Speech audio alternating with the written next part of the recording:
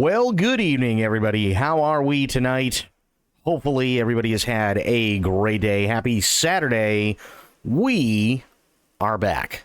And it's been an interesting day. Actually, it's been a real fucking interesting day. Holy shit. Boy, do I have some shit to tell you guys. And it's all going to be at once.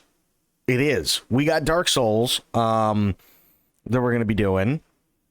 Absolutely got some Dark Souls that we're going to be doing, but we also have a wee bit of food porn. And yeah, it's going to be a good one today. Definitely going to be a good one. So, how is everybody tonight? How are you all doing? Oh. Sober, what's going on, buddy? How you doing? It's good to see you again.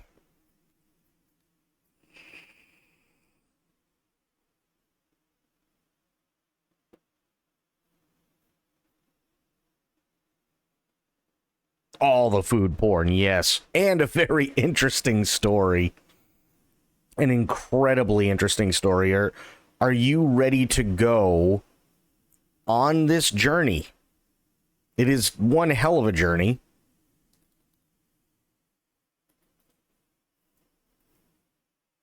Cannot promise I won't immediately pass out. It's been a long week, but I was determined to stay up and say hi. Well, I'm glad. I'm definitely glad. Are you ready to go on this journey before you pass out?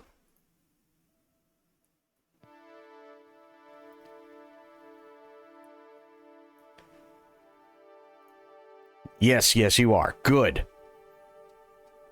So, I decided it's been a minute. I need to cook a brisket.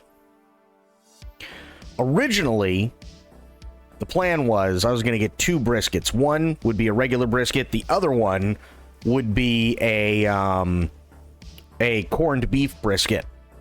And then the corned beef one would be basically just broken down after smoked and everything, right?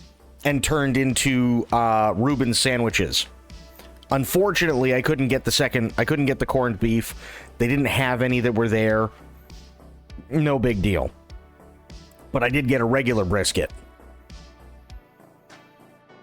Would you look at that? Now this was at 2 o'clock this morning. This was just under a 10.5 pound brisket. Okay, so this was right before it went onto the smoker. Now, unfortunately, because it was 2 o'clock in the morning, it was really fucking dark, which also meant that I couldn't get any pictures of it while it was on the smoker, and typically, when you're smoking something, if you're looking, it ain't cooking, right? So you just keep it closed unless you absolutely need to, and yeah, there you go, right? But this was it. The rub that I put on was salt, pepper, and garlic powder, but I used a lather this time round because it had been a while since I've done a lather on a brisket. And typically with a lather, you want something, most people would use like classic French's yellow mustard, you know, and I've used it before and it's come out really good. I've also done a mixture of French's yellow mustard and Frank's Red Hot, like a half and half. Again, it doesn't add any extra flavor, but it gets the job done, right? Nothing wrong with that. This time, however, I decided, you know what? Let's see what happens. And instead of regular yellow mustard, I used spicy brown mustard for the lather. Now, that's actually going to be important later. Okay. So, this goes on the smoker. I put it on at 250. And I'm thinking it's going to be probably anywhere between 60 to 90 minutes per pound. Right? Like a brown whole grain mustard. The good... Yeah, exactly. Exactly. So after the first 3 hours, I went out and started spritzing this every 30 to 40 minutes with apple cider vinegar. Now,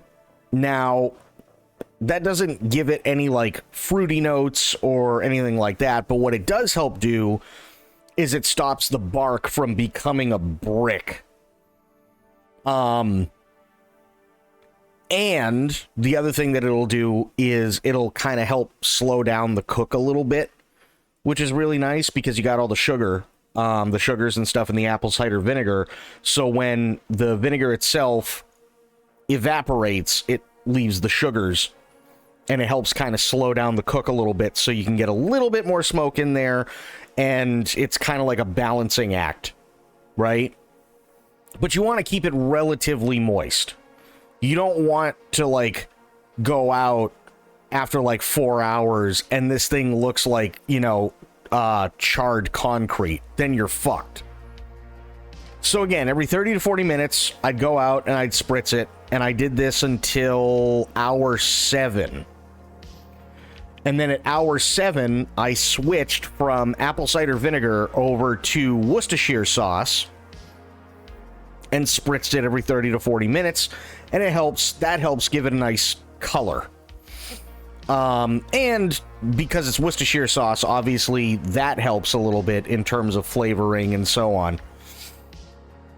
So I checked it at around, I want to say like 10 o'clock, somewhere around there, hour 8, maybe 10:30, hour 8.5, and went, okay, this is looking good. Wash your sister sauce, oh God. So I said, okay, this is looking good, right? I've been up all night. I need to take a nap. So I did. I wake up, and it is 1 in the afternoon, and I look at my phone, and my phone is blowing the fuck up with text messages from my mother, who is panicking. I don't know why she's panicking, but she's panicking. I go outside to check the smoker, make sure there's enough stuff in the hopper, make sure nothing's burnt, see if I have to spritz it again, and so on. There is an entire fleet of police cruisers 2-3 houses away from me. Mallory, good to see you, buddy. Kia ora, how you doing? So I'm like, okay. So I talked to my mom. Come to find out, I slept through a shootout.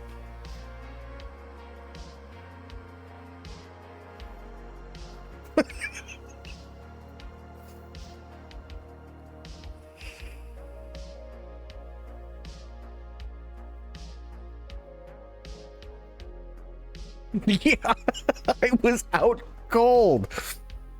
So she was worried because obviously I was really close to it, and I'm like, the fuck are you talking about? And she's like, yeah, all those cars and everything. She's like, there was this white car and it came flying down the road and it tried to pull off, and it looks like the guy didn't put it in park because he jumped out and the car was still moving and he's running and everything like that, and the cops got out and they were yelling at him to put something down and to get on the ground, and his hands, and he wouldn't, and he turned around and they started firing at it. And I'm like, what?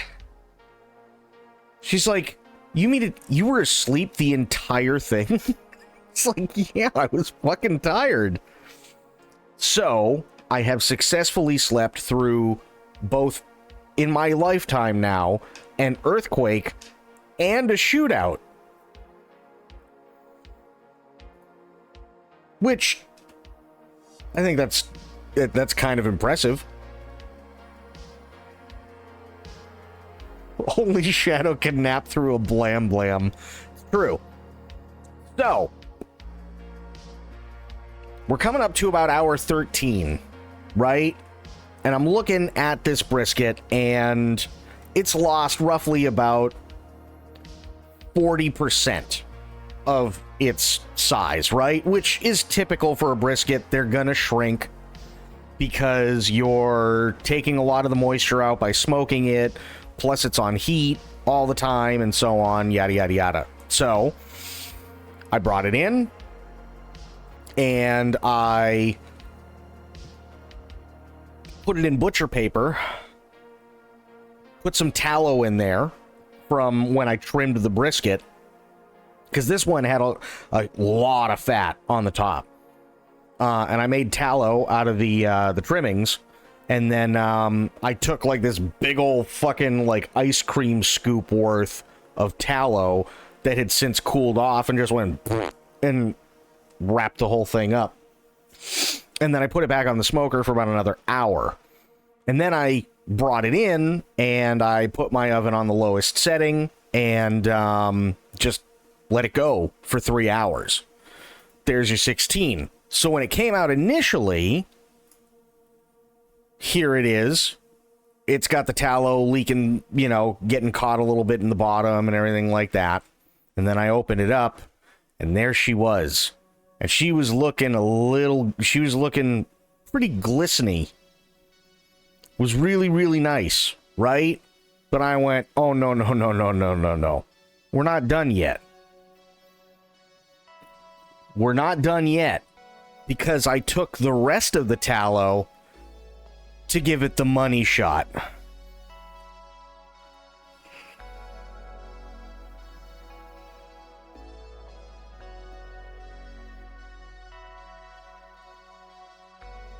Mm-hmm. And then I wrapped it back up and kind of left it there for a minute, just to kind of let everything commingle. And then I took it out of the butcher paper finally, put it on the cutting board. Oh, she was glistening. She was absolutely glistening.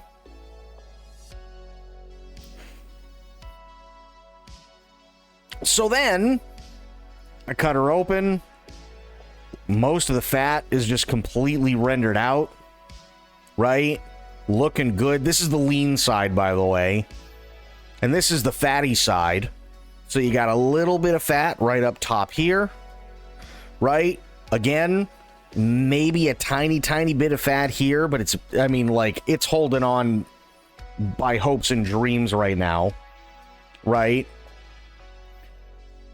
Even the burnt ends were really good, and it was like, there were some, especially down like towards the bottom on the fatty side, there were some parts where, and I think it's because of, I used spicy brown mustard, where maybe something collected, or maybe it was a combination of the salt, pepper, garlic, and the spicy brown mustard, and maybe, you know, you had some mustard grounds in there that just kind of like hardened.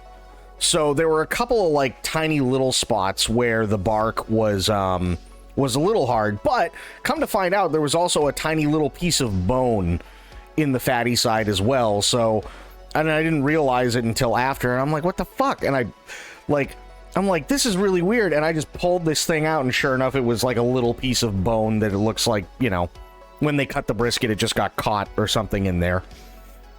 And, but it was really, really good. And I went, okay, well, it's time to go to town. And I cut the whole thing up.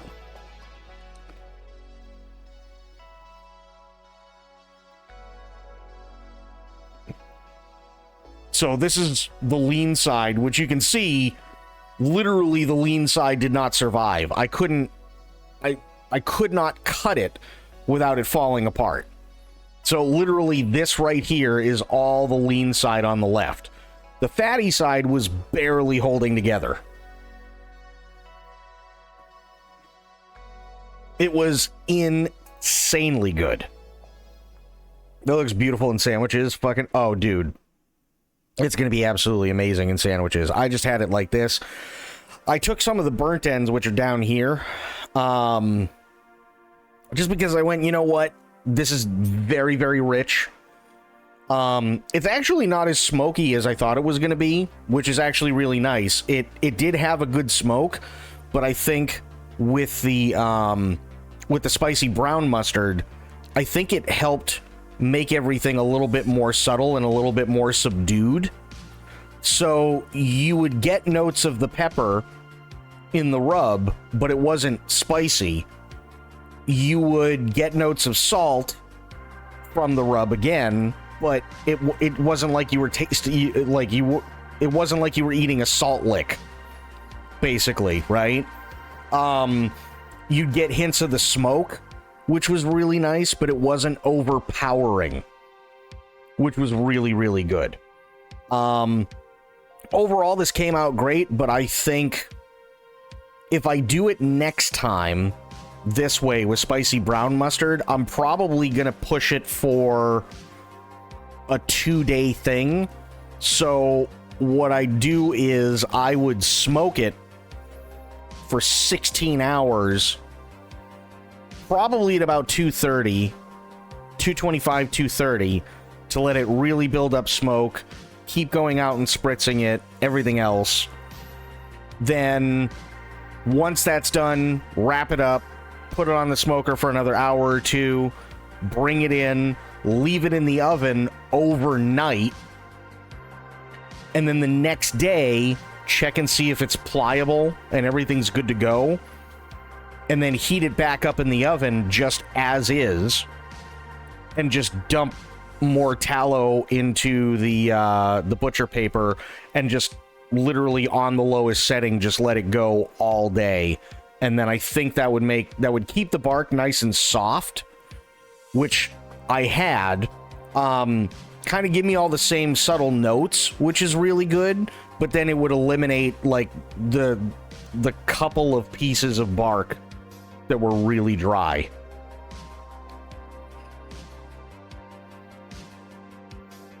So this was an experiment, but it was also a pretty good lesson. Was it the best one in the world that I've ever done? No, but I really, really liked the flavor. I thought it was really, really nice and subtle. I definitely wasn't going to complain, and I didn't even have to chew it. That's the best part. I didn't have to chew it whatsoever.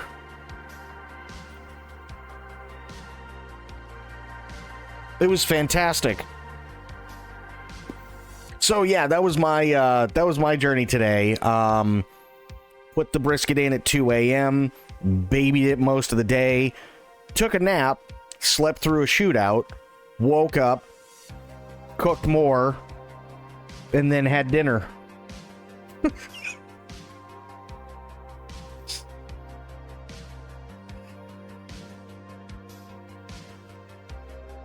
It's been an eventful day.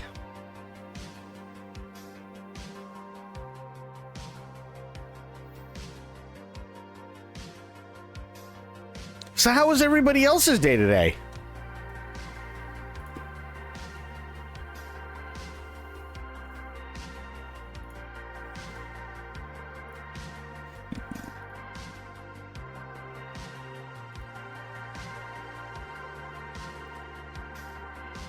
That's one way to describe it. Yeah.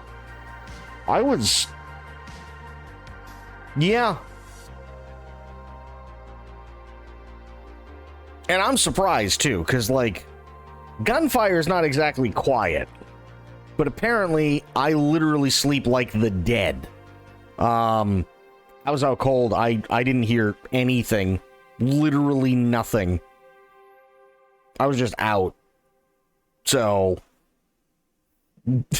there we have it.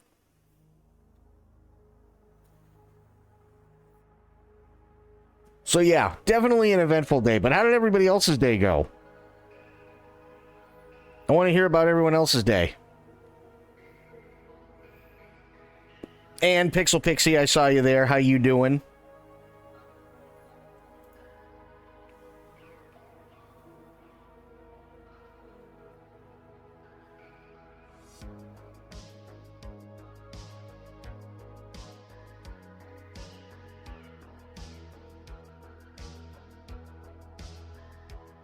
And see, I think Sober might have passed out already, which is actually really, really funny. He was like, no, I needed to come in and say hi and see the food porn.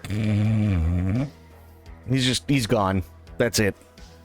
Sober is down.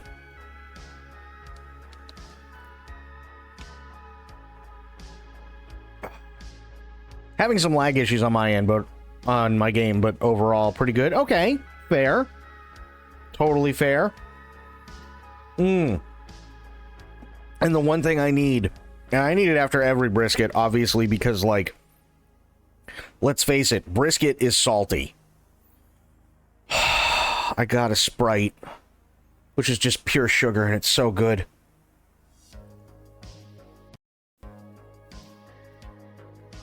Oh. Just got home from taking the dogs for a swim. Washed at the river. Got home from the market early this morning. Was his family doing barbecue down there. Got me a fat munch for $18 and had some chops, ribs, sausages, potato salad, an overall meal with buns. Wasn't a bad day. Now I'm just chilling. Hell yeah, dude. Hell yeah. Ain't nothing wrong with that. Nothing wrong with that at all.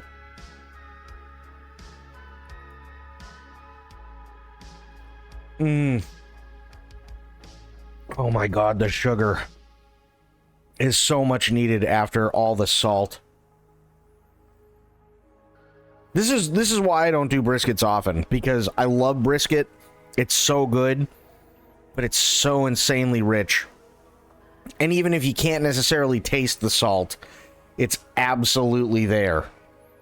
You know what I mean? So it's like you're sitting there going, I need chocolate, I need Sprite, I need Coca-Cola, just mainline sugar into my fucking vein. Because my body is screaming. You know what I mean?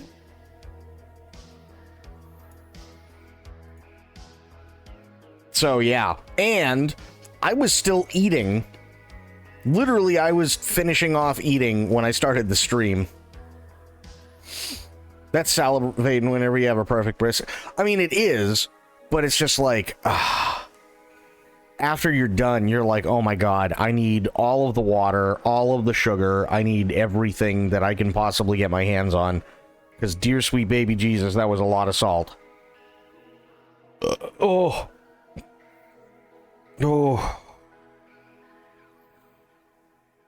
So yeah, that was the day, and it was a good day.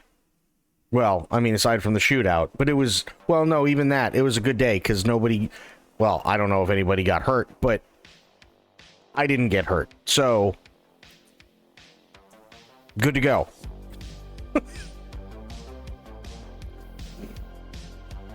I'll take that.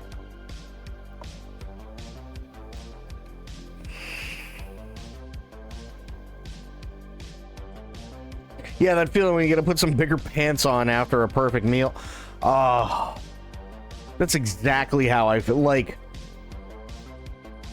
there's an episode of Friends where it was like a Thanksgiving episode, right? And I know, I'm old enough to remember the show Friends.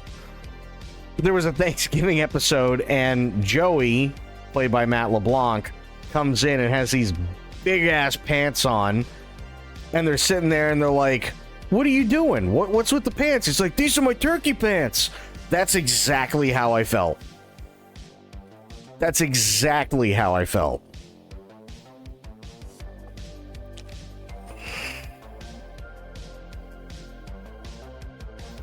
Oh, it was so fucking good, though.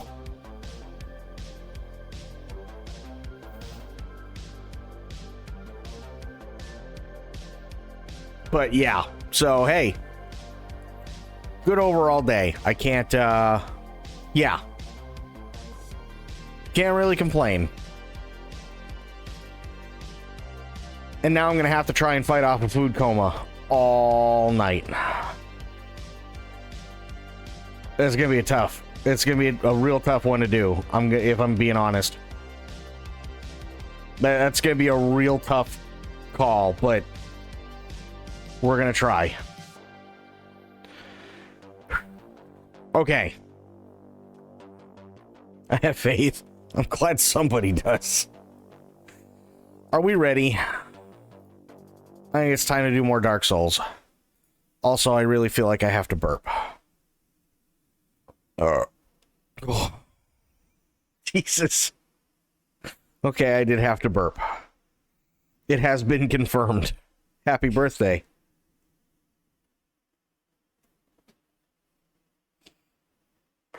Also, if we are supremely lucky, because of my audio settings, Sober just woke up in a cold sweat thinking that the apocalypse happened because I burped.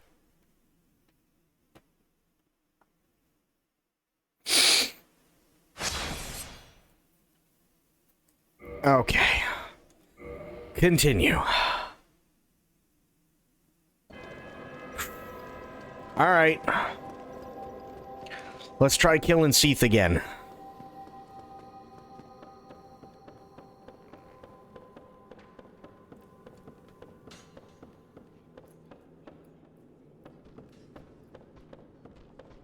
Okay. Here. And there. Good. No. No, I don't want any, sir.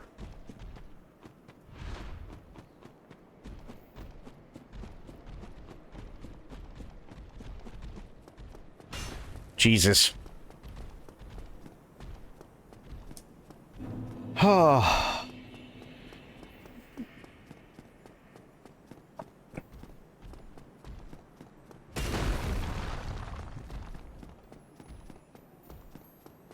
Okay. Here. Ow! That's not how I wanted to do that, but sure.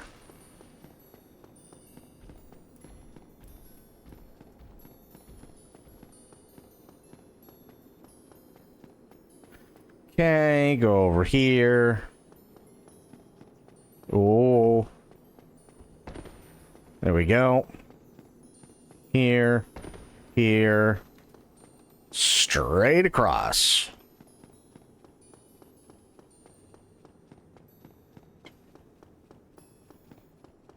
Nice.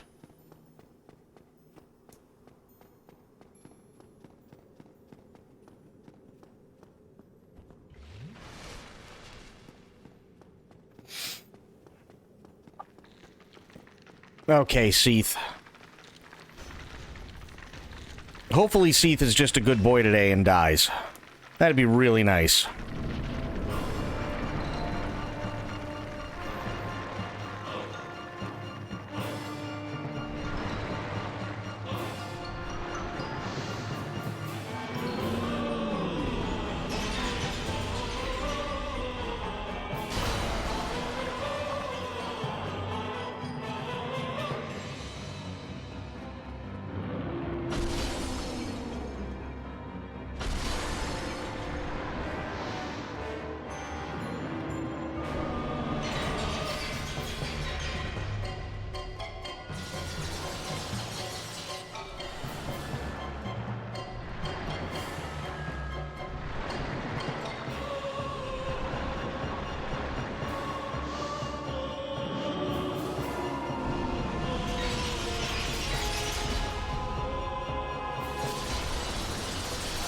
Okay, well, I missed both.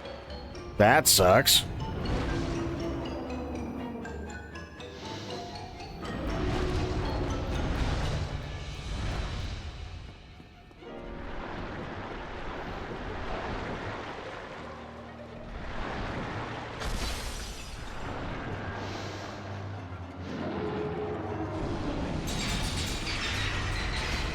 Damn it!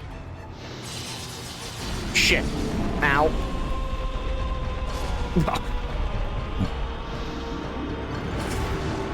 Okay.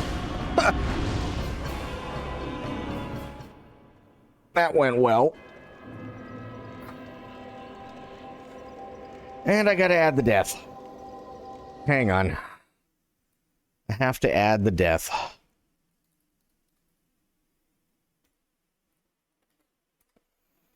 Ta-da! Death is added.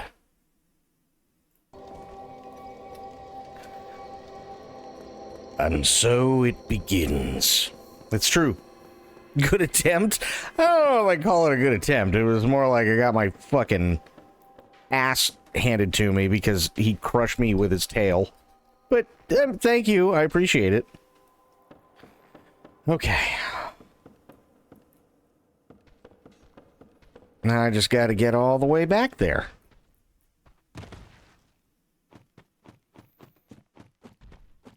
Which, thankfully, it's not that hard of a thing to do, but still.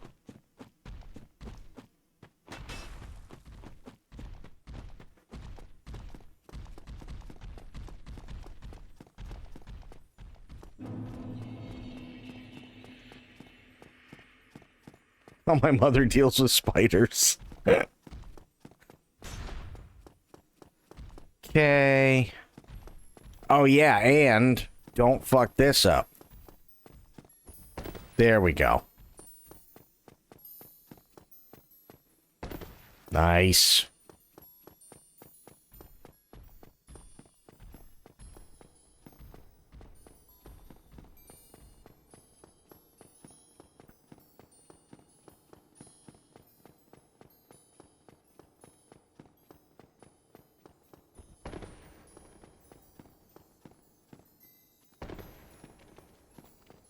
There we go.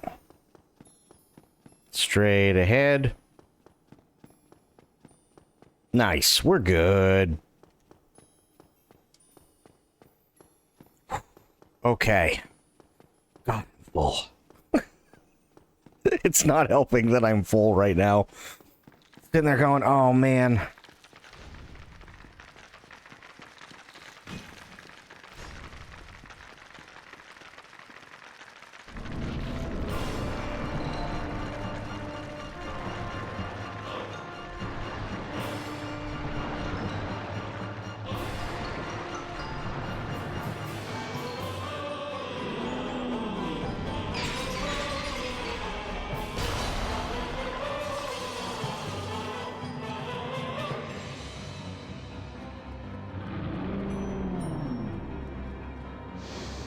Fuck! Ow! No!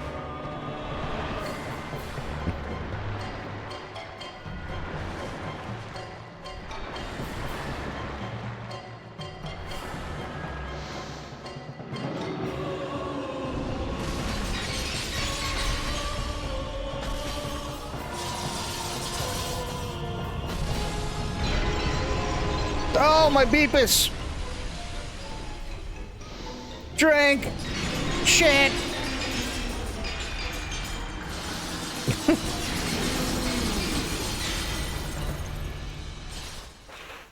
Who knew being so well fed would be a debuff? Mm-hmm.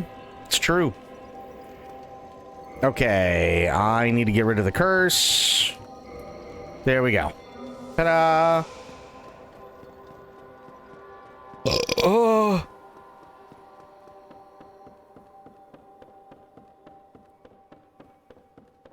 Oh, death. Hang on. That's not what I wanted. There we go. Gotta mark the death again. Yay! Okay.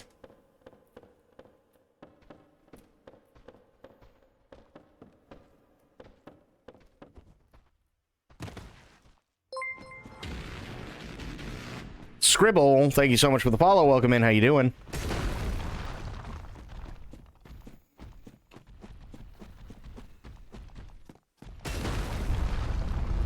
And Scribble coming in with that Prime. Thank you so much, Scribble. Really appreciate that. Thank you, thank you, thank you.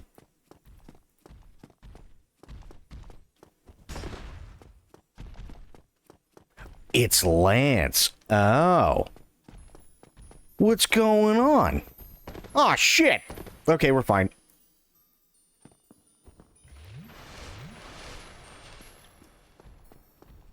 I need to turn Kiki Chanel into, I need to turn that thing into a soundbite where Kiki just goes, Lance!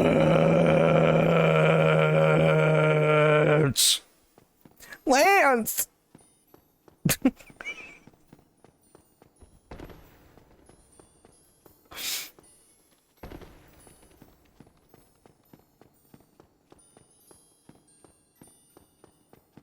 I have to. It's so stupid, but it's so good.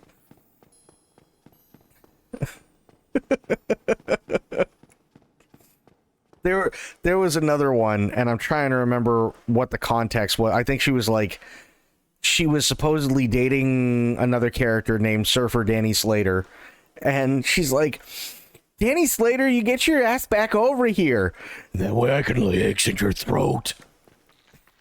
And it was from somebody else's perspective when she said it, as they were passing in a car, and they laughed so hard they choked on dip.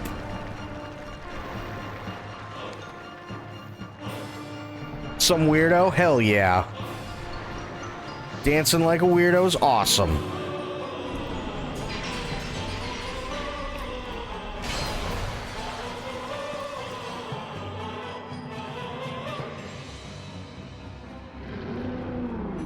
Shit.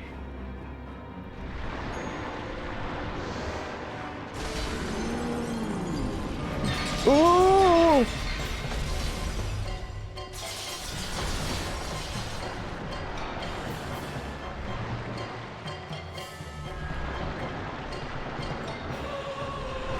Damn it! No, no, no, no, no, no, no, no, no, no, no. Okay, we're good. Ass! Jesus!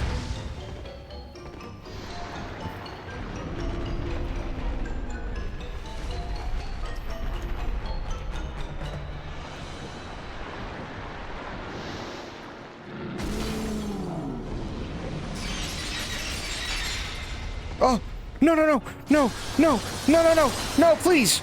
Okay, we're fine. Ish. Okay, we're not fine. We're not. Ah! No, no, where am I? Okay. I don't know.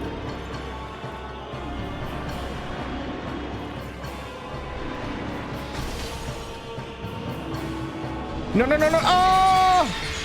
Okay, we're fine.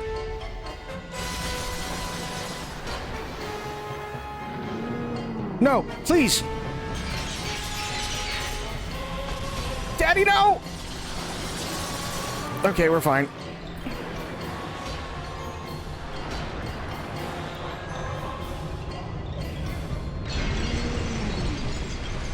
Oh, no. No, it burns. It burns. No! No!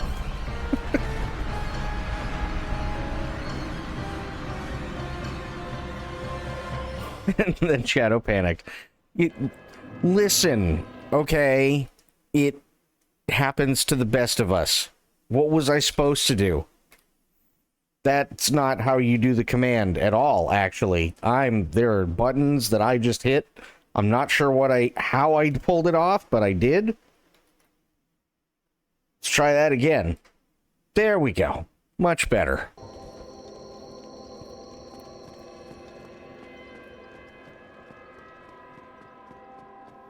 Okay.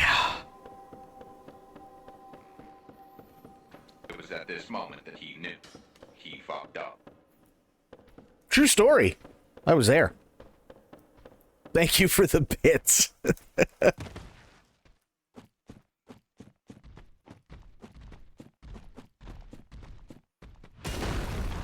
Oh. I am so full.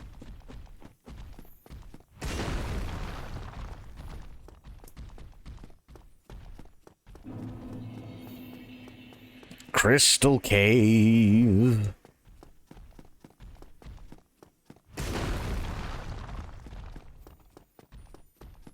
Okay, good. Don't fall in the thing. Or do the thing I said not to do. That works too, I guess. It's fine. It's not like I needed those 2 extra flasks whatsoever. Not like I'm going against a big fuck-off dragon or anything. We're fine. It's good. Yeah.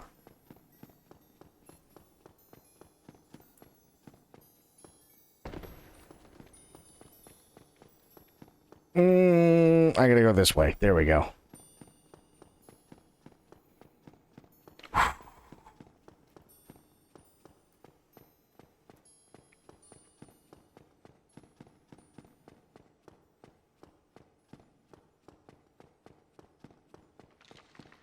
No. No, you dummy. The answer is Ipswich clams.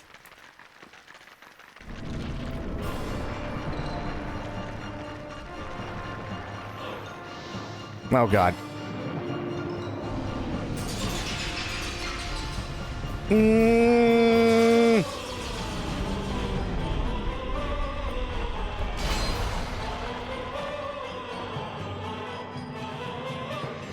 Jesus, bro. You're just letting that shit all hang out, aren't you? No! Ow!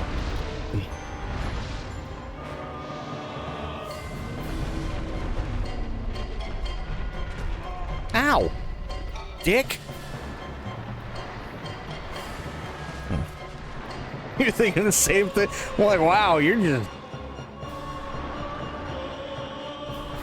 Damn.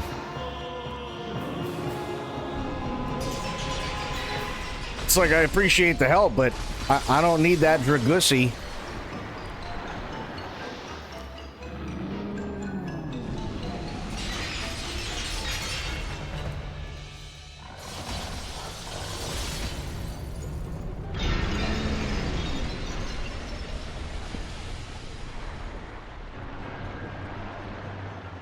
Okay.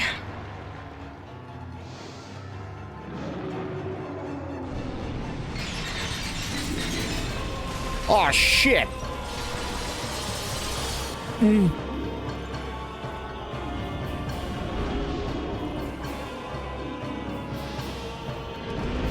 Ow. No, stop. Daddy, no.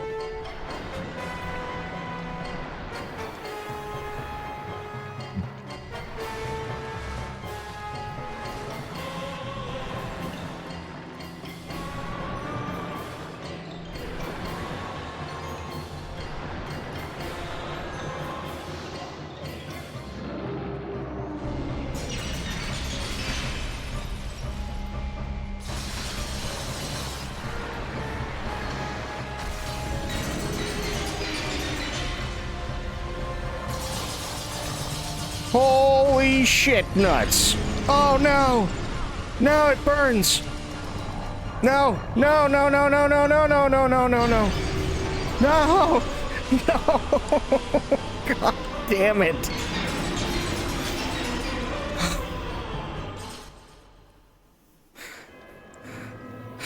Yeah, I know. When curse my HP is halved, yada yada, no one gives a shit. Okay.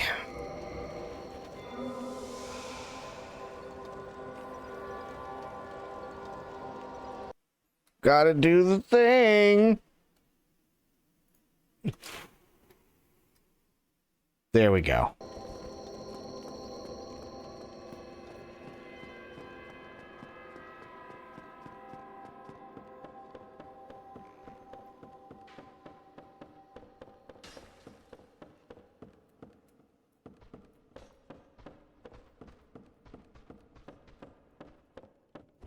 Yeet. Nice. Okay. Plus really wanted to squish you with their asset. Oh, yeah. Absolutely. Like, they wanted me in some of that tentacle shit. That's what they were looking for.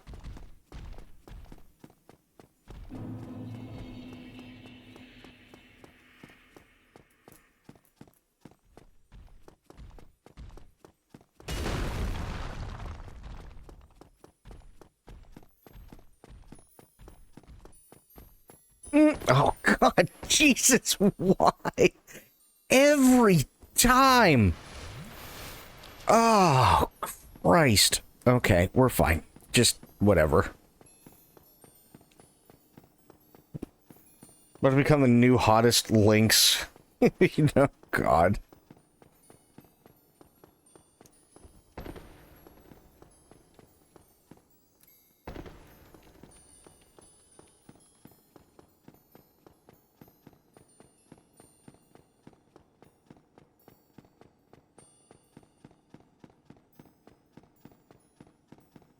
I just thought of something, and this is going to sound really dumb.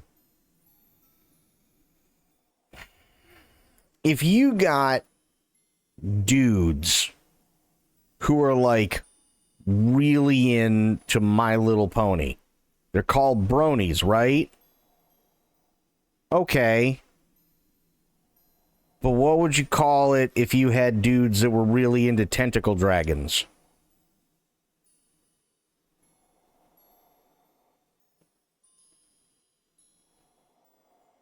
I know, this is like random fucking shower thoughts. But, yeah.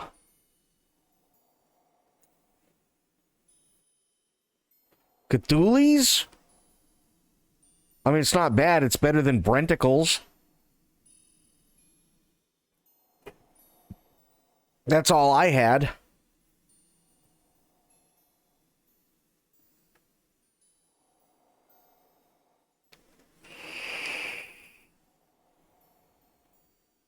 And they're fucking, like, I'm sorry, but I know for a fact, right? Bronies just makes me want brownies. I know. See, here's, let me smoke some weed and think about this. You might need to. Here's the thing, though, right? Like, unfortunately, like, you know for a fact that there are dudes out there, and they're like, oh, yeah. Yeah, My Little Pony. And they're like, they're doing some shit. You know what I mean? I guarantee somebody looked at Seath the Scaleless, and they're just like, oh, yeah. Hot tentacle dragon. You know, like, I guarantee somebody's done it. Guaranteed.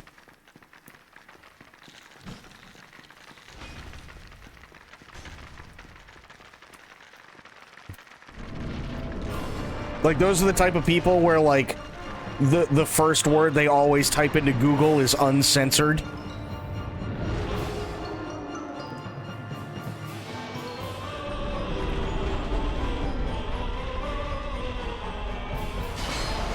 Thinks My Little Pony is hot? Oh no.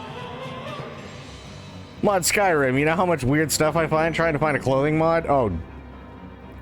Ugh. He lives in incognito? Of course! Because the first thing he types is always uncensored.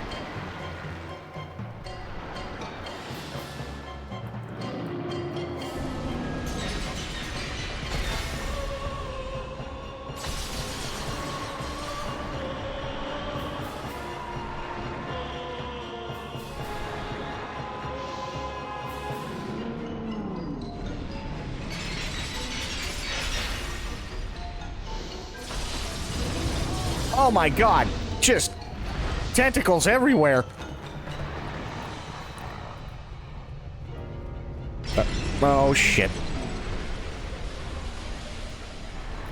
Okay, we're good.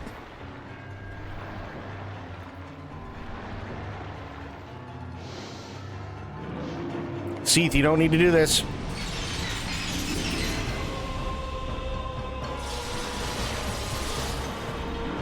Whoa.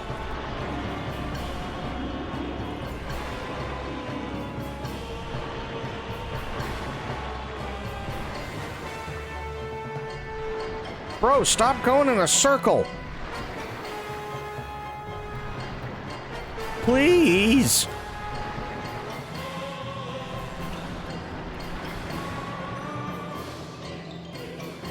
Oh, now you stop going in a fucking circle. Go barrel roll. You was supposed to get through.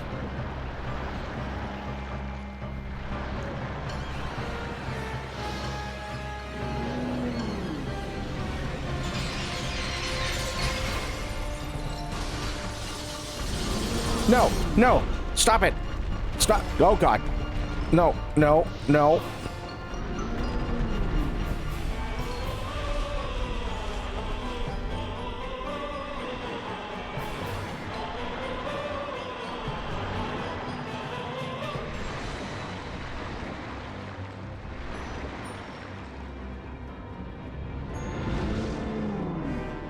I don't know what he just did, but uh-oh. No. No. No. No.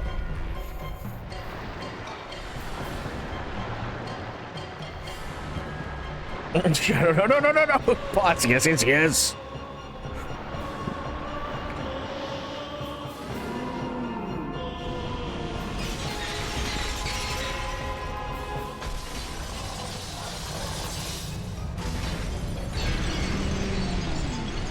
Oh, ass shit. No, keep rolling. Okay, we're good. We're fine-ish. We're okay.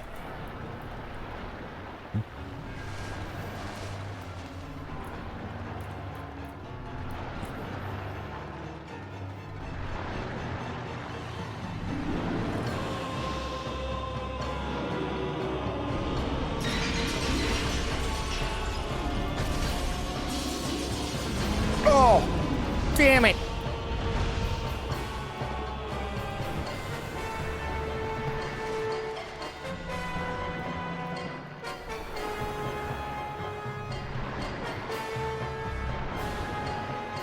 Don't do it. Don't. Oh, shit, he's doing it. No, please. Okay, we're fine. Ow. That was just mean.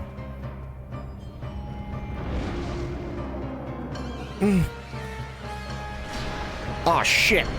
No, I don't need the tentacle ride.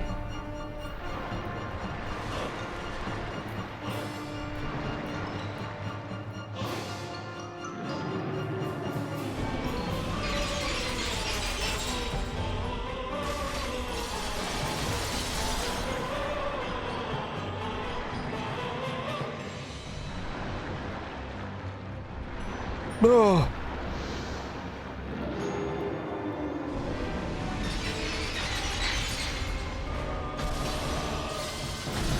Oh, Jesus! No!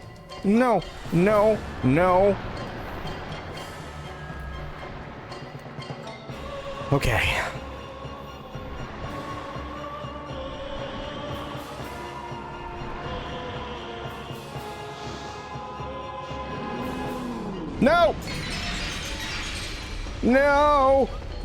No! You can't make me! Okay, we're fine.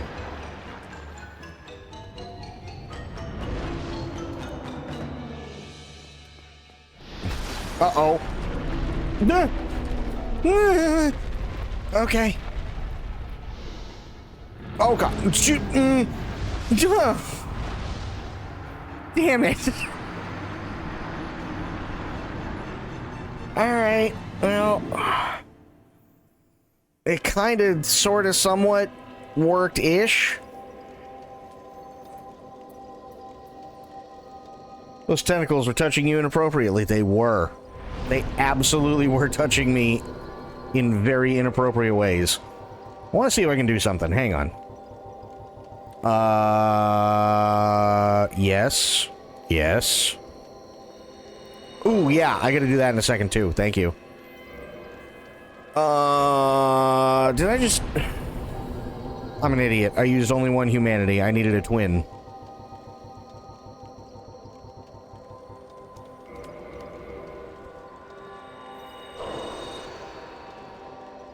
Okay. Get my butt cheeks back.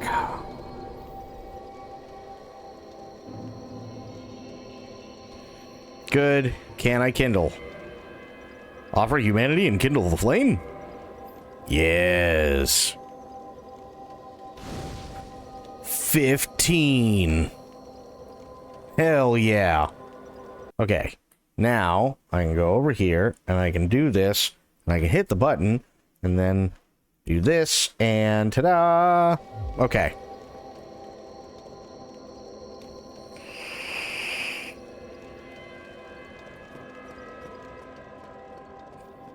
All right.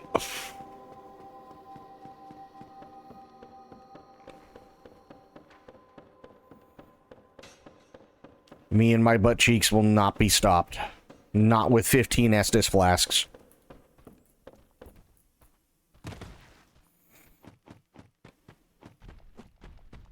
And my stupid helmet.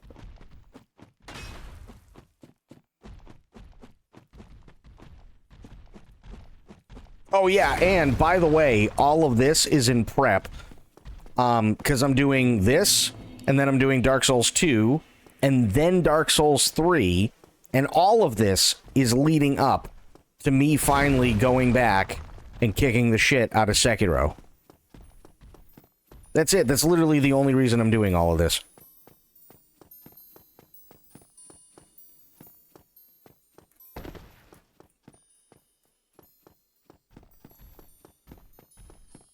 Don't need to clench those cheeks. Not anymore, good sir. Oh, trust me, I'm gonna fucking... Listen, he tries to put one of those tentacles in me again, I'm just gonna clench my butt cheeks and snap it off. You haven't played Sekiro yet? Dude, it is insanely tough. Easily, I would say, the hardest game that From Software has put out. By far. Like, second place would be Bloodborne, and it's not even close.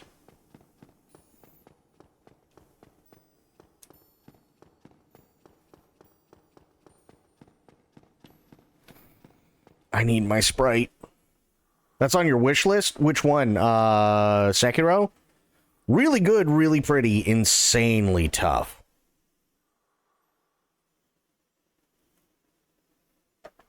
Insanely tough. Like, Dark Souls, right?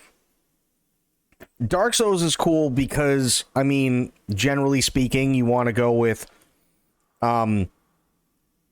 big, heavy thing hit harder than smaller, lighter thing. And that's pretty much all you have to do, and then just kind of get the timing down. That's Dark Souls in a nutshell. Demon Souls is everything's fucked, you're welcome.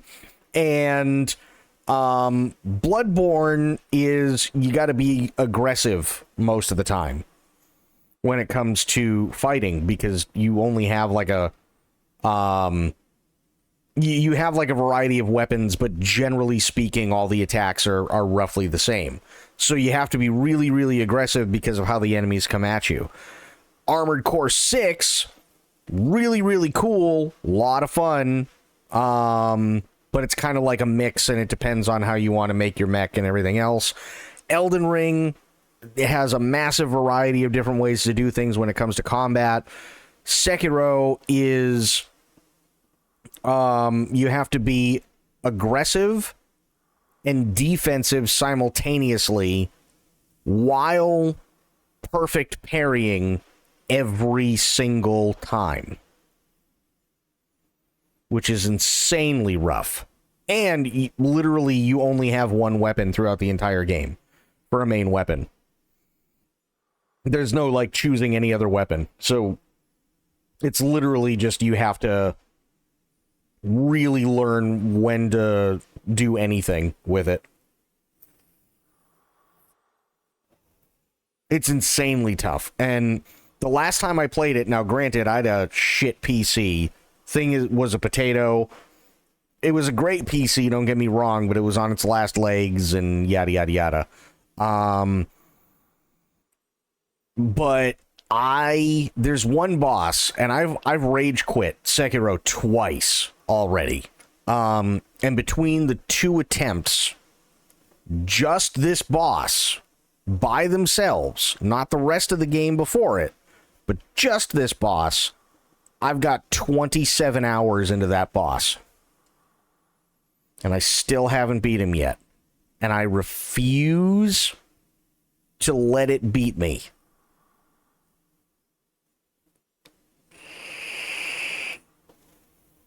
And every time I think of it, it just pisses me off. So then finally, Bloop was in here one day. He's like, hey, now that you got a new PC, you ever think of like going back and like beating Sekiro? And I fucking my eyes just turned into fucking lasers. And if they could like burn a hole through the screen, they absolutely would have.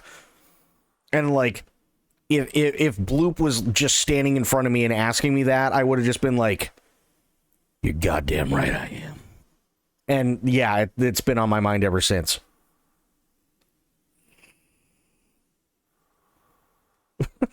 So yeah, I decided now might be the time.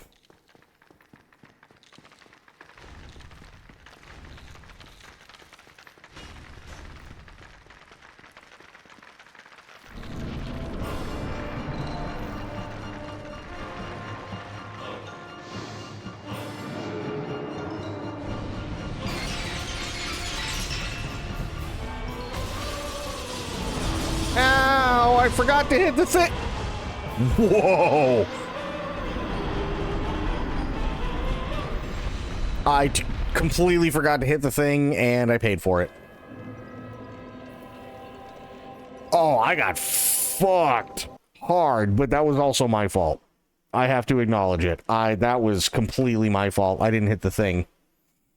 Those words turned you into Batman.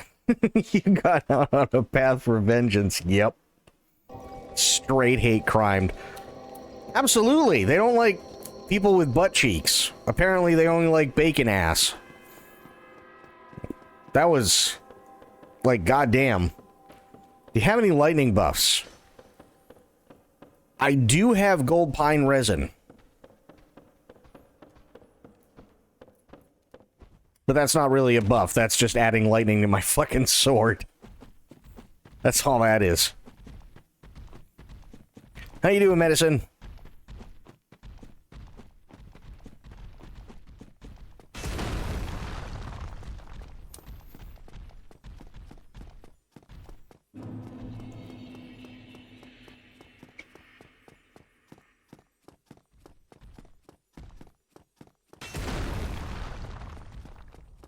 Okay, don't do the thing. Just go this way. Thank you. It's really bad that I have to talk myself out of doing something stupid. Like, actively. I almost did that, or tried to make that little gap that I keep falling down again.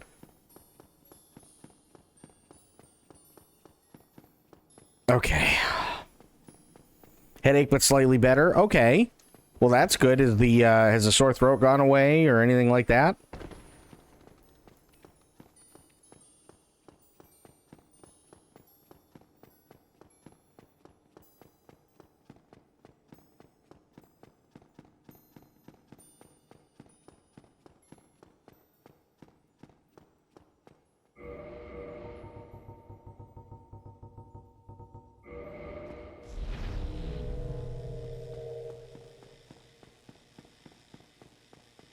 Nice.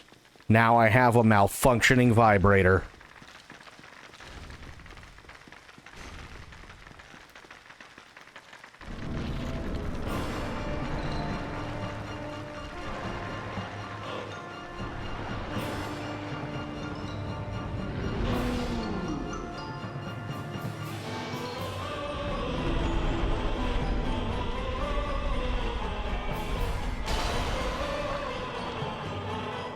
Oh, he's just letting it all hang out.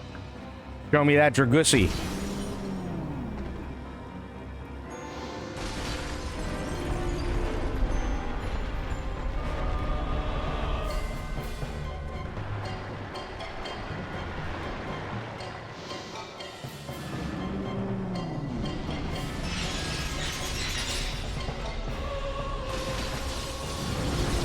Oh. Oh. Oh.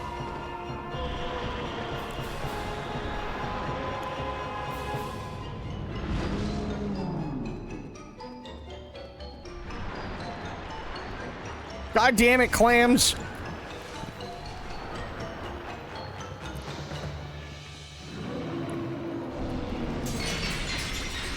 Oh, there we go.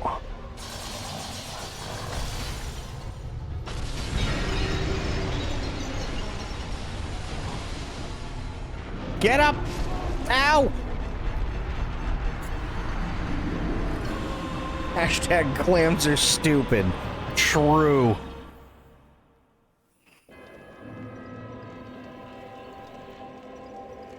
So true. Clams are stupid. Oh, I have to do the death thing.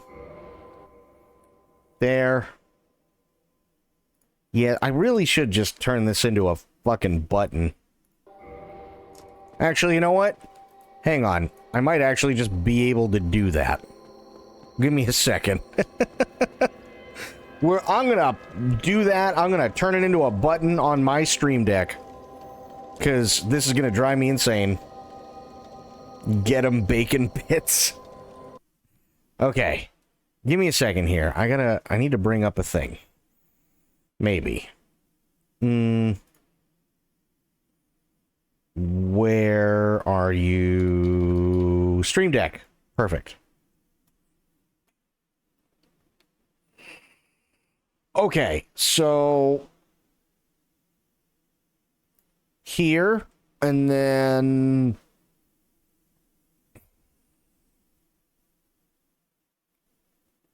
how the fuck would I do this?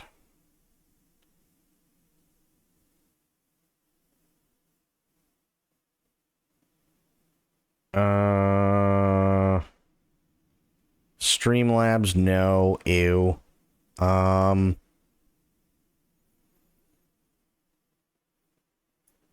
Source, media source, no, it's a command. So how would I do that?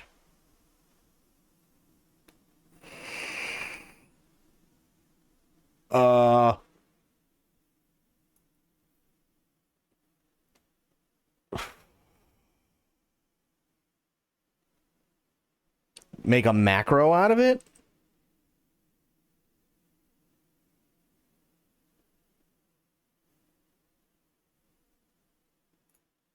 Yeah.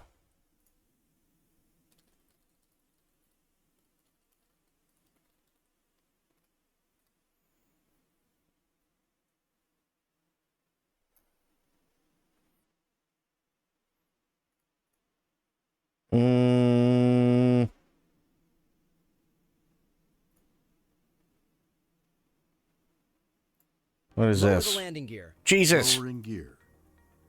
Now let's make the custom command in Stream Deck. That's as easy as dragging a button over here. And down in this box, we're going to tell Stream Deck what to tell Voice Attack, which is the phrase from the command I just made. Okay, hang on. What is this? I might actually just be able to put that in there. Okay. Cool. Actually, like, that sounded really stupid, but it might have helped, believe it or not. Yeah, it's an Elgato Stream Deck. It's the original. It's like the Gen 1 Stream Deck.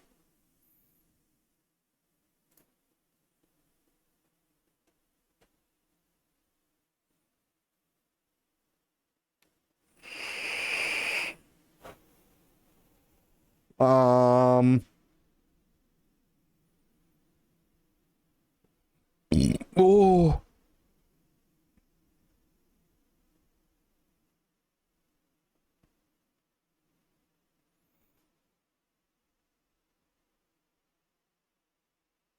Should I just...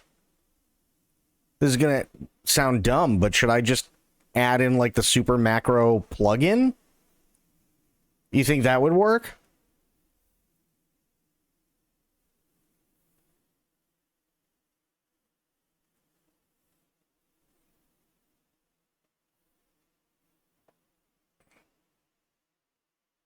I thought I was on an ad. No. No, you're good.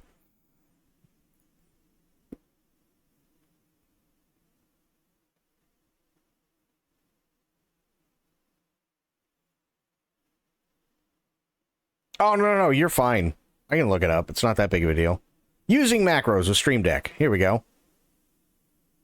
Hello, everyone, and welcome to another edition of New Tech Tuesday Tutorials. Oh, no. I am your host, Richard Evans. Don't forget, like, comment. You're not Rich Evans.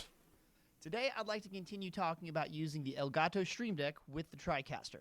This time, showing you how to control macros with the Stream Deck.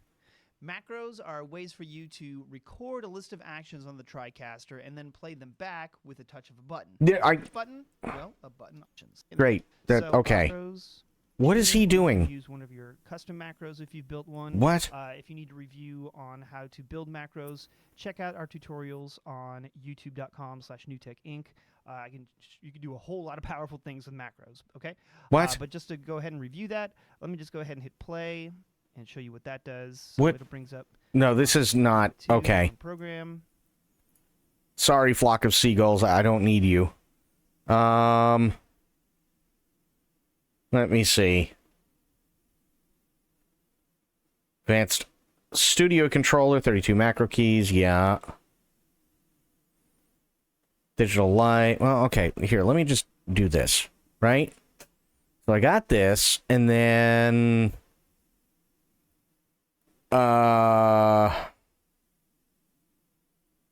See, I can get super macro, but I don't know how it works. Simulates both keyboard and mouse. Advanced functions and variables now. Okay, handles keystrokes. Like Control at F1 or even Shift Home, Control C. Okay, supports a large variety of programs and games. Great. Keystrokes and variables as well as. I don't fuck it. Okay, no, my brain is mush. I'm just fuck it. I don't care. I stopped caring about 2.5 minutes ago.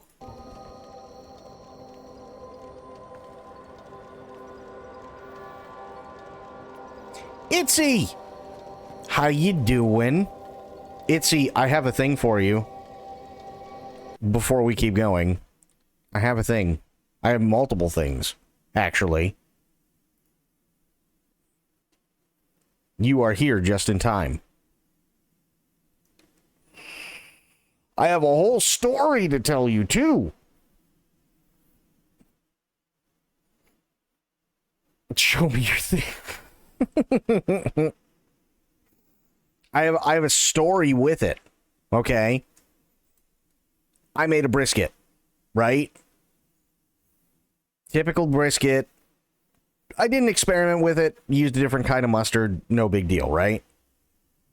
Put it on for 13 hours. And after the first few, well, actually, I should say after about hour 7, and I'd been going out and spritzing it with apple cider vinegar and everything like that for like 7 hours. So after about hour 7 and getting towards like hour 8, maybe 8.5, I was like, okay, I need to take a nap because I put this in at 2 o'clock this morning, right? I wake up at 1 and my phone is blowing the fuck up. My mom's worried, and I'm like, why? What is happening? Right? Come to find out, because I'm trying to get my bearings together so I can go out and check on the brisket. And I go outside, and there's a fleet of cop cars out there. I don't know what's going on. It's none of my business. I just want to check my meat. And so I do that, and then I go back in, and I'm looking. My mom's worried, and well, what's going on? Apparently, there was a white car that came flying down the road. Cops were chasing them. The person got out of the car, didn't put it in park, and started running. Cops told him to put whatever he had in his hand down. He turned around, and the cops opened fire. Right? Which means I literally slept through a shootout. I was dead to the world.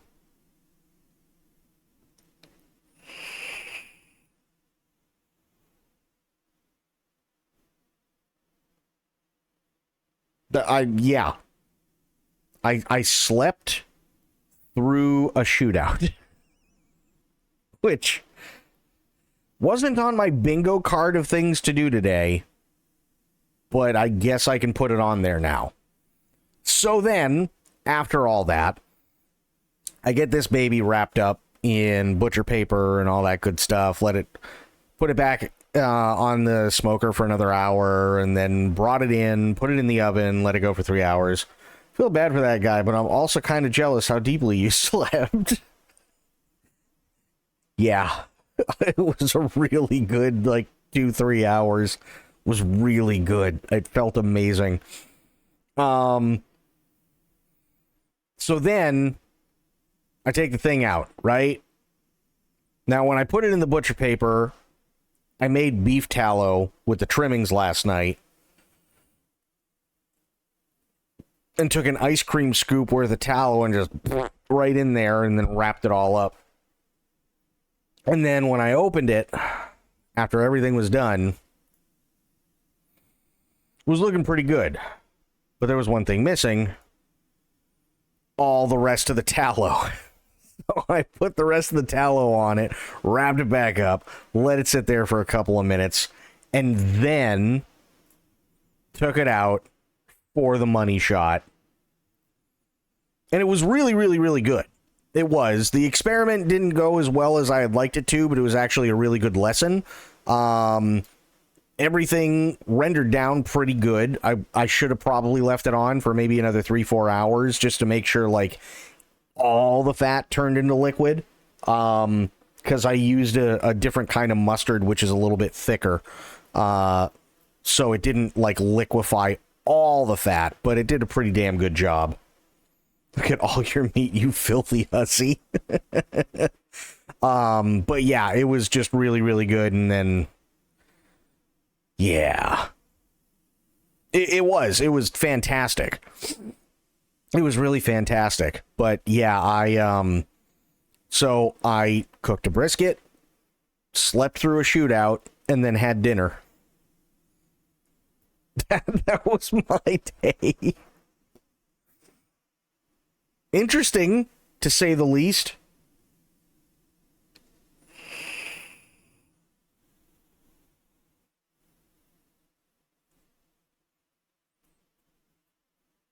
But yeah, so that was my day. How are you, Itzy? Typical Saturday in Florida. You're not wrong, actually. Yeah, surprisingly enough. But yeah, how are you? How are the things? We need to know how Itzy's doing.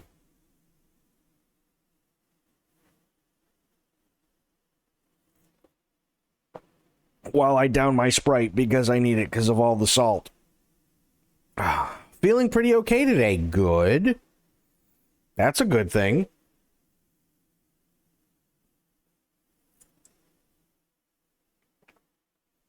Oh.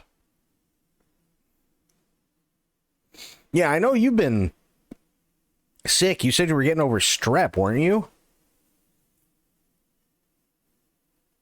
So I'm definitely glad you're feeling better. Oh, I'm so full.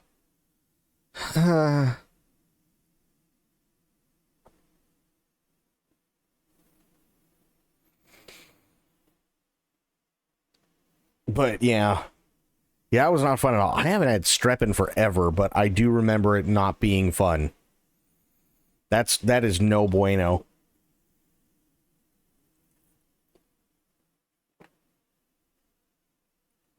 Oh.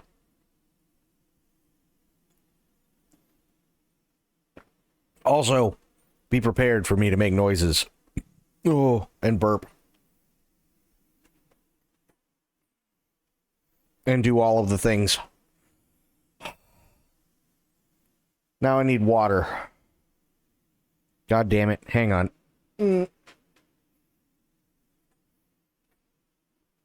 I have the water. I'm pretty sure my kid brought it home from school because we were sick at the same time. Ooh, yeah, probably. Oh. Excuse me. Happy birthday. Yeah, I wouldn't be surprised. That's never fun. Not at all.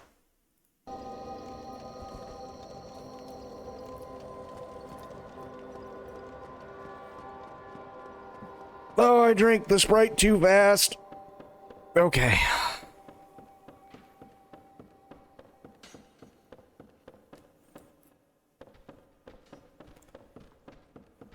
Love to do a brisket, but they are so fucking expensive. Yeah, that one was just under 10.5 pounds and cost like 50-60 bucks.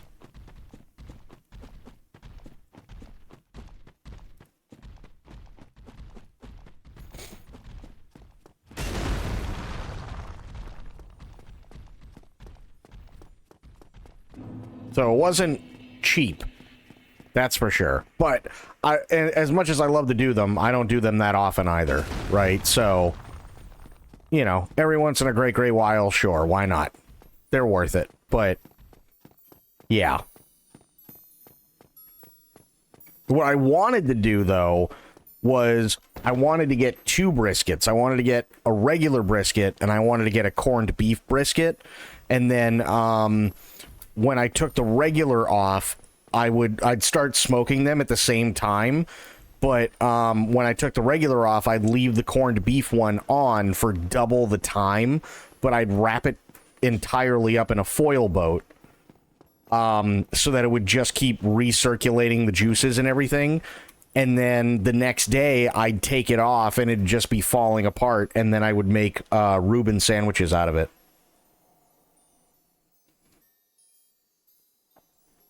I remember when the hubby and I were dating, the first homemade meal I made was brisket, and it only cost me like 22 bucks. God, those are the days, huh? Holy shit. I wish it would only cost me $22 for the brisket.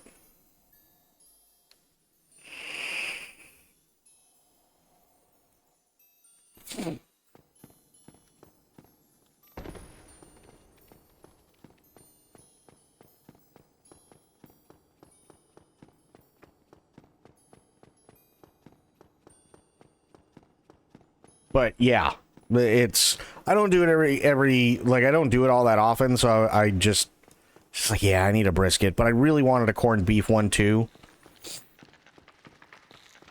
I really wanted a corned beef brisket so that I could smoke the fuck out of it and just turn it into Reubens.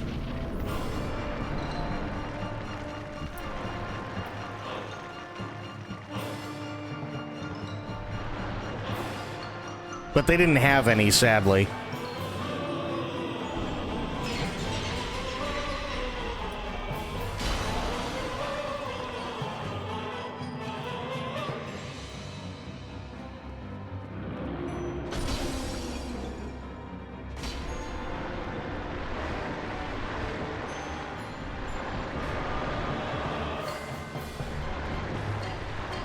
Uh-oh.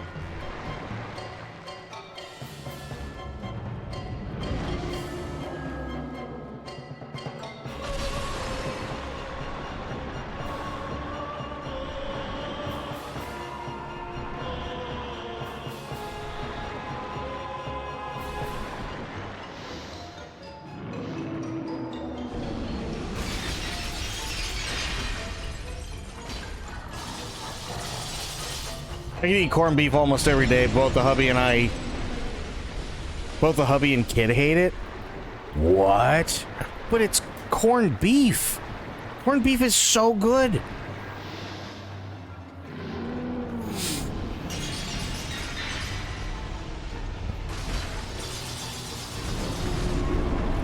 Wow. I just got hentai.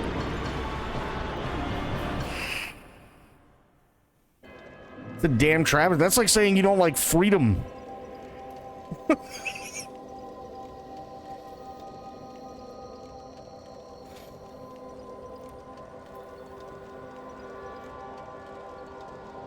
Corned beef is amazing. Oh. Get a nice boiled dinner. Tentacles, yes. Do like a nice boiled dinner? Oh my god. I love a good boiled dinner. That's one of my favorite meals. Love that stuff. And then obviously Reubens. Can never go wrong with corned beef Reubens. That's just amazing.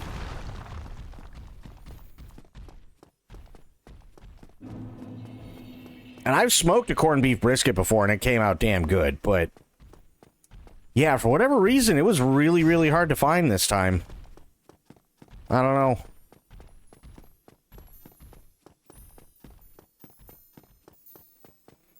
know. Ooh.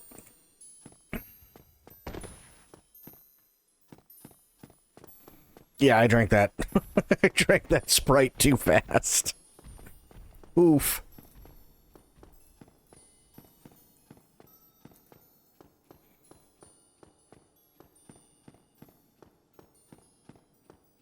We're actually kind of well, I'm actually kind of hoping. I don't know about the rest of you guys, but So Sober was here at the very beginning of the stream, and he's like, I might pass out, but I really wanted to see the food porn. And I go, oh, okay, are you ready to go on the journey? He said yes, and then I never heard from him again. So I'm hoping that through the burps, especially because of how the audio is set up for me and how it's set up for him, that he wakes up in a cold sweat thinking the apocalypse is taking place in his house.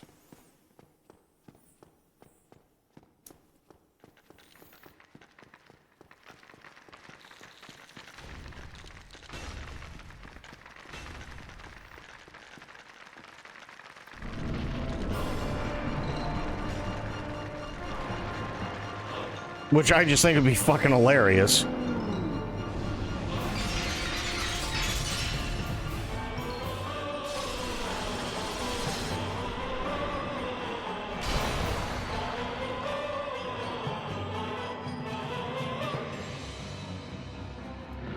Aw, shit. Run!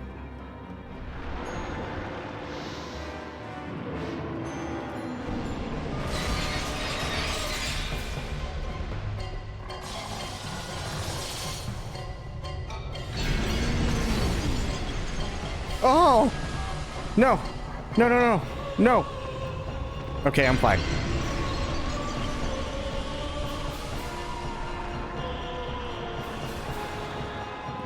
Okay. Oh no. Daddy, no!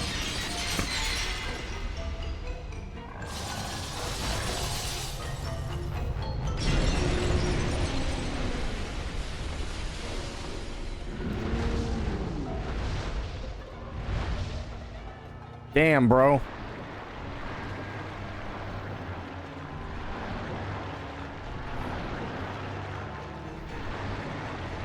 Oh yeah, I've just been getting close-ups of your gussy for the last, like, hour and a half.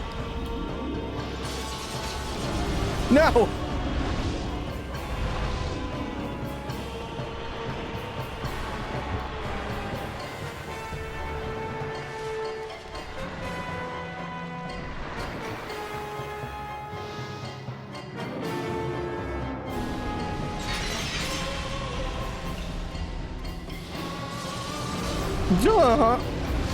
Oh! Calamari, this bitch. So it, you know, to be fair, I asked earlier what would one call, like, we all know what a brony is, right? But what would one call like a dude that does the same thing but with something like Seath the Scaleless that's a tentacle dragon? And we got Cthulhu's and Brenticles. Those are the only two options we got right now.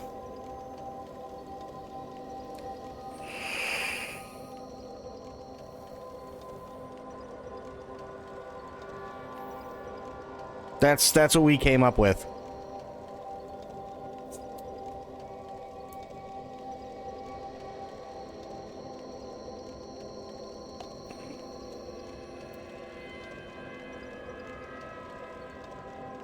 Ah, water.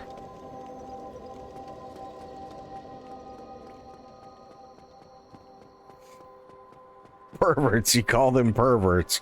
Well, I mean, yes, but bronies are absolutely classified as that, but they also have a name, which is brony. So we got to come up with a name for the pervert that really gets off to tentacle dragons. Preverts. Here comes the pre.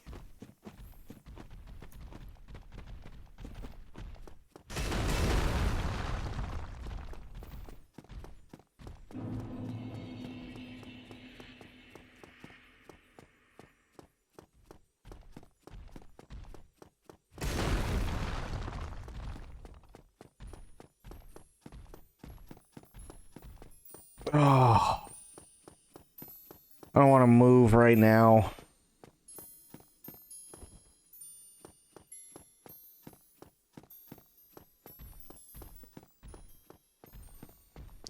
Something. Squid Squad. Oh, I hate Squid Squad. Oh, man. Oh, I sound... just thinking about it is dirty. Squid Squad. Ooh.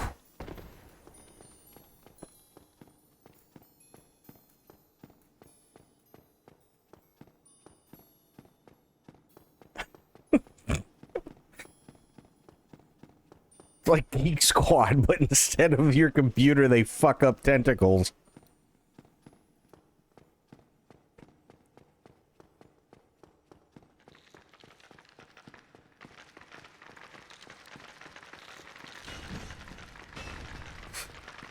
Okay. Try this again.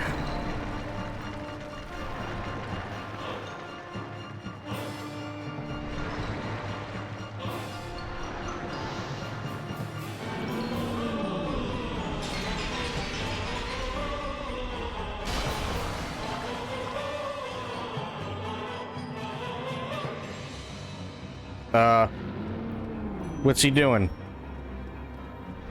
Aw, shit.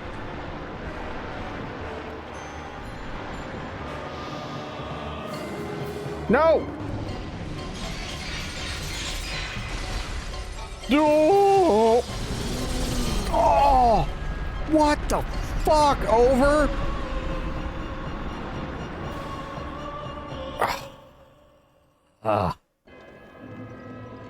Okay.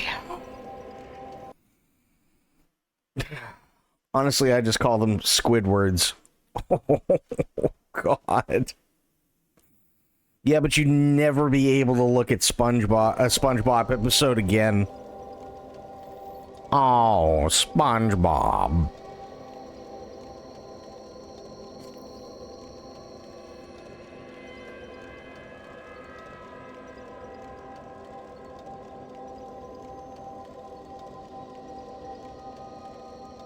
Oh! Itsy! Thing! Hang on. I know, my brain is all over the place today. It's firing on all cylinders after 3 hours of a coma. Hang on.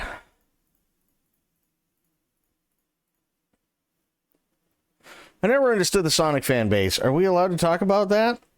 Sure. I don't know what you're referring to. I mean, other than maybe Chris Chan, but... Which... Ugh. But yeah. Yes, thing. Hang on.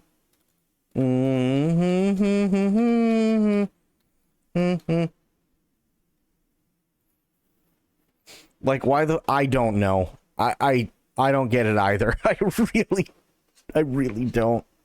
It drives me insane. Okay, Itsy. Sophia, how you doing? How are you? Great! Yay! Okay, Itsy, there is a thing that came out 7 days ago, and I know you've been sick. And we watched it yesterday, but thankfully, it's only a minute and a half long. So we're going to watch it again, and I want to see what you think. Are you ready, Itsy? Actually, I don't know if Sophia was here for it either. Do you need a death counter? Not at the moment. We're all caught up at the moment. But I will. For sure.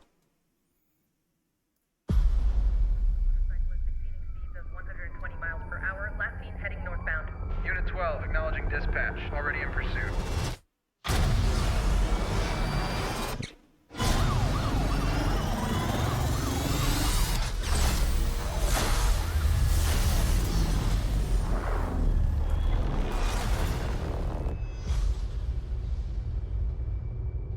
I'm looking for something. Something I do not understand.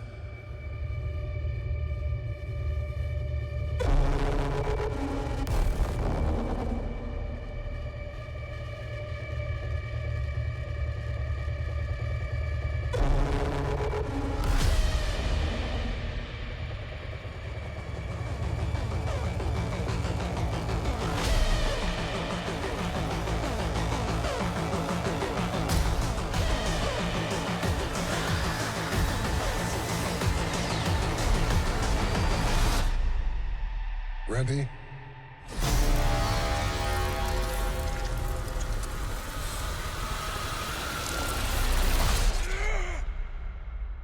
Because there's no going back.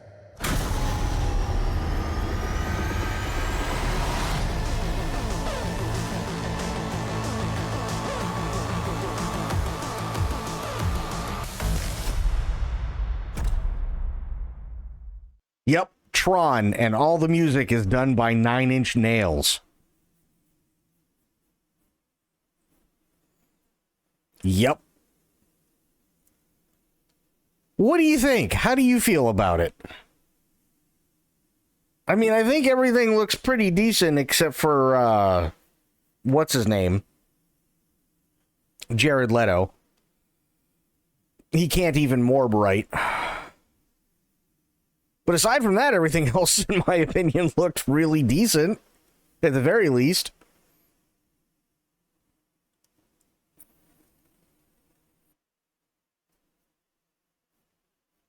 Oh, and Itzy, I also need your opinion on a thing, and Sophia, I need your opinion on a thing, too. I really do. Well, let's hope Leto doesn't give it the one Morbius. Fair.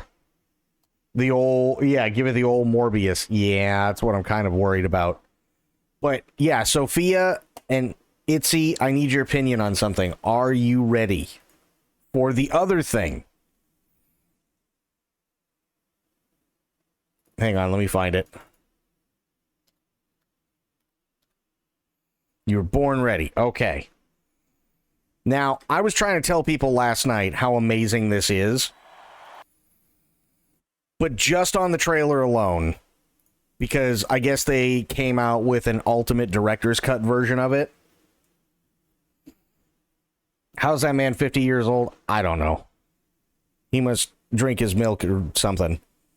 But they came out with an ultimate director's cut version of this movie in 2021.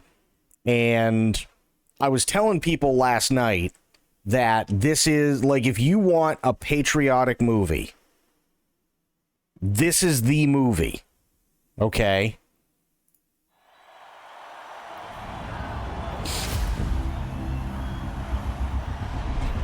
Russia will now throw its hat into the ring. I've seen this Drago fight. Drago is a super athlete. I know I can beat him. Hey, Paolo, look, maybe the show is over. You got nothing more to prove.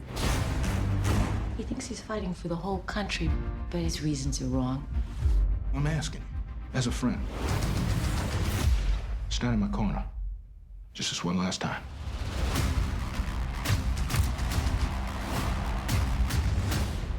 I did not come here to lose. Perhaps this simple defeat will be a perfect example of how pathetic your society has become. You're my friend. I should stop this fight. Hey, don't do this to me. Apollo is down. I cannot be defeated. Somebody get a doctor in here. Soon, whole world will know my name. Drago. Drago. I let it happen. I gotta take everything he's got.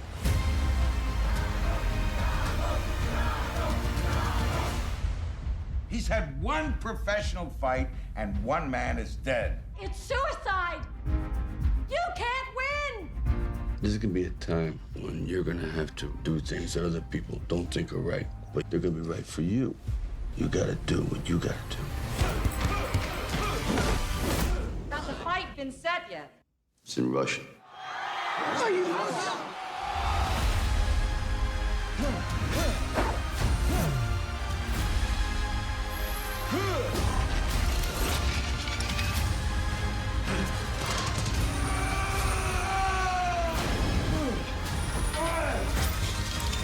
All your strength, all your power, all your love, everything you've got. You know what to do. Rip Carl, right?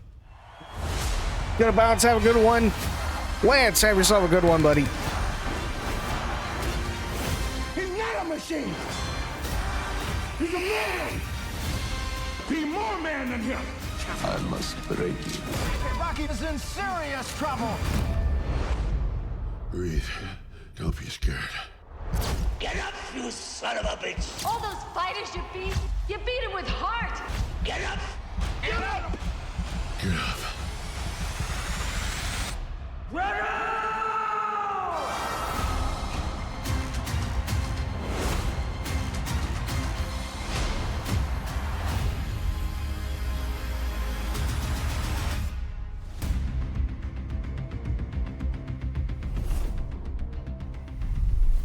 Now, is it just me, or is that like the ultimate fucking patriotic movie? He's still have watching on my screen anyways. He's still here in spirit. That is perfectly fine. I'm not even worried, but I appreciate him being here, and thank you for the follow, and thank you for the subscription. Thank you, thank you, thank you. Apparently, Creed was a pretty good movie, too. The first Creed was really good. Second Creed was decent. I never saw the third one. But Rocky IV, you want to talk about a patriotic, like, you want to talk about a patriotic movie, and I really mean it. If you're into MMA or martial arts or any full contact sports or boxing, not only is it an insanely patriotic movie, but if you're a dude, you literally, once the credits roll, you've been rock hard for 2 fucking hours. I'm not even kidding. Like, it is full testosterone. You are literally just crushing testosterone up with a credit card and just snorting it straight. It really, really is that kind of movie.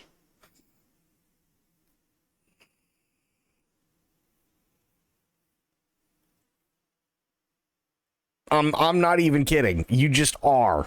Like, it's just, it really is that, like, here's the thing, and I was trying to tell people this last night, right?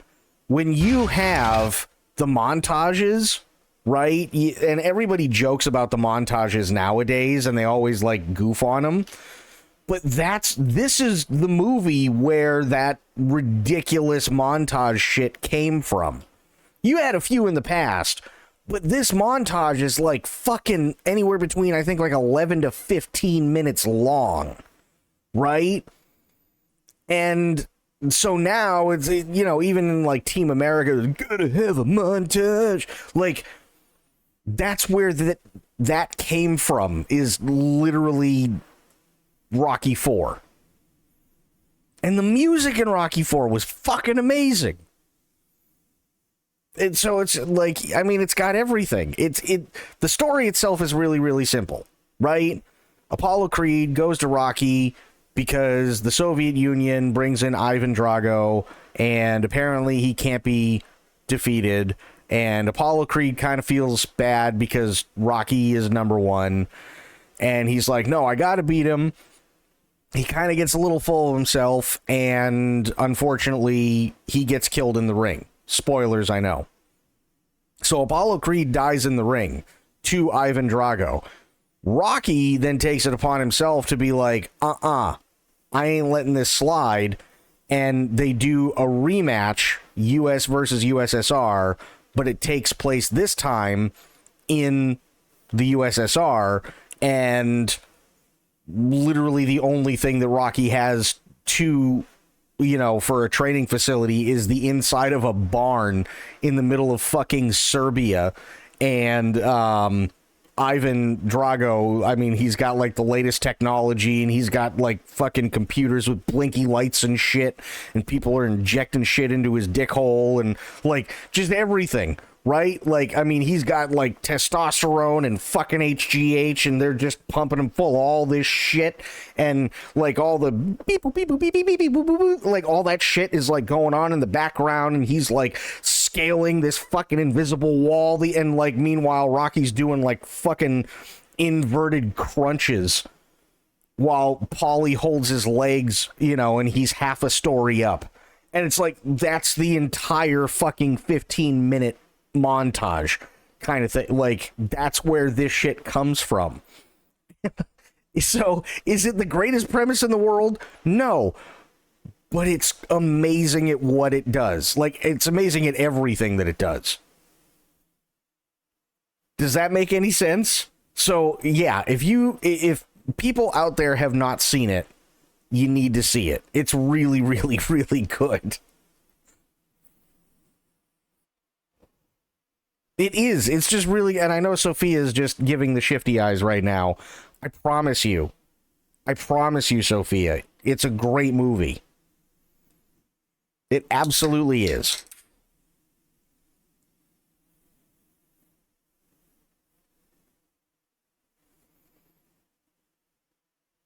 And also, kind of hopped up on caffeine and stuff. You like the first one? I mean, the first one was good. There was nothing wrong with the first one.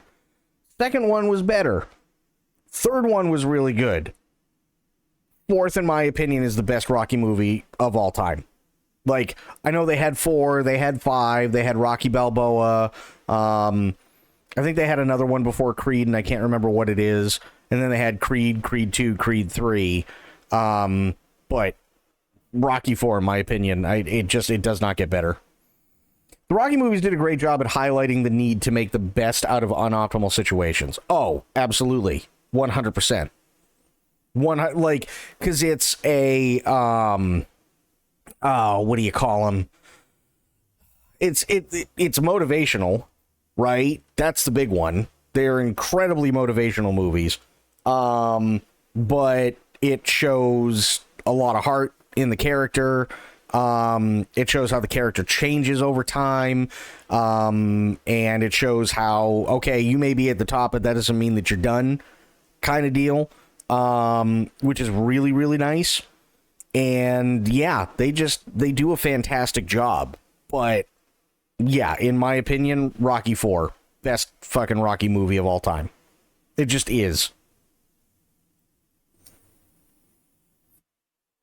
It just is. That's how it works. And in my opinion, you can't do any better. It had the music, it had the actors when they were in their prime. The camera work was fantastic. The montage was so over the fucking top that now everybody else tries to replicate it and go overboard. Yeah, it just can't be beat. It just really can't.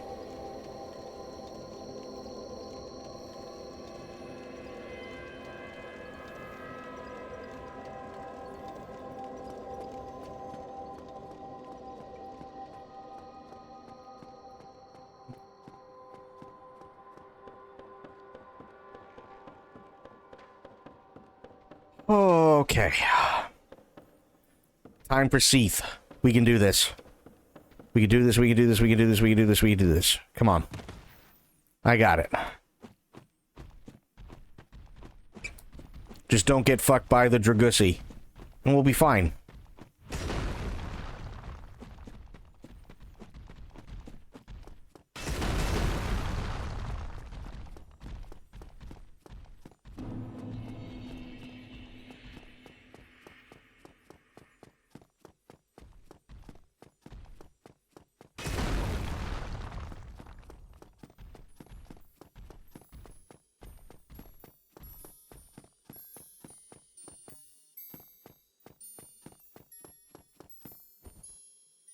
There we go.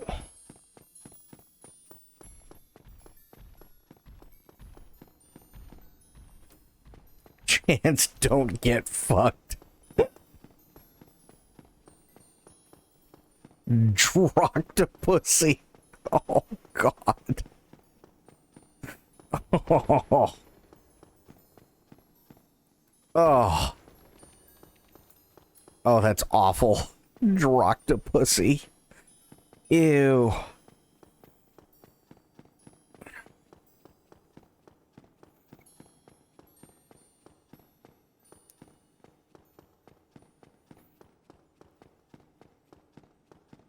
Okay.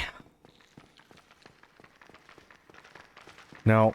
Ipswich clams, leave me alone. Here we go.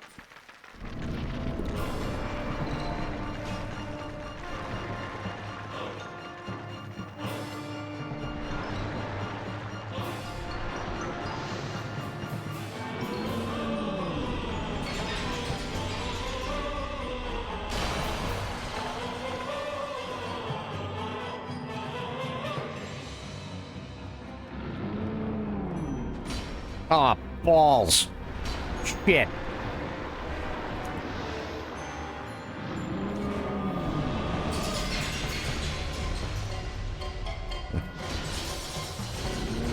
No, no, no, no, no, no, no, no, no.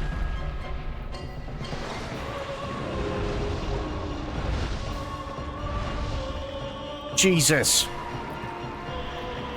Think of all the chowder.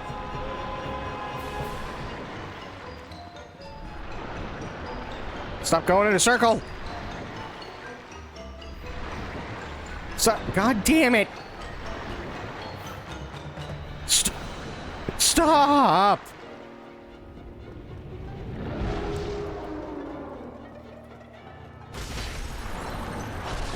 Okay, back out.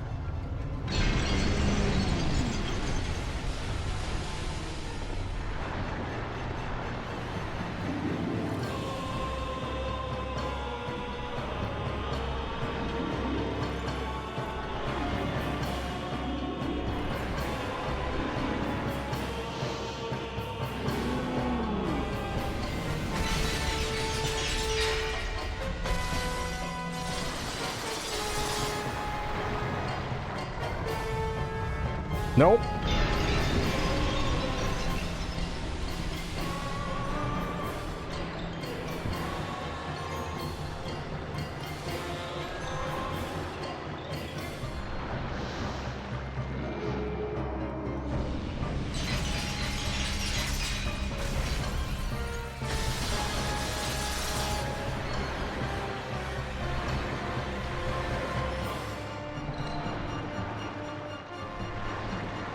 No!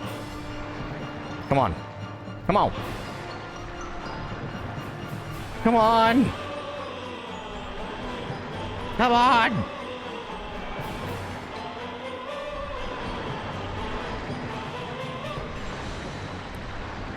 Oh, God. Please!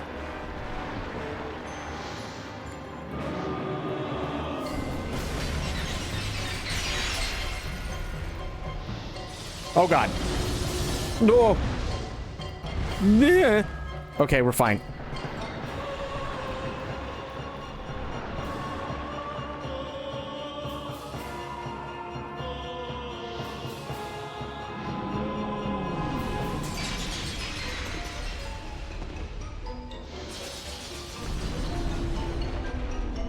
Oh.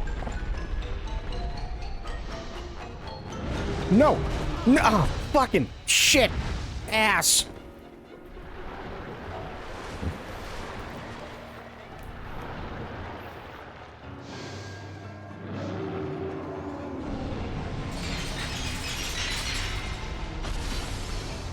Uh-oh.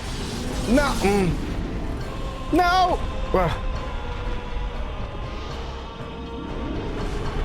God damn it.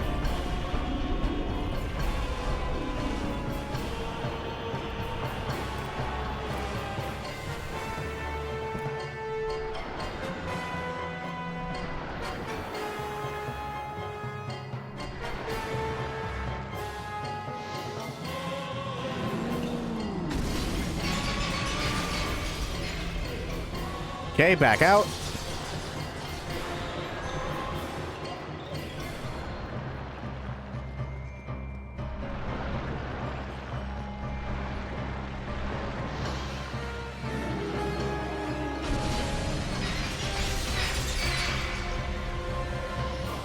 Back out. Okay, so I gotta give me old 1-2 and then just dip. Gotcha.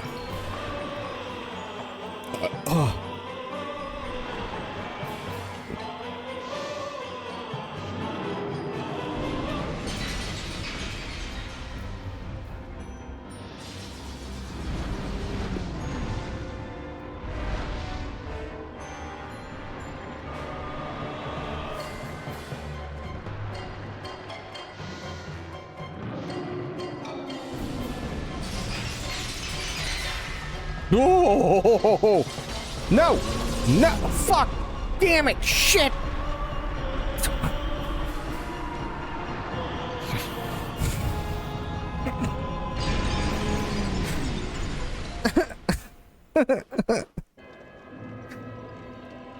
Sophia, can I have a death, please?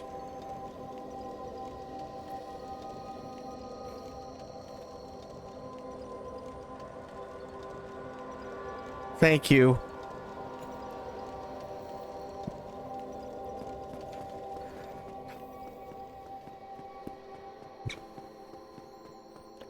Just gotta keep running it.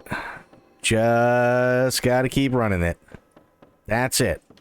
Just bang my head against a wall till it feels good. It'll be fine. Don't worry.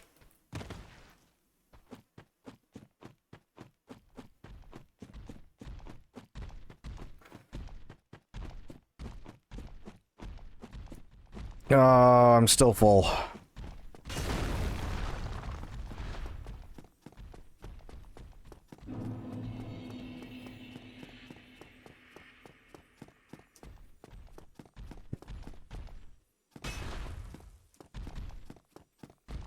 Okay.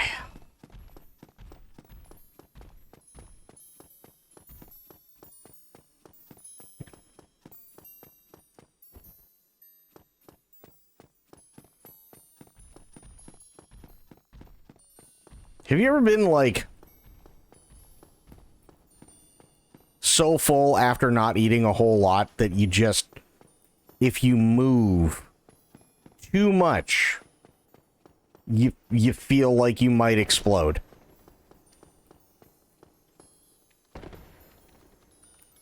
Because it's been 2 hours for me and I still feel like that. And I didn't have that much.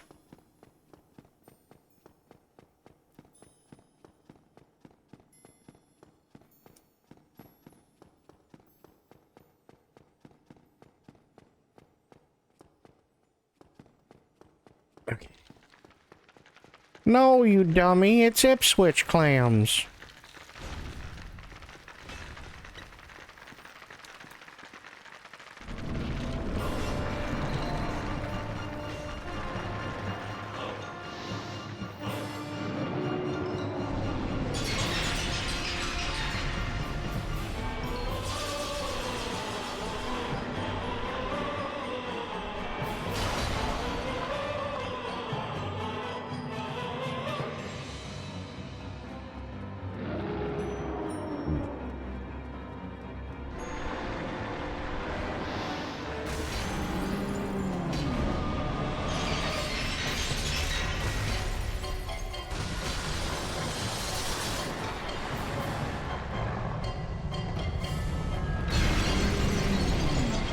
Oh.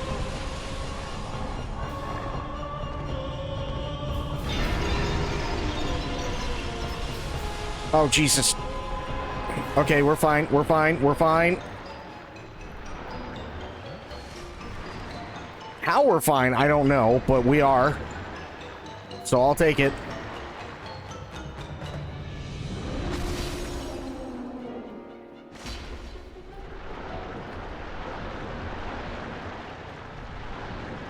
Corgi, what's going on, buddy?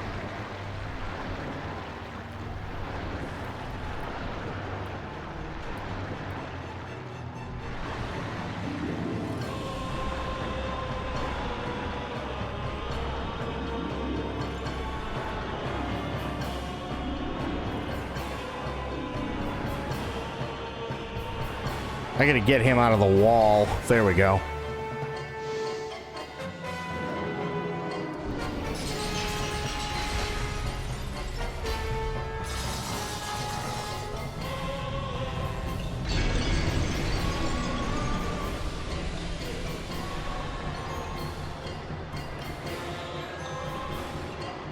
It'll help you to see. Good night. Love all your butts. Itsy, have yourself a great night.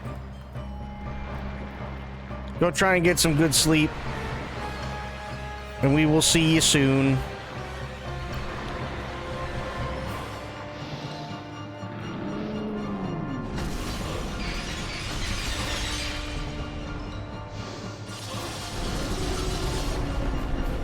Oh my God. I'm trying. Oh my God. Jesus. Taking a break at 16 period, come say hi. Well, it's good to see you. Uh-oh.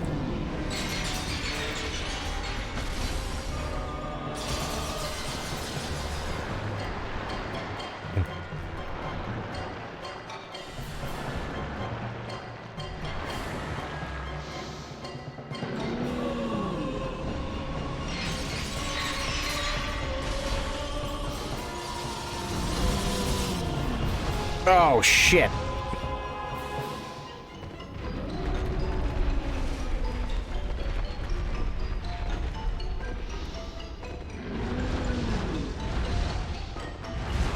Oh, that's such a bad place to be. Yep. Damn it. Oh, I got cornered.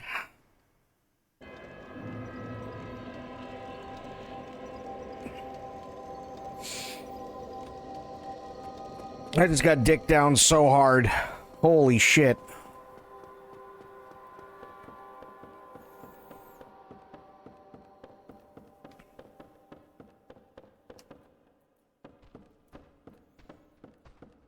Okay. Try it again.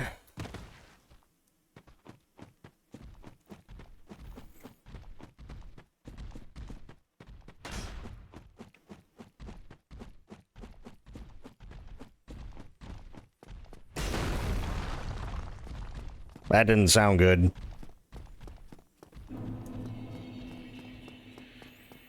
Okay. Down here. Let that idiot jump. Don't jump the gap. Don't. Okay, we're good. And yeet. Nice.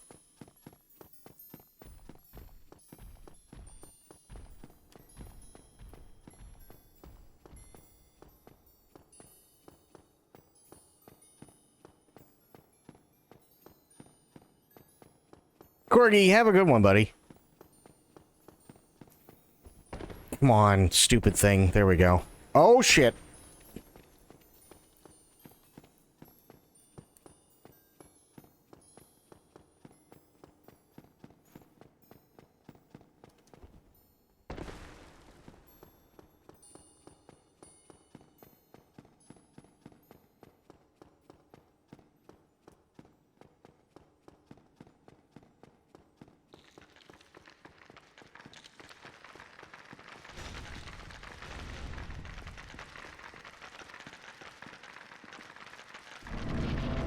Oh, come on. All right.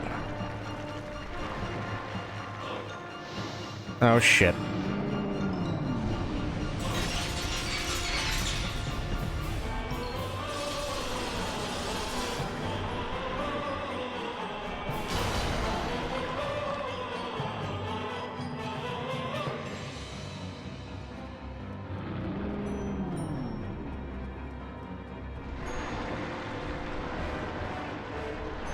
Oh, come on, don't do the circle.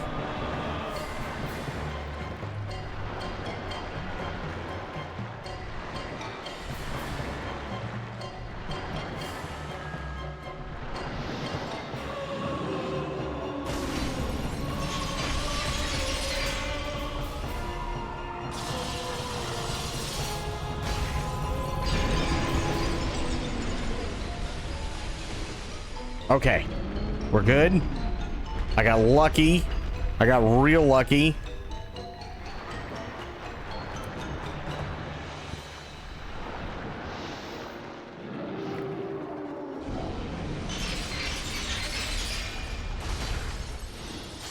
Shit.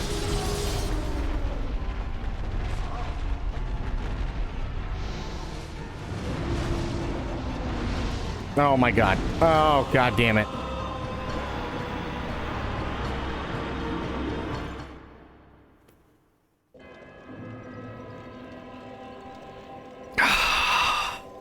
What is it with this? I don't understand. This happened the last time I played this game too. I don't know what it is with Seath. I have no idea. Let me see something. Hang on. Ooh.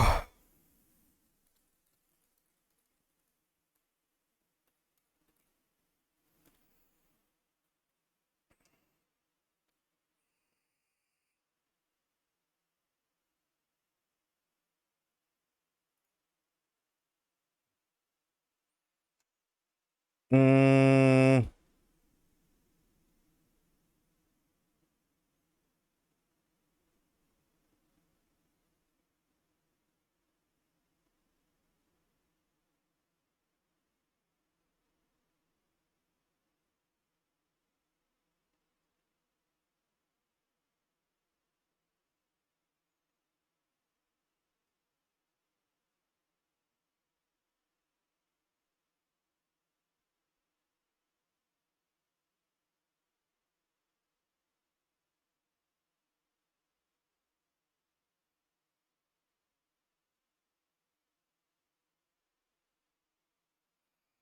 Let me see.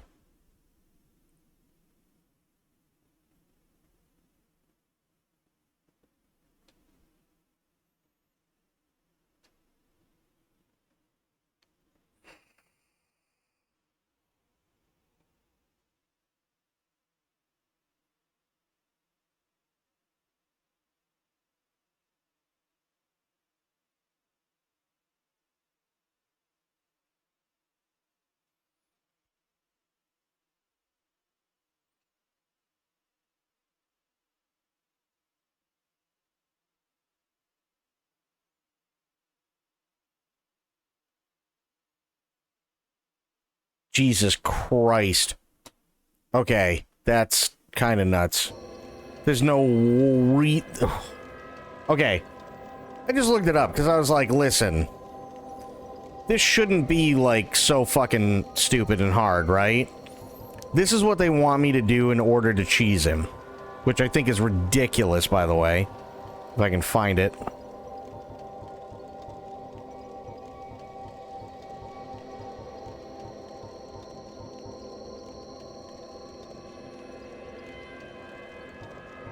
Wait, where'd the shit go? Hang on.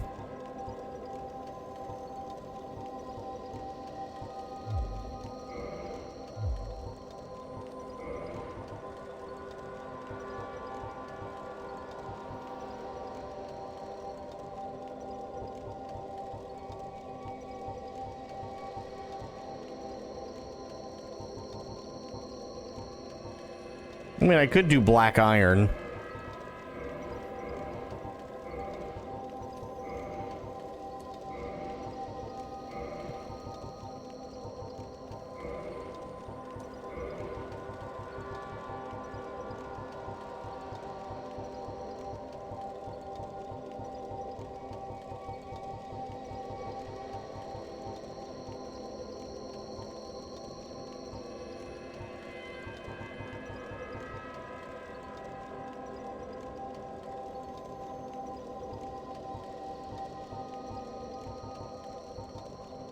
Yeah, roughly.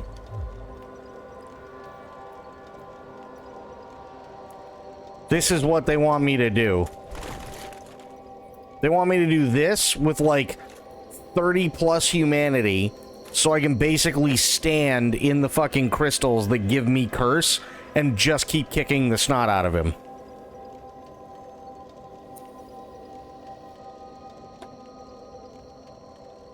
Which is pure insanity. I mean, I'll give it a shot, but I don't think it's gonna go well. Might just be me.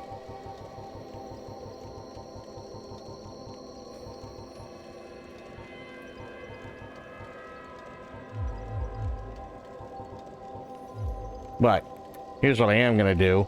That's nuts. Yes. It is nuts. I agree. I mean, you can do shit like that in Dark Souls, but...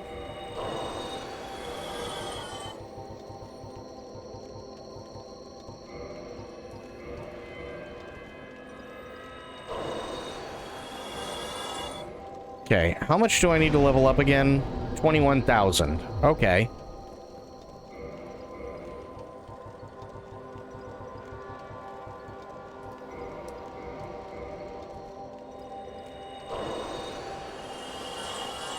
Okay.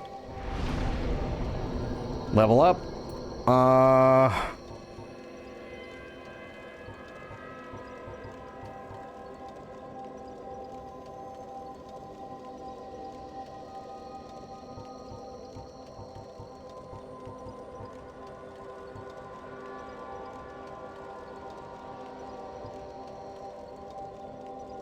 I do kind of need endurance.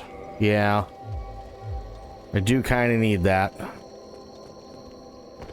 That's not what I wanted to do. Okay, I'm still light rolling like this, so that's fine. At least the helmet, anyway. Actually, wait. What do I have for rings? Havels and rusted iron ring. I don't need the rusted iron. Boost defense and HP is low. Defense and physical attacks. Nice. That, I think, will help. I completely forgot I had that.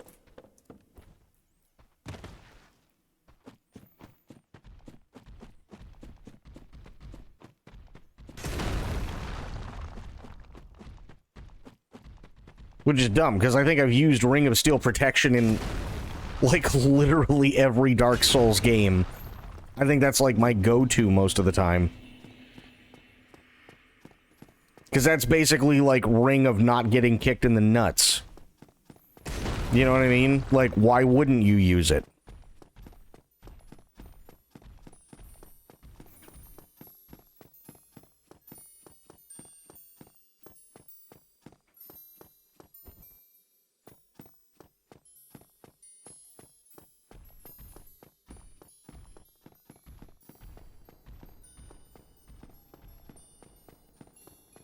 Okay. Well, at least my defenses are boosted now. I'm sure that's going to help. Maybe I won't get one shot by the wriggling dick.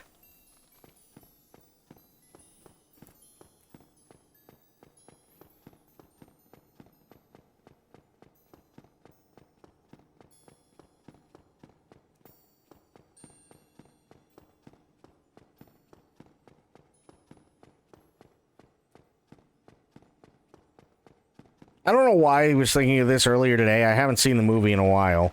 And it wasn't like it was on TV. What in the fucking... I've literally done that route a million times. And I just got gangbanged. Why? What happened? What? Hello? Okay. As I was saying... I don't know, I haven't seen the movie in a long while, right? It's not like it was on TV or anything like that, but for whatever reason, this popped into my head, and it was, Spaceballs, when the president, because fuck you, that's why, true. But it was Spaceballs, when the president is talking to the two blondes. Hi, Marlene, I'm Charlene. Hi, Charlene, I'm Marlene. Chew your gum.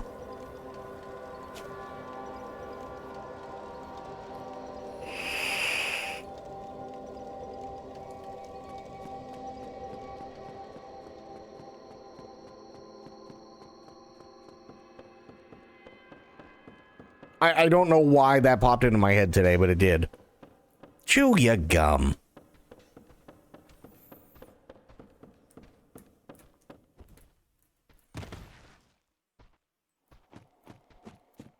But I will say, I mean, Mel Brooks movies live rent-free in my head, and will for the rest of my life. Mel Brooks movies are fucking amazing.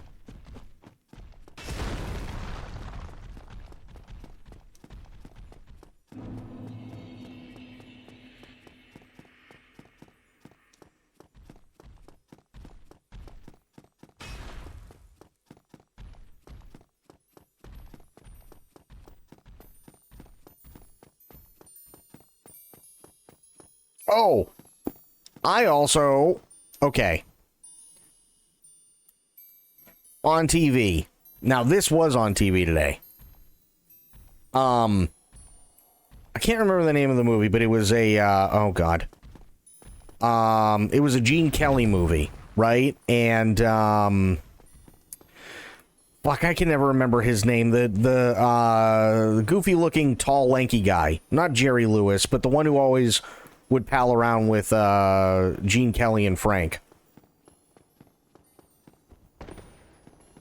Is it Donald Pleasance? That sound about right? Is that sound about right, Sophia?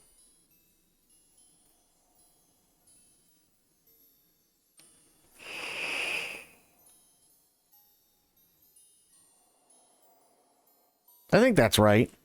Anyway, I noticed something. Because I love Gene Kelly. Gene Kelly's amazing. Okay, it's not Donald Pleasance. Who's the guy? He could dance, he could sing, just like Gene and Fred and Frank and Jerry and Dean and Sammy and everybody else. But he was this kind of like goofy looking dude, and it like by himself he actually was like a really decent looking guy. But if he stood next to Gene or any of those others, right, he looked like this slightly shorter, lanky, like real skinny, lanky guy with a head of hair that Rick Astley would be jealous of.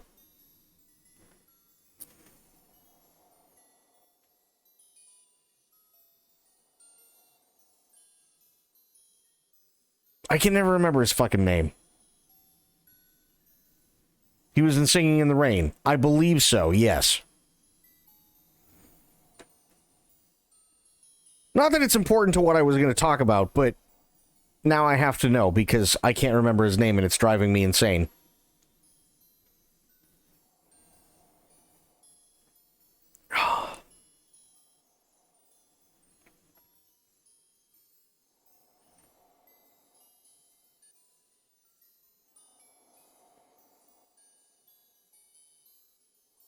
Donald O'Connor, thank you. Okay, so I don't know what Gene Kelly movie it was. I didn't look. I just went, oh, look, it's Gene Kelly, and Donald O'Connor was in it with him. And something hit me today, right? Gene Kelly and maybe two others are the only ones out of that entire group that can emote while dancing.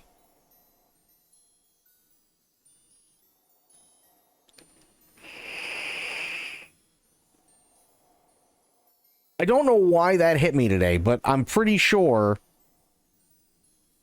that it's like, what do you mean? Okay.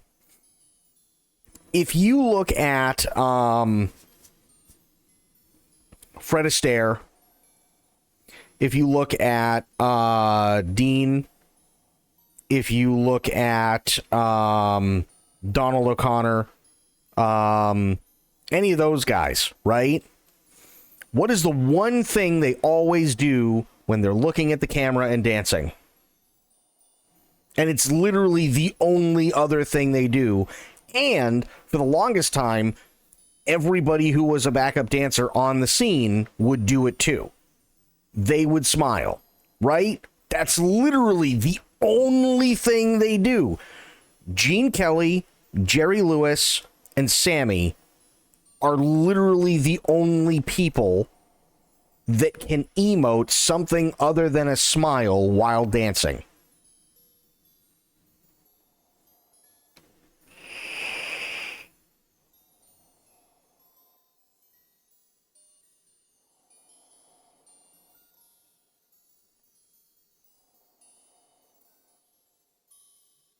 Name them again. Gene Kelly, Jerry Lewis, and Sammy Davis Jr. Sammy did a lot of smiling, but he could emote while dancing.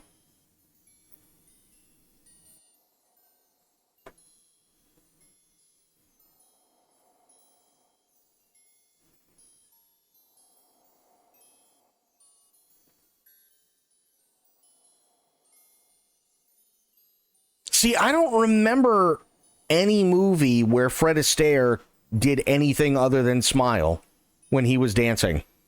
Even when he was with the cartoon. Right? With his broom dance? I don't remember that one. Like, I remember the dance, but I don't remember what he was doing with his face at the time. So you very well may be right on that. But that, like, literally, that's all I could think. Because, like, if you think of like Jerry Lewis, look at how many Jerry Lewis movies there are where he has to emote being goofy or being serious or something like that while dancing, right? Doing literally anything other than smile. If you look at Gene Kelly can tell a story just by how he emotes with his face while dancing. Never has to say a word. Sammy can do the same thing as the other two can. He was like, his eyebrows are very emotive, and he could change his facial feet. You know, he could change like it. Is basically, it almost looked like it. You know, he could like morph his head half the time when it came to Sammy. But yeah, the hat rack. Yeah, no, I know what you mean, but still, like I could have sworn he was smiling through all of it, but it's been so many years since I've seen it, so.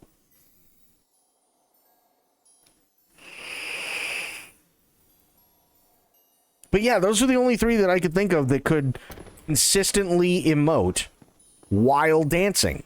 Whereas literally everybody else, it was just this plain, I'm doing this for the paycheck and am dead inside smile on their face the entire time.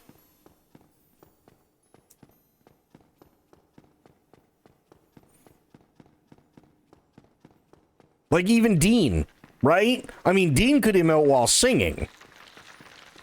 Dancing, not so much.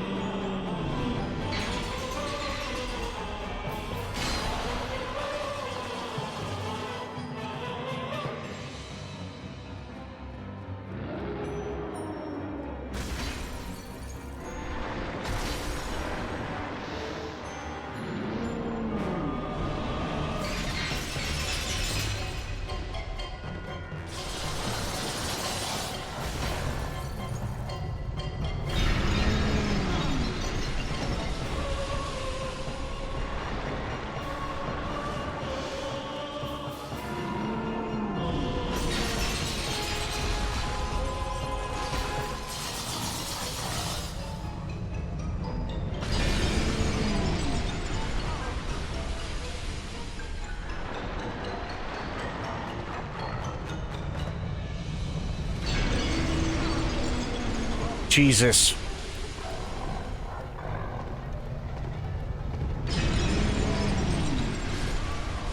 Yeah, I'm dead. I was stuck. I couldn't go anywhere.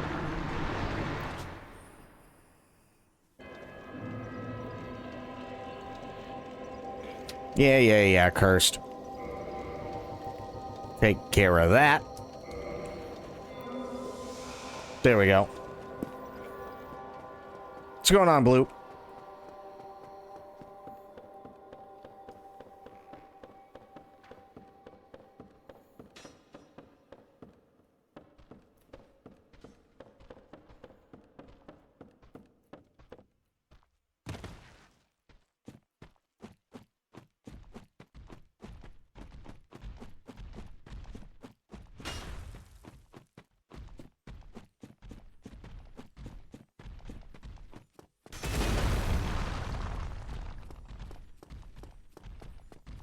Oh, and then that got me thinking, Sophia, the thing that I want to see again, and I haven't seen the movie in forever, is Jerry Lewis, the Ladies' Man.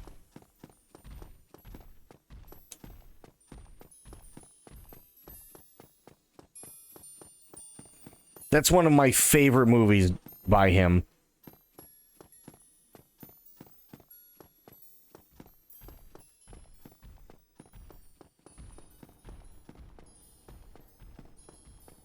That's the one where he went to college and he was planning on getting married to his college sweetheart, but the day of his graduation, and he was a nerd, and the day of his graduation, he found his girl like with another man, and he basically like cracked And the only thing he could do, and he never ended up like going to work for whatever like his major was or anything like that.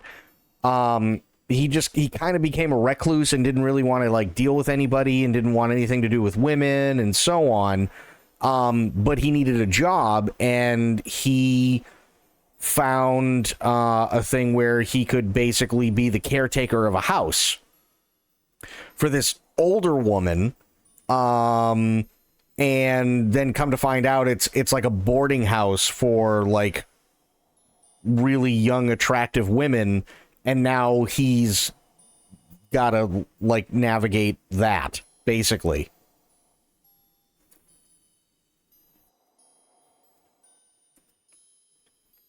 It was really, really, really funny. Really funny. That's easily one of my favorite Jerry Lewis movies. And it's called I think it's called Ladies Man. Not The Ladies Man, but just Ladies Man.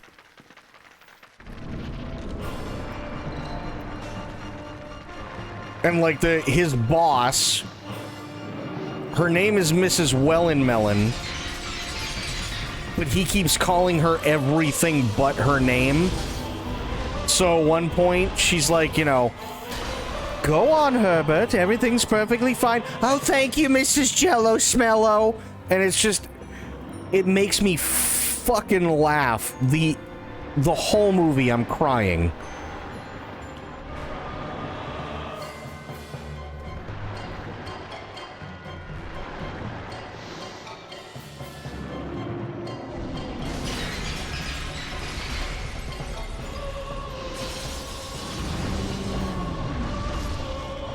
God damn it.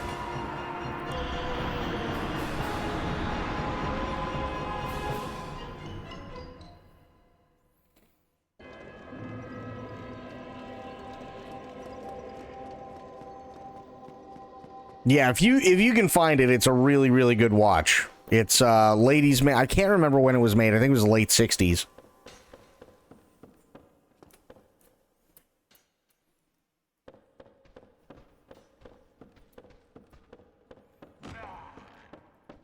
Oh, I need another death, please. But yeah. Jerry Lewis movies are great. I love Jerry Lewis movies. They are so fun. He's done so many. And honestly, I mean, think about it. There are so many people who know Eddie Murphy's The Nutty Professor. Literally, Eddie Murphy got that shit from Jerry Lewis.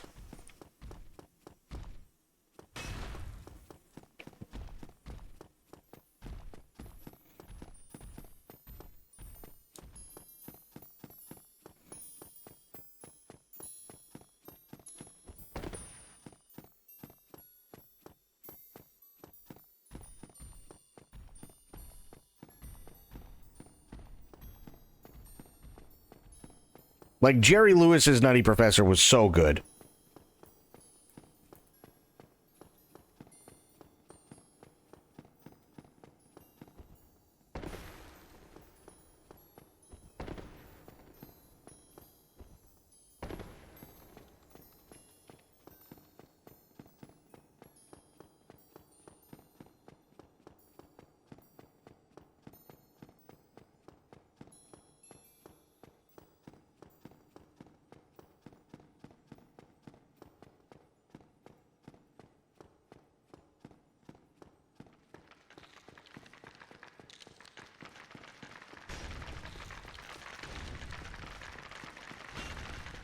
Okay, here we go. Try it again.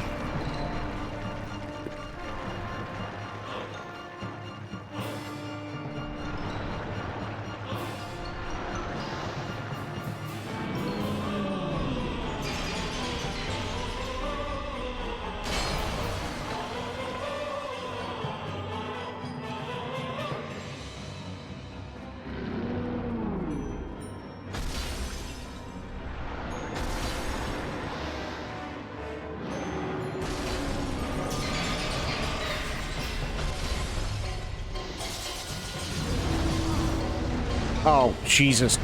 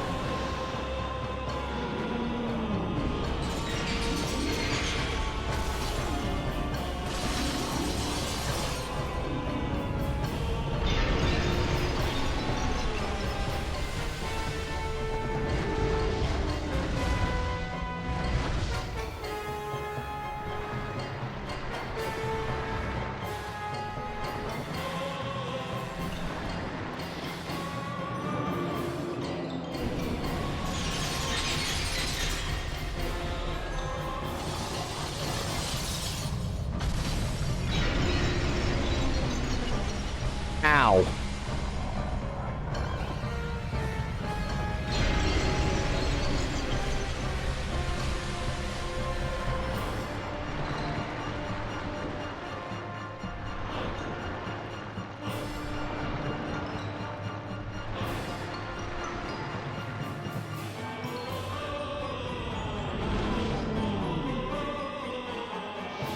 Shit. And dead. God damn it.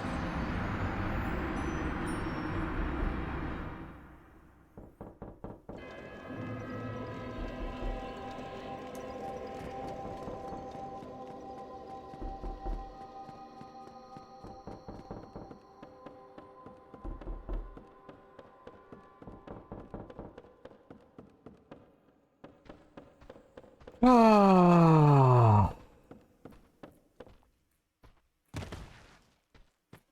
I don't know what it is tonight. I really don't. Holy shit. This fucking dragon.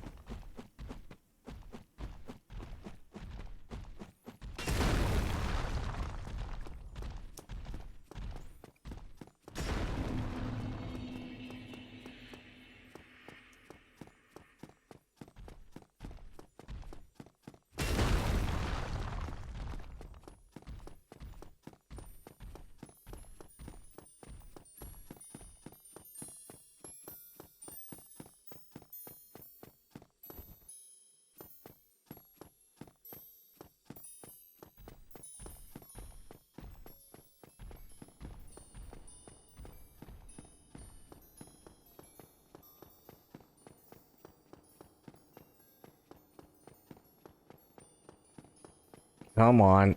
Oh, okay, I'm good.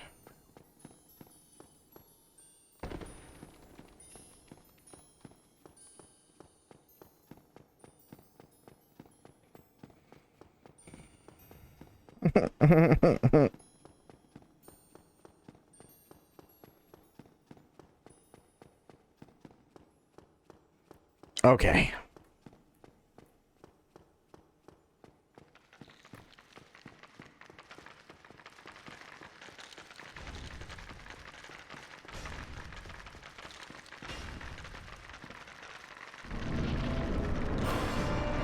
Here we go again.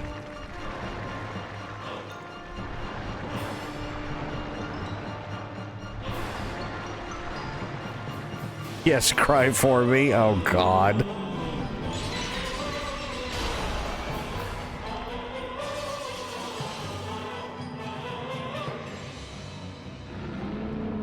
Ah, shit.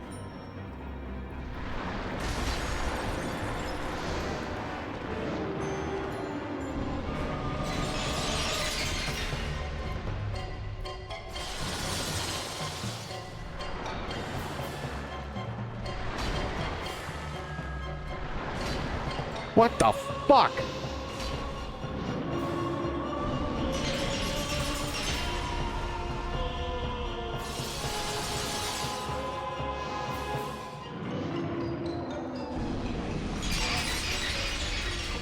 God damn it.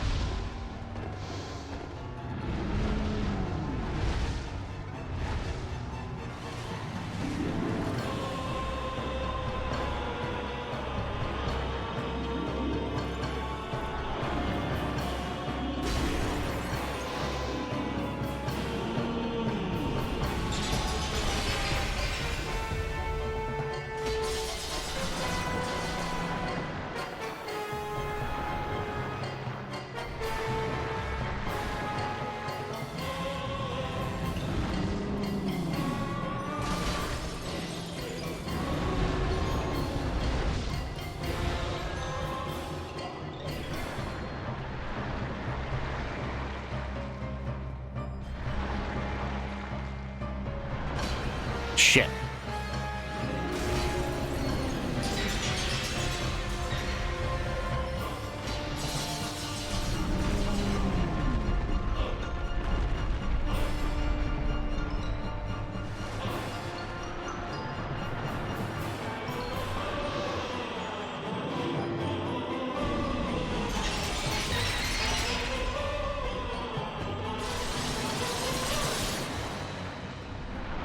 I don't know how I survived that.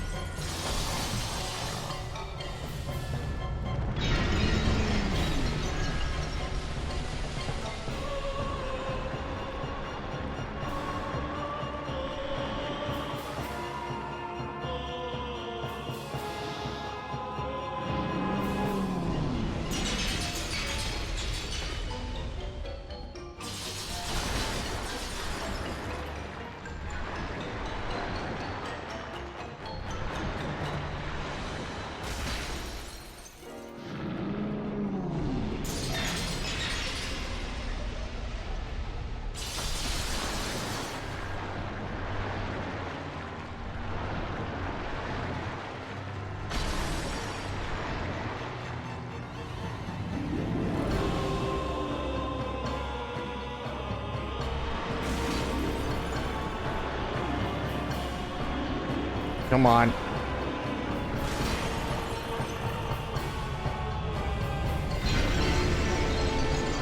Oh, fuck.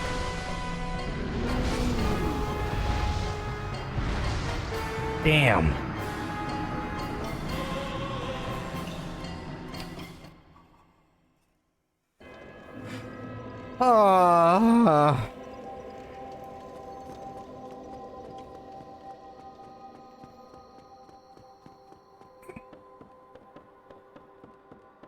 I can even get him below half health. It's just, he gets like one move off and that's pretty much it.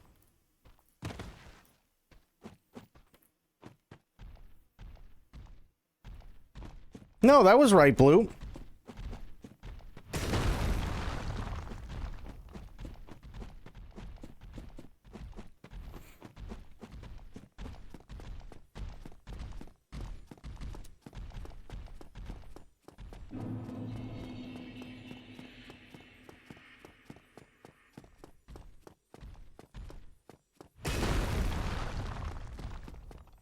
Oh, did you and Sophia both do it? Is that what happened?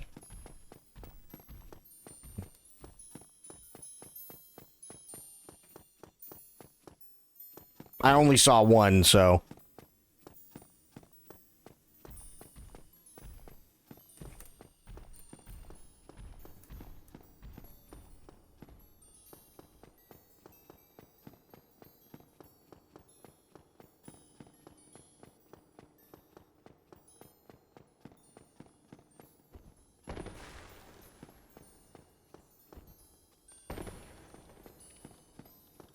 Oh.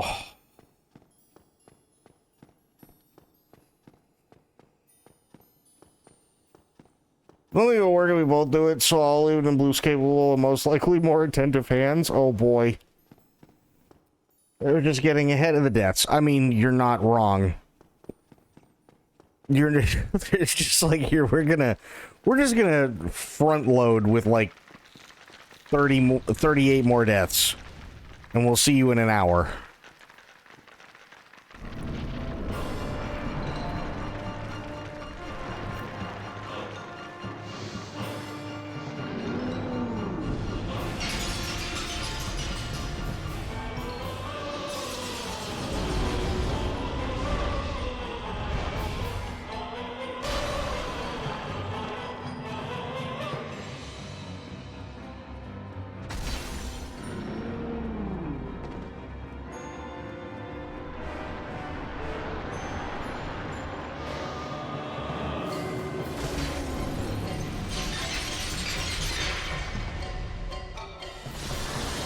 I'm stuck.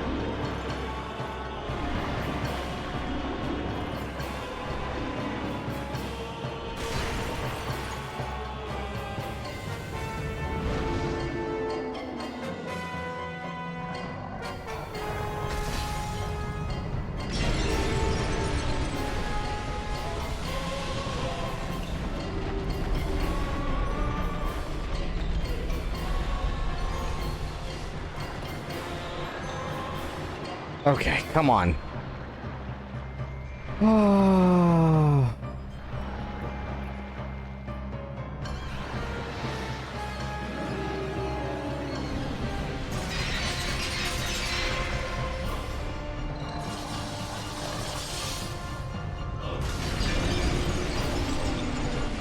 That's awful.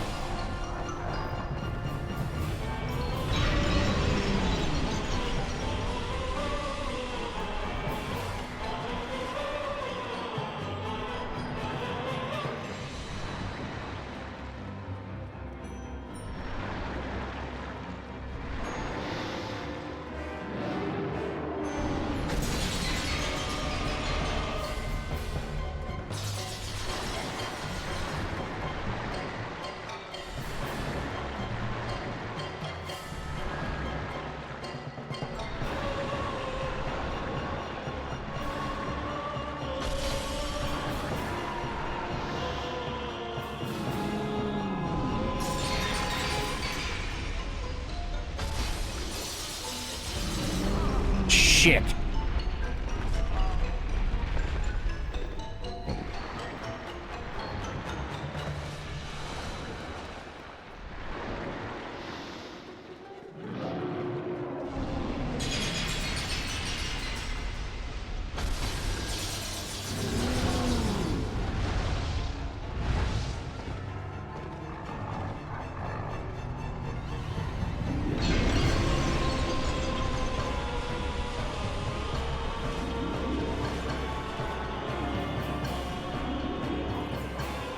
Come on.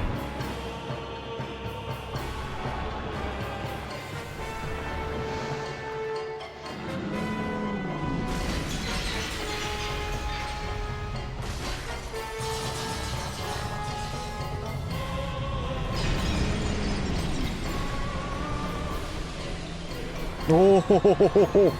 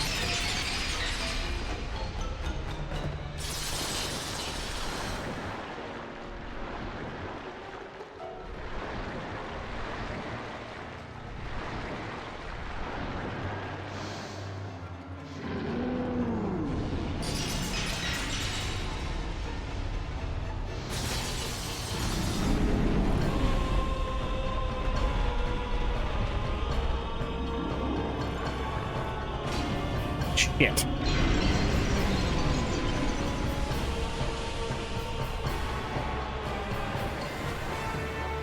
Wow, that was close.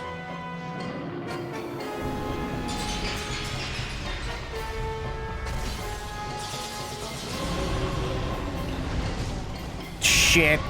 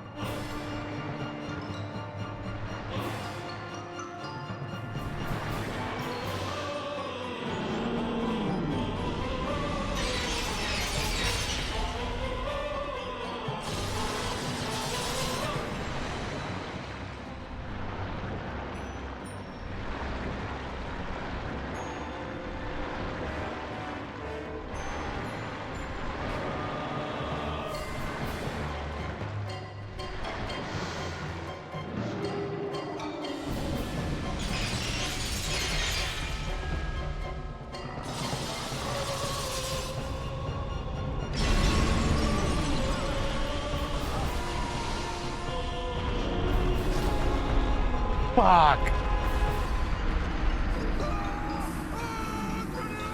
Don, thank you so much for the raid. How you doing, buddy?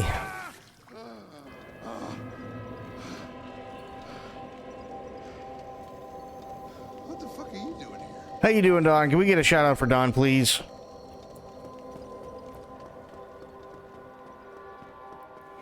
How are the things?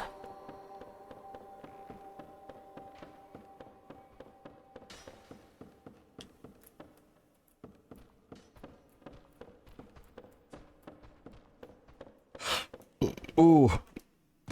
Played Elden Ring all day. Gonna eat my spicy Subway. Nice. Hell yeah. You've beaten Elden Ring, haven't you? Or is this your first run?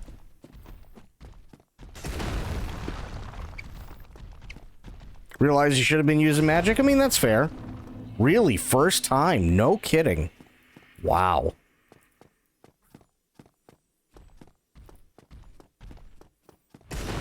I think there's only one particular gripe that I have with magic. I love the magic in Elden Ring. I don't use magic all that much, but I think it's like infinitely better than what you get in Dark Souls. But the only thing that still bothers me with magic in Elden Ring is they make you rely on needing some sort of melee weapon anyway.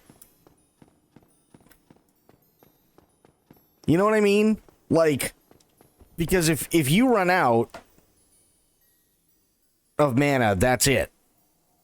You know what I mean? Like, it's just, it's really, really weird. And they're like, well, I mean, you have to have something. And it's like, okay, but I understand why things are done the way they're done. But if I want to be a magic user, I just want to be like, fucking laser beam. And there you go. Be cool if there was a way to regain mana like how Rebirth does it. I mean, there are ways to regain it. Like, that's not the issue, or FP rather. It's more along the lines of the fact that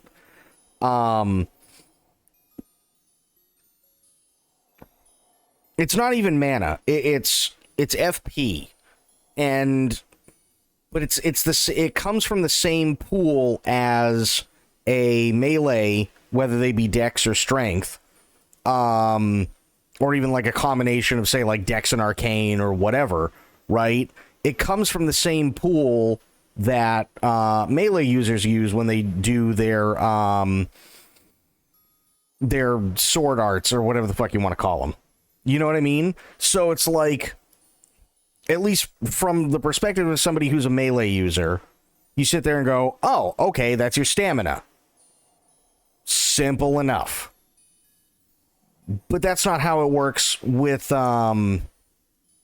magic. Or sorceries, for that matter. Right? It's not stamina. So then why are you drinking the stamina thing? Does that make any sense?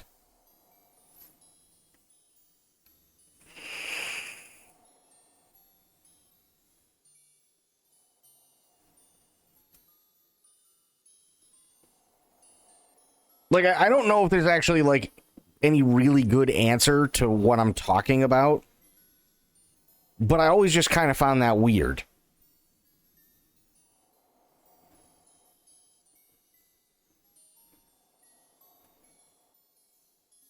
I was just kind of like, because if you think about it, right? If you look at, like, a lot of the different tropes and stuff that they use in Elden Ring, and I'm not saying anything bad about Elden Ring. I think From Software has been doing this for literally ever. But, like, if you look at the tropes that they use, they have sorcerer, they have wizard, they have pyromancy, they have, like, all this different stuff. Most of it, at least in the way that it's presented, comes from a lot of Western themes, right? Okay, cool. Now, I also do understand it's a video game. I completely get that. But at the same time, if you have a Western trope, like an actual Western-style wizard, other than maybe, say, like Gandalf, but he's an exception And I can tell you why after. Where, you know, Gandalf being the exception is basically that Gandalf uses a sword along with magic. But there's a reason for that. Whereas if you look at Sword in the Stone, if you like literally any Disney movie, you look at any fantasy movie, you look at like anything, it doesn't matter. Wizards are not built to have physical stamina. Right? Doesn't matter whether you're a sorcerer or you're a wizard or you're a pyromancer or you're a necromancer or whatever. They are not, like, they don't, whether it's, you know, casting for it or even if it's in a book, they are not built to be brick shit houses. Magical brick shit houses, sure, but that's a completely different type of fortitude that's required. So why is it that the physical and the mental are mixed? Does that make any sense? Dawn, Aylin, Sophia, Blue, anybody? Or am I just talking on my ass?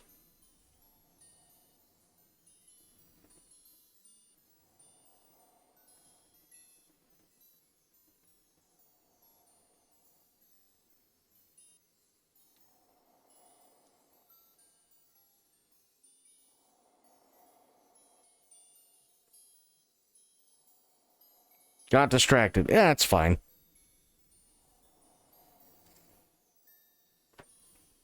You totally make sense. Okay, I'm just wondering, because, like, if you see... Okay, actually, you know what? Lord of the Rings still works. If you look at Lord of the Rings, right? And Gandalf is standing on the bridge, and the Balrog is coming after him. You shall not pass! You know, and the whole thing. And that's fine. But he's using a completely different type of fortitude than it would if, say, Aragorn was going to try and go up against the Balrog. Right? So if that's the case, why is it that they're taking from the same pool in Elden Ring? Because they're not the same thing. Like, if you're going to be a magic user, and again, I understand it's a video game, but if you're going to be a magic user, the way that I see it is, you should just be a fucking missile boat. Right? You totally should. You're not somebody, even if you're playing single player, you're not somebody who's going to be right up a monster's ass like a melee user is. You're not. And the melee users are usually, you know, they're built bigger and they're muscular, or they have really, really good endurance. You know, if it's a barbarian, they're really strong. If they're a ranger, they have a lot of endurance. If they're a knight, they're usually kind of somewhere in between the two. You know, things like that.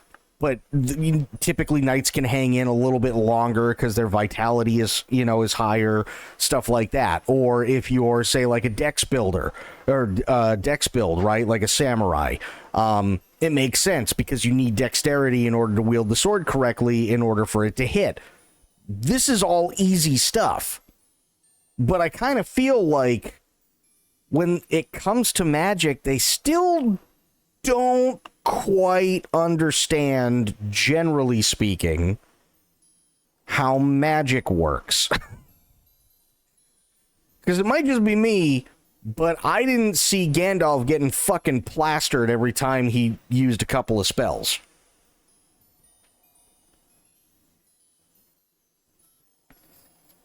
And like I said before, I know Gandalf is an exception because he also does use a sword. But at the same time, there is actually reasoning as to why he uses a sword in Two Towers and Return of the King. And most of the time, it's not what you think it is. Usually, the reason why he uses a sword is because the order that he is a part of... well, actually, I got to back up even more. essentially Gandalf is a demigod. But he is part of an order of it's basically angels and demigods that only use magic in retaliation and to the same extent that magic is used against them. So if Sauron were to completely fucking, nuke Gondor off the map with the blink of an eye, then Gandalf would be justified to literally just absolutely nuke Sauron completely. But the reason he doesn't, and he uses a sword, is specifically because that's the type of force that is being used against him.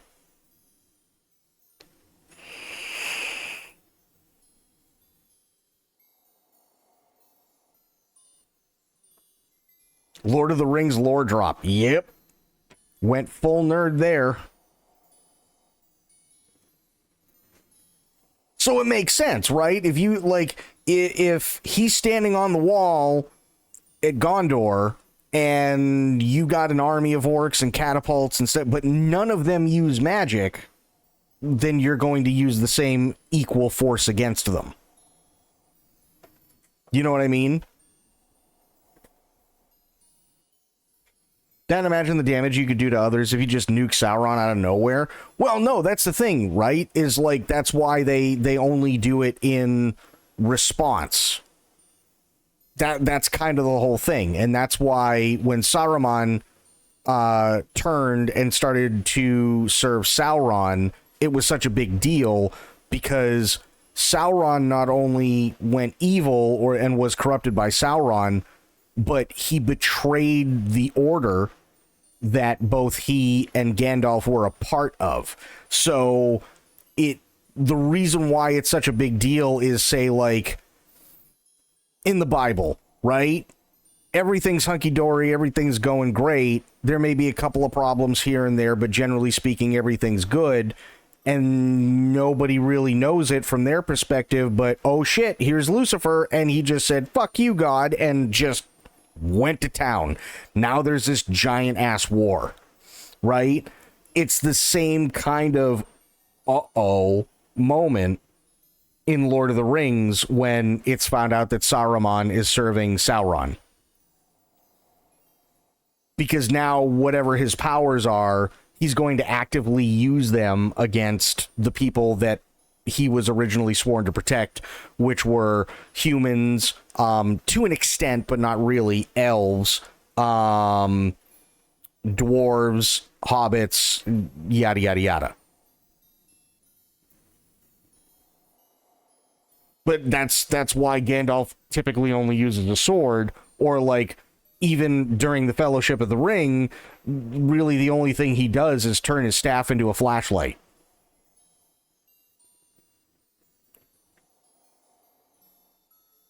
Until he meets the Balrog. Because the Balrog is a magical celestial being, right? So everything that the Balrog does, literally, the Balrog is essentially, it's like a form of magic where the construct itself is made, but it has its own conscience.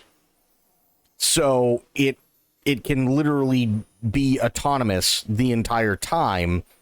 But because that's the kind of force that they were up against, Gandalf was able to use what he did in order to break the bridge, because the Balrog hadn't done much of anything as of yet.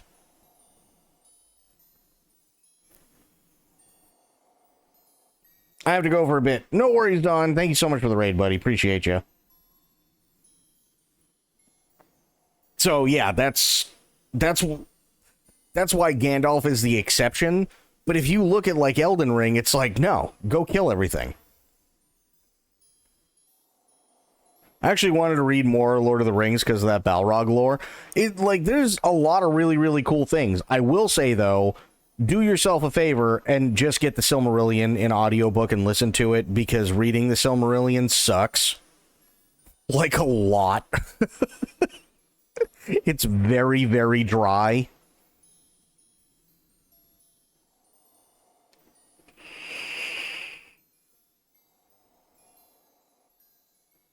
It's interesting how old everything is, how Gandalf and Balrog are like ancient beef.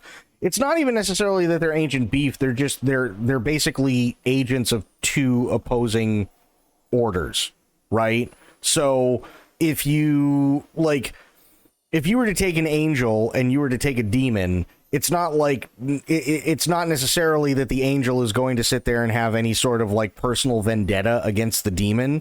It's the fact that he's a demon, he must be killed, right? Same thing with the demon. Unless like he got fucked over by the angel, or he feels like he got fucked over by the angel, there's no reason for the demon to sit there and make it a personal vendetta. He's just going to go, "Oh, angel, kill." That's basically what they are, what Gandalf and the Balrog are. So they know what the other one is, but it's not like they, aside from maybe mortal danger, it's not like either one of them have any personal stake. You know what I mean? It's all, oh, bad, or oh, good, must kill.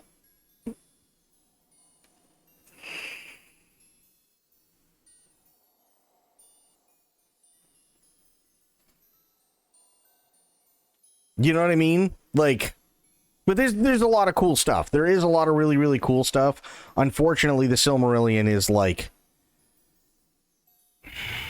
Okay, you remember when you were in school, whether it be like elementary school, middle school, high school, even college, right?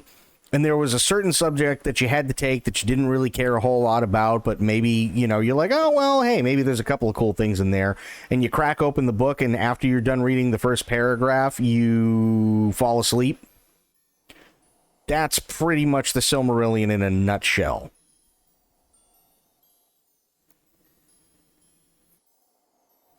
It's like, it really is that dry. So if you can, definitely see if you can get the audiobook, because at least the audiobook, they try and make it entertaining, whereas, yeah, it's not, the Silmarillion is not an easy read. It really is not an easy read at all.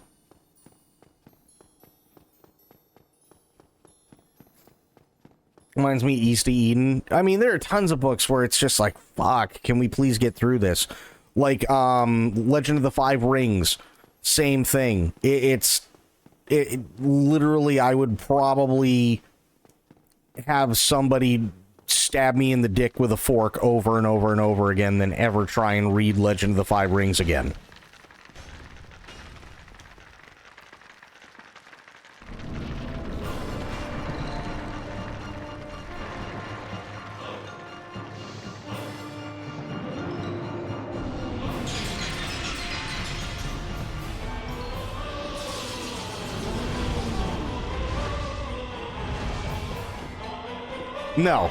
No, it's a Japanese legend.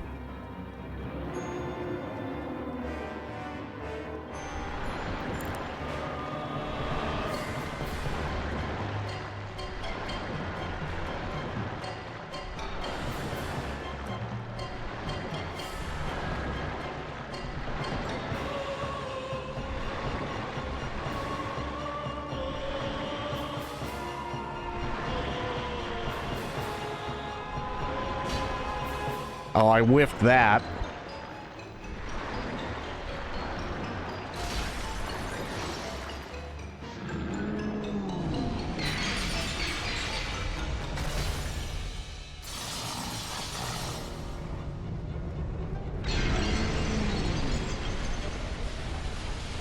Oh, shit.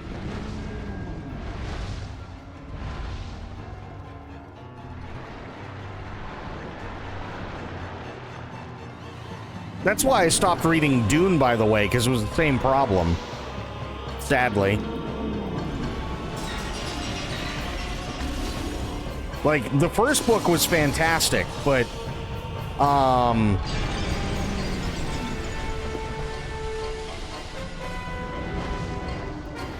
yeah, Dune was fantastic. God Emperor of Dune was fantastic. Children of Dune was pretty good. After that, it was boring.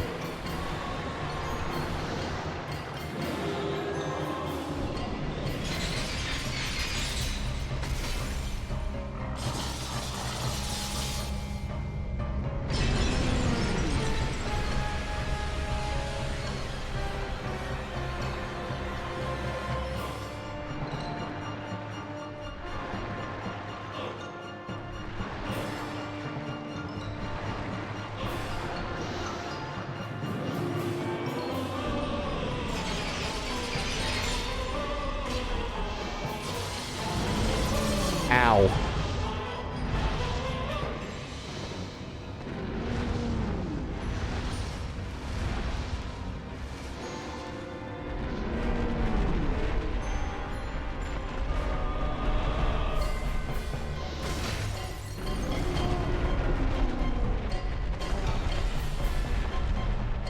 Jesus.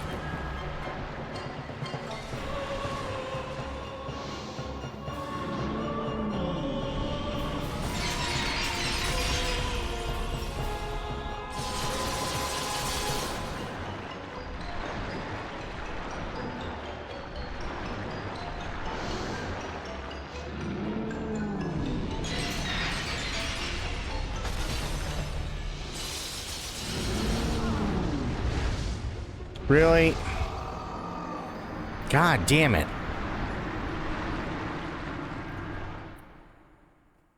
Vitaly is going to jail. I have no idea what that means. I have zero clue.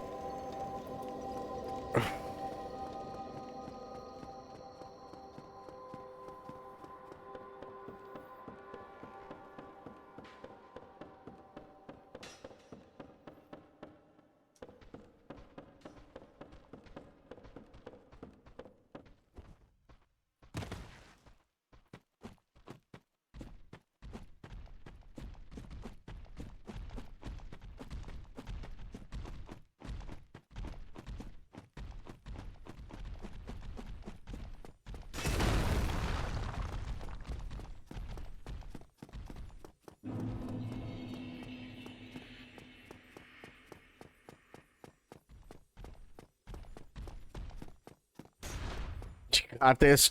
Do I? Are we sure?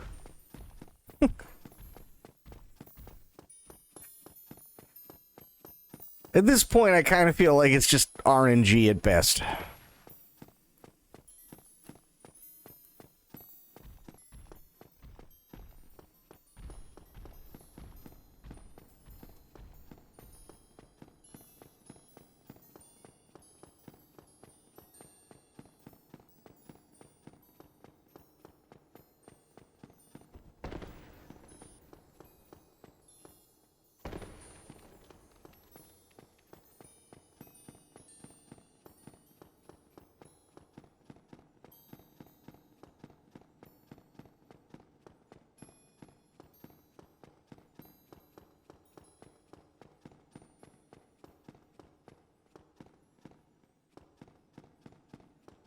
Someone has to do it because it's your stream. It's gotta be you. I mean, that is fair. Damn it. You just wait till we get to Sekiro. Ooh. Sekiro's gonna be a fucking awakening.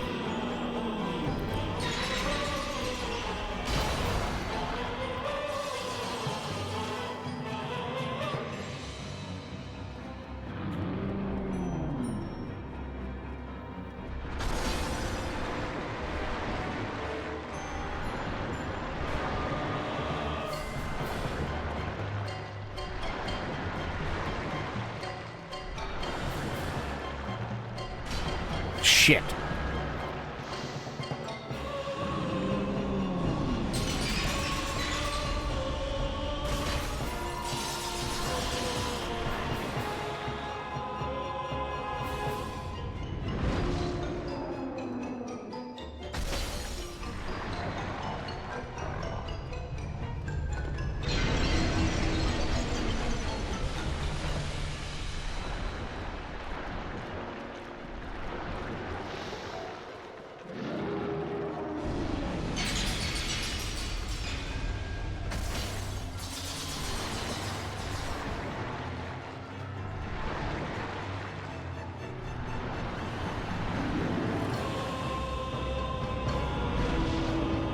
Just run.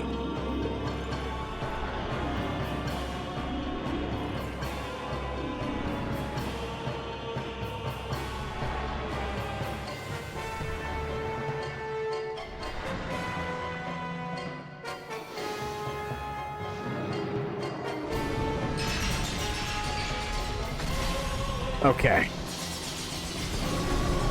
Fuck. Don't need that shit. Don't need that shit. No, no, no, no, no. Okay.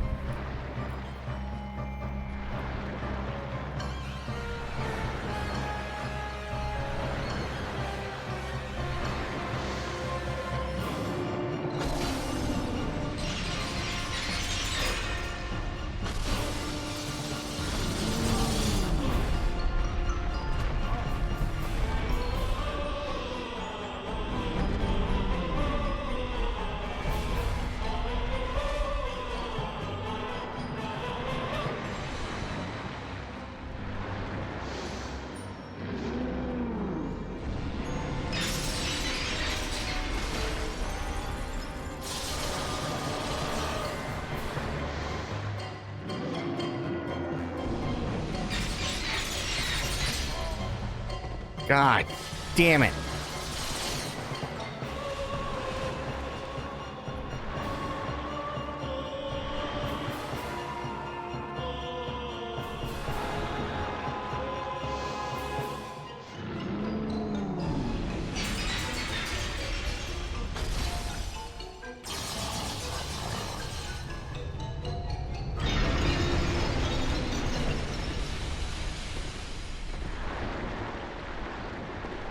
Okay, we're good. We almost weren't.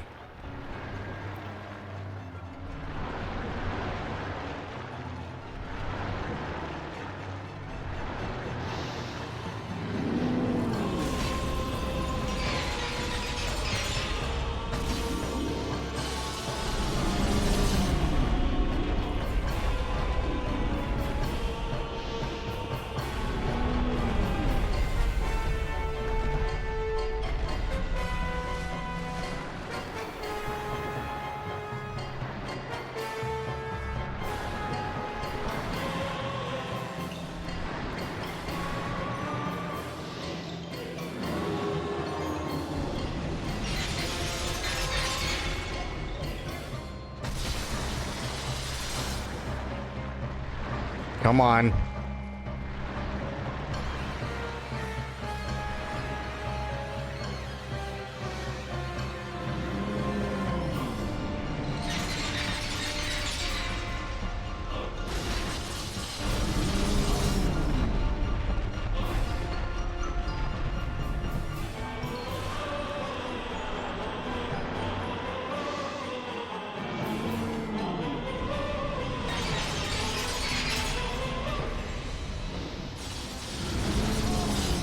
Shit.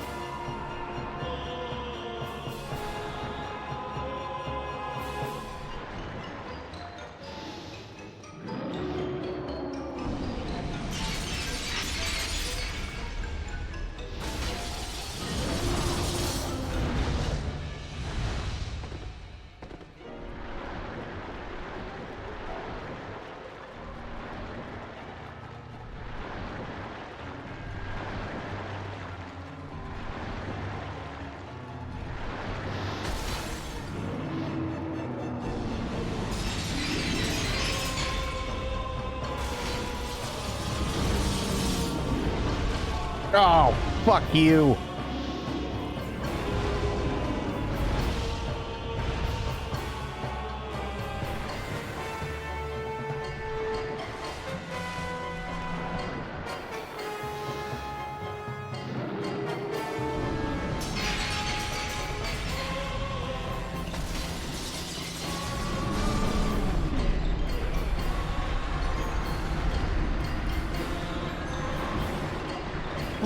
Ah.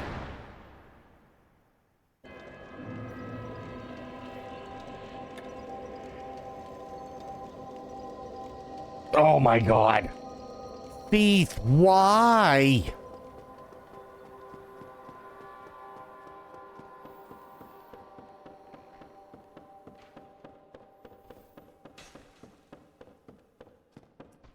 We're getting closer.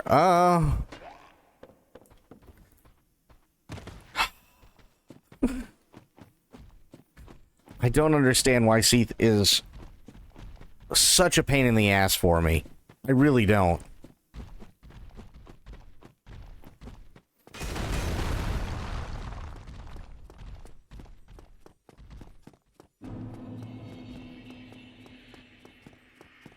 The fucking gargoyles didn't take this long. Like, those two suck.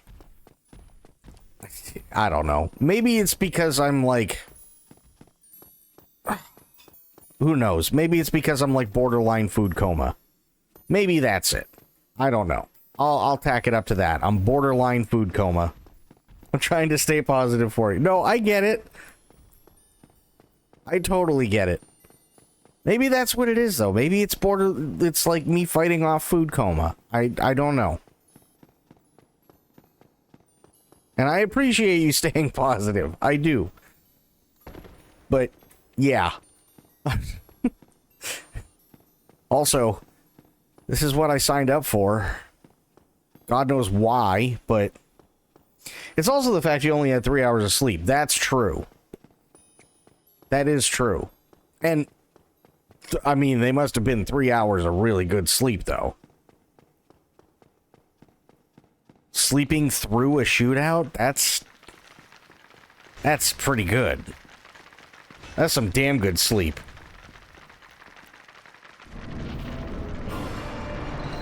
Well, I know, but I was babying a brisket.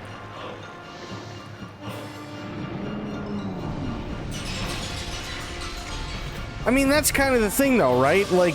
I can understand why other people think it's scary, but I woke up and everything was okay, and then I found out about it after the fact, so it's like, oh. Got it.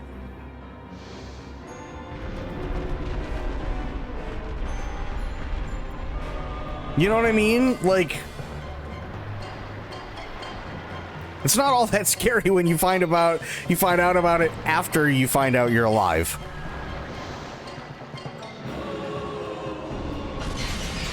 Well, yeah, that's true. And I don't blame her for being scared.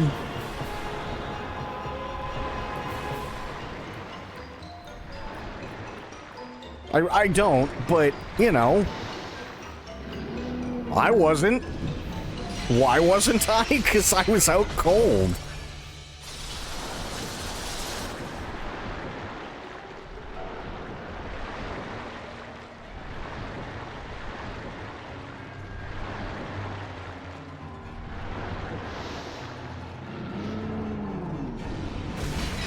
Oh my god. Really good. Oh shit. Okay. Okay. Alright. Alright. Yeah, no, it was really, really good.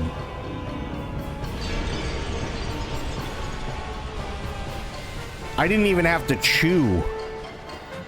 It was just really tender.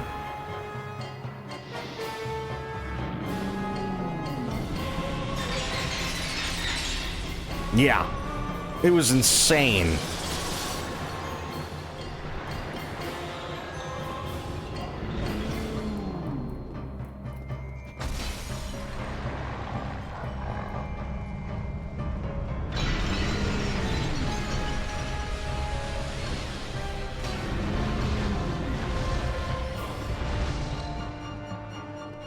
Did you not see the picture, Sophia?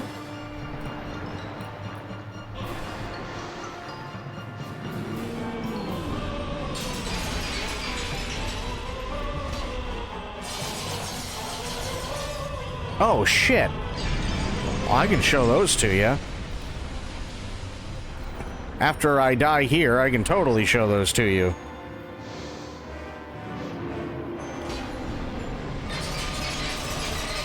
Hang on.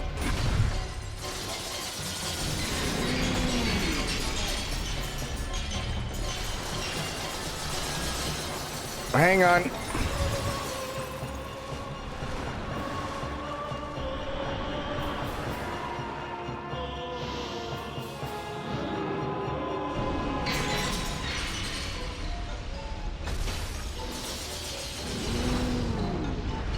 Oh my God. Tail.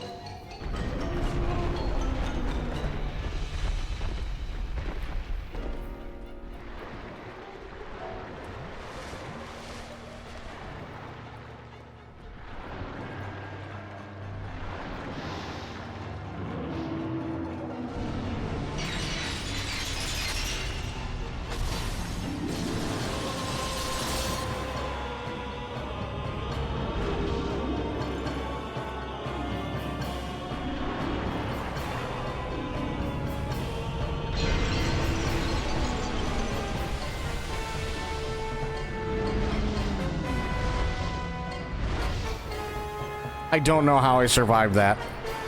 I have zero clue.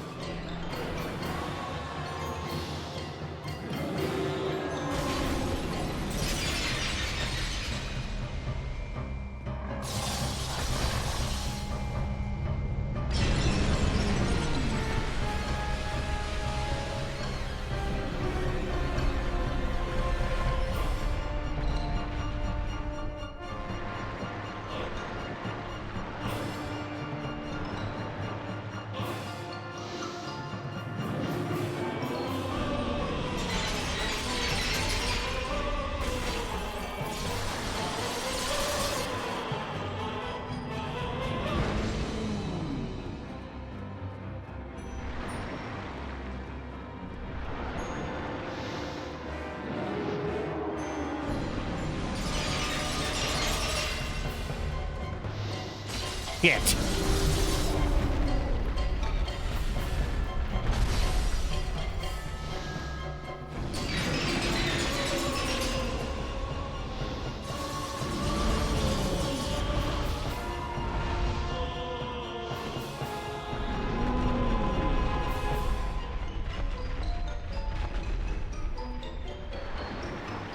Oh.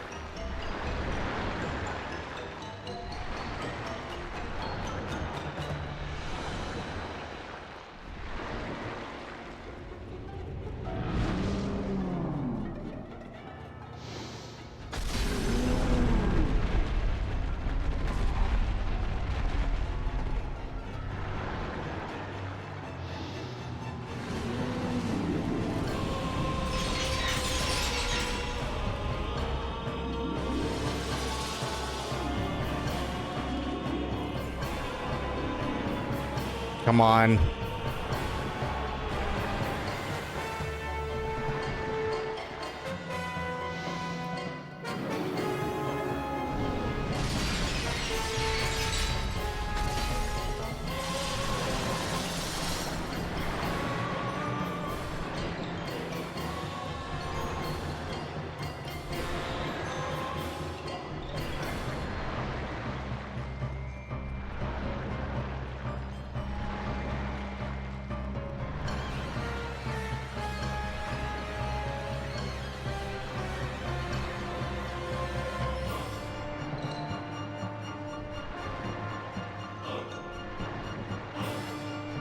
Come on.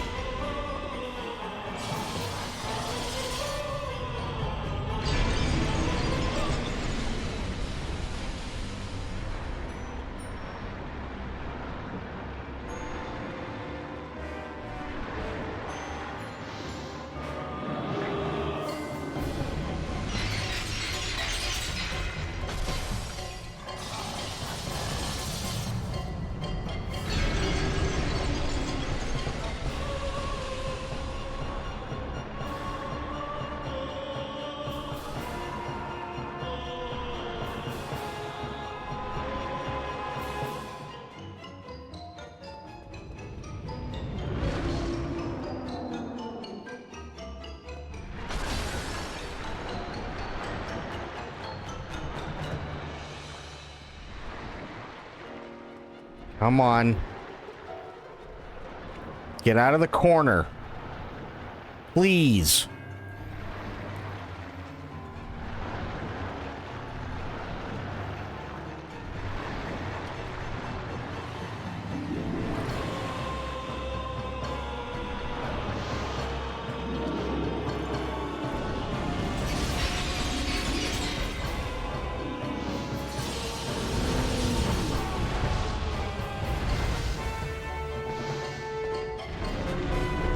I can't.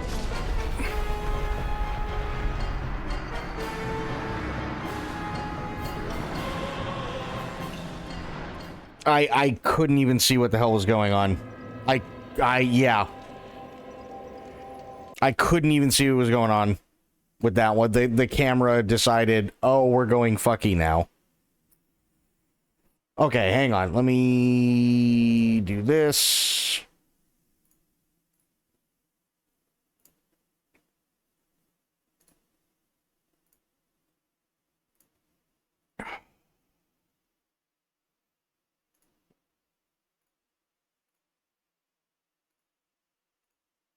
Okay, Sophia, are you ready for it?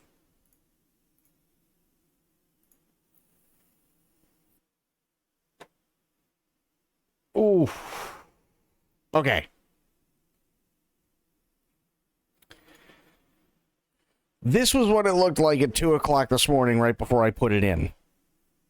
Now, I didn't take pictures of it while it was in there because it was dark outside, so the shots would have sucked. And also, if you're looking, you ain't cooking, so this is the only thing I had before it, right? Had to trim it, all that good stuff. I took the trimmings, put them in a pot, cooked it down slowly, made beef tallow, which was really, really good. That comes up later. And then for the first 3 hours, I just let it do its thing. And then after 3 hours, every 30 to 40 minutes, I was up, and I was spritzing it with apple cider vinegar. And then at hour 7, I switched from apple cider vinegar over to Worcestershire sauce and was spritzing it every 30 to 40 minutes with that. And then that's when I decided to go, I need a nap. And then the whole shootout thing happened. Woke back up, checked it, went, okay, spritzed it, I think, like one more time, brought it in, wrapped it in butcher paper, took some of the tallow, like an ice cream scoop's worth of tallow, and just went inside the butcher paper, wrapped it all up, put it back on the smoker for an hour, then took it out, put the oven on its lowest setting, and let it do its thing in the oven for 3 hours. So this was it when it finally came out of the oven. And then I unwrapped it. And I went, okay, we're almost done. And then I took the rest of the tallow and dumped it over the top of it so that it would sink in a little bit more. Wrapped it up, let it sit for a few more minutes. Then finally unwrapped it, took it out of the butcher paper, and this was the final result.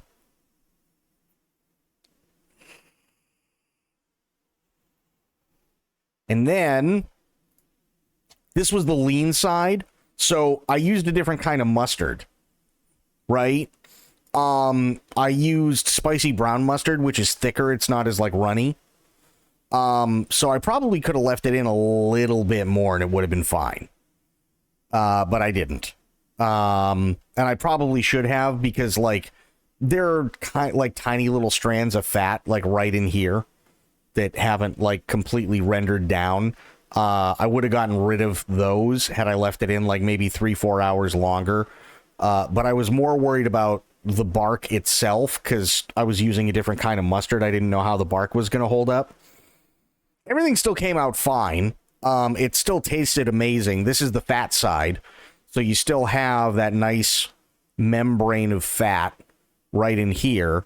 But pretty much, with the exception of like a couple of strands in the center, pretty much everything is rendered down, and then cut the whole damn thing up, and it was falling apart, and it was really, really good.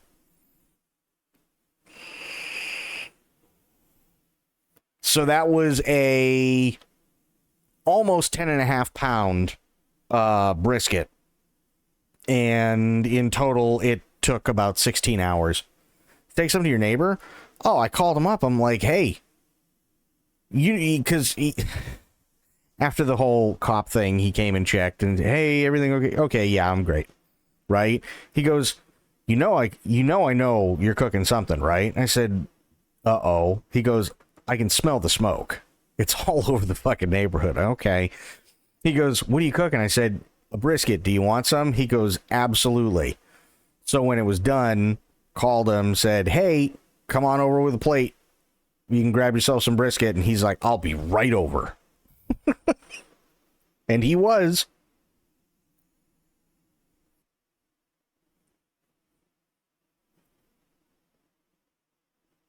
So, yeah. And this one, because I used a different mustard, it was a little bit, I don't know if dry is the way to say it. I want to be your neighbor. I don't know if dry is the way to say it, but you know how, like, there's a massive difference between the consistency of, like, yellow mustard and spicy brown mustard with, like, the grounds still in it? I think the spicy mustard actually helped make all the flavors more subtle. So you'll get notes of pepper in there, but it's not going to be really spicy. You'll get notes of salt in there, but it's not going to be like you're eating a salt lick. You'll get notes of the smoke in there, but it's not going to punch you right through your colon when you take a bite. It was all very, very subtle and subdued and everything else, and it made a really, really nice flavoring, and the bark overall was really soft as well, which was nice, but still held up really, really well. So I really like the flavoring, but I think the next time I do something like this, if I decide to do spicy brown mustard, it's probably going to turn from a 16-hour thing into more like a 30 to 36-hour thing.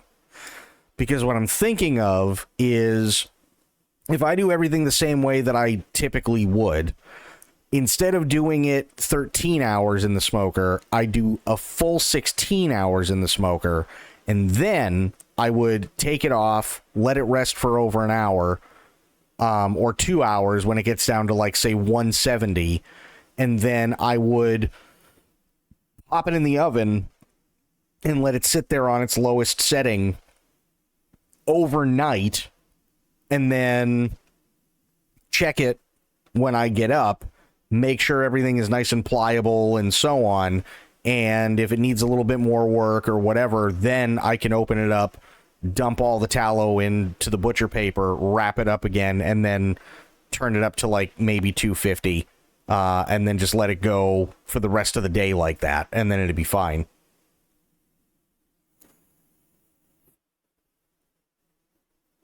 But I like doing this stuff. I love, like, it's not, I don't do briskets all that often. I love brisket, but I'm not able to do it all that often, but, I love babying a brisket. It's just so much fun. It really is. Babying briskets are just a blast to do.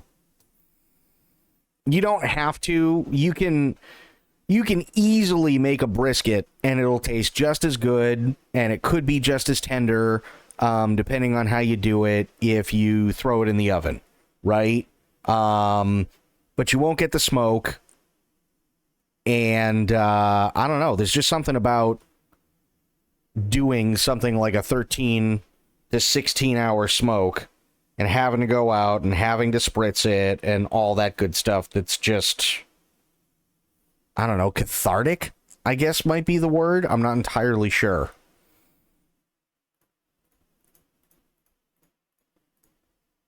Maybe that's the wrong word, but yeah. So that was dinner. It was really good. Oh, and the other thing that I did was, the other thing that I did was, I had potatoes with it and, veggies. That was it. That's all it really needed. It didn't need to be anything special because I was like, okay, here it is. It's 6:15. I have to stream in 45 minutes. If I go overboard with anything, I'm not gonna be able to make it to stream.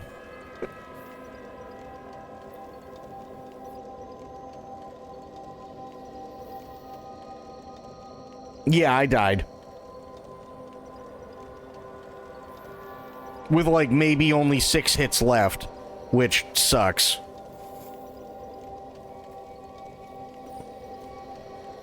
Because the camera decided to go wonky on me, and I couldn't see where I was going, and I just got curb stomped.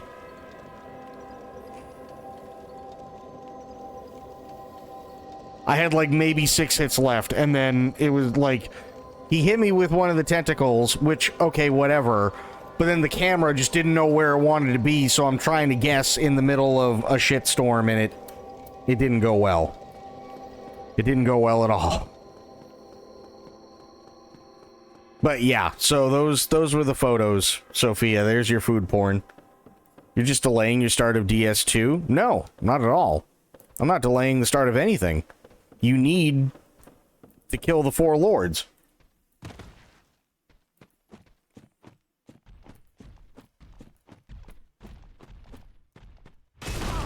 Ow, really?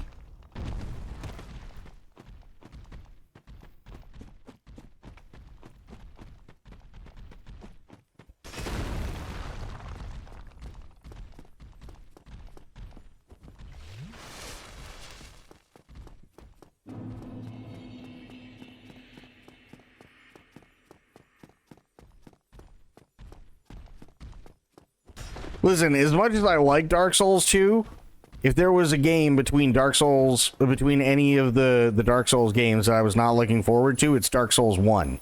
Even though I love Dark Souls 1. And that's mostly because Dark Souls 1 had a lot of things that weren't implemented yet.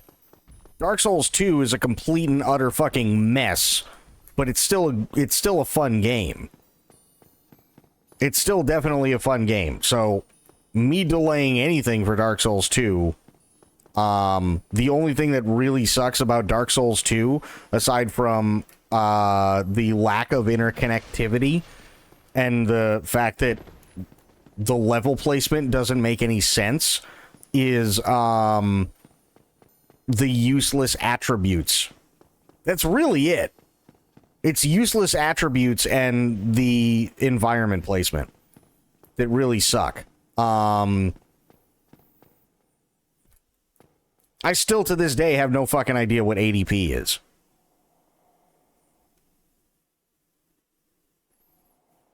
I still have absolutely no idea what ADP is or what it does in Dark Souls 2. I have zero clue.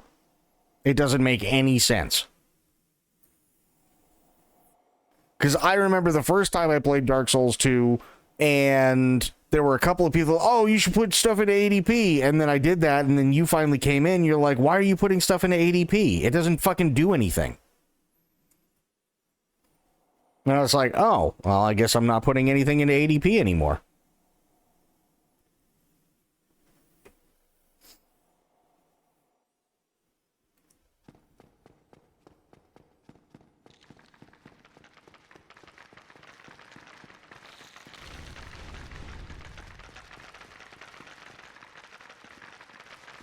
I actually had a lot of fun with Dark Souls 2. I don't know why I think everybody bitches about it because it's not Dark Souls 1 Part 2. I think that's what it is.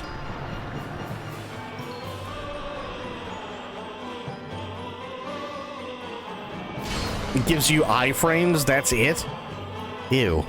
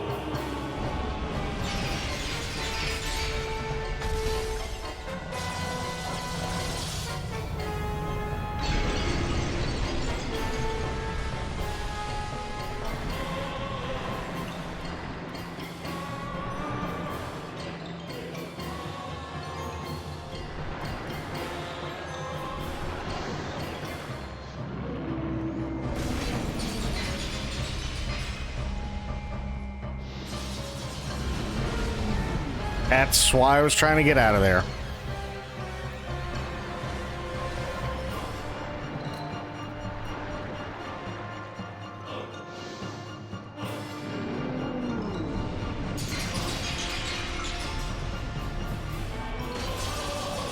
Fuck.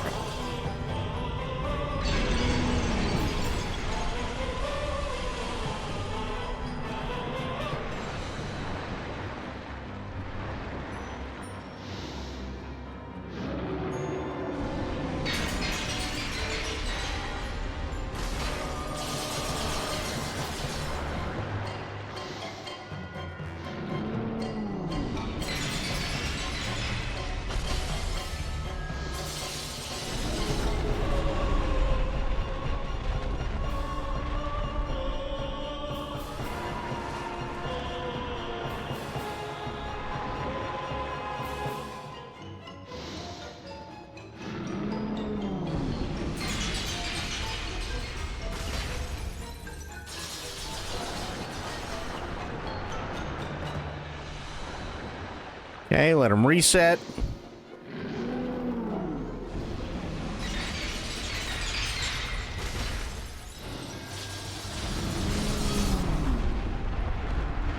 God damn it.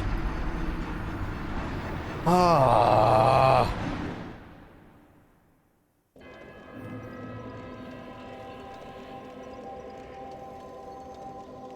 So you can be gaining while after animation by making them trigger faster? Yeah, see, that... I don't know. Here's the issue with Dark Souls 2. It's a fucking mess. Right? Good game, absolutely disaster of a design. ADP,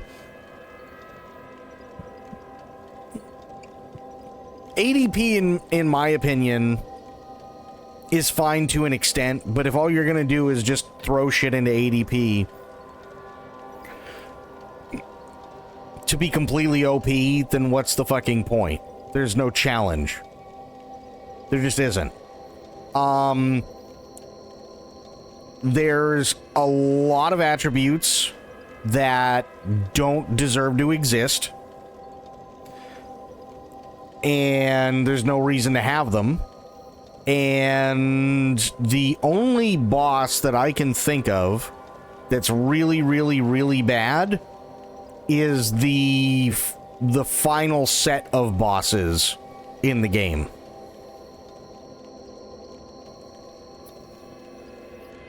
Still think ADP should stand for average depth of penetration. Fair. Most people are saying most people only get 20 ADP max, but if you're an agility player, 35 at most. It doesn't make any sense, right? Because here's the thing. If you, and again, I know this kind of sounds elitist, but if you know what you're doing when it comes to Dark Souls 2, even if you don't know what you're doing, like I didn't, you can still go through everything and level up the way that you need to for your build. And although challenging, can still defeat the final bosses.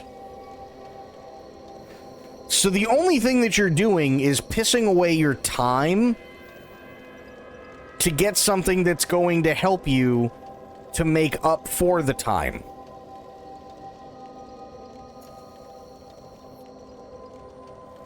You see what I mean? Like, by the time you get ADP to 20, you're at a time deficit because the only thing that you've been doing is bringing up your ADP to 20.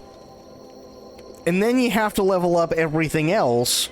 So the only thing that ADP is really going to help with is making up for the time that you spent getting it.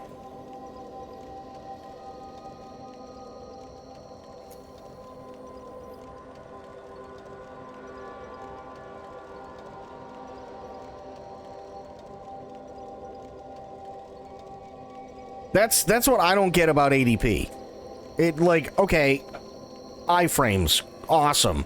But, again, who the fuck are people going up against if they're an agility build that requires them to have a 35 ADP.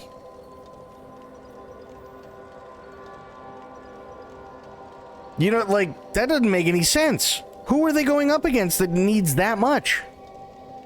If they're already an agility build.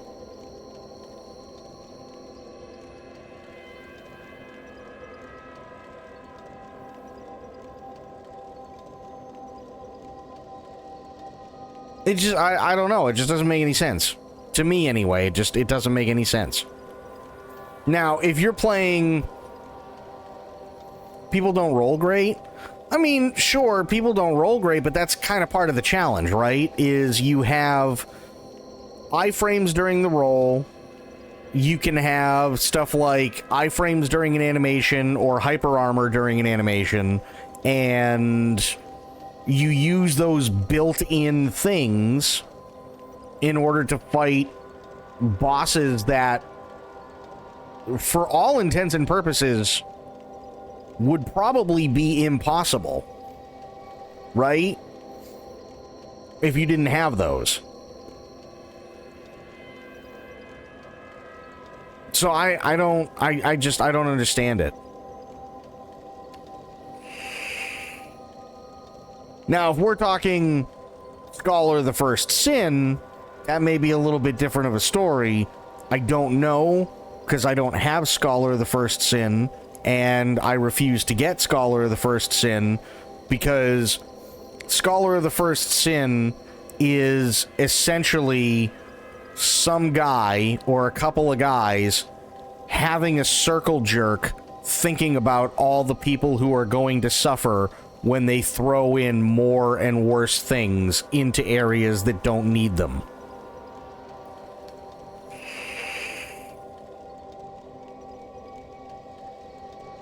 That's all Scholar of the First Sin is. Seriously, that's all it is.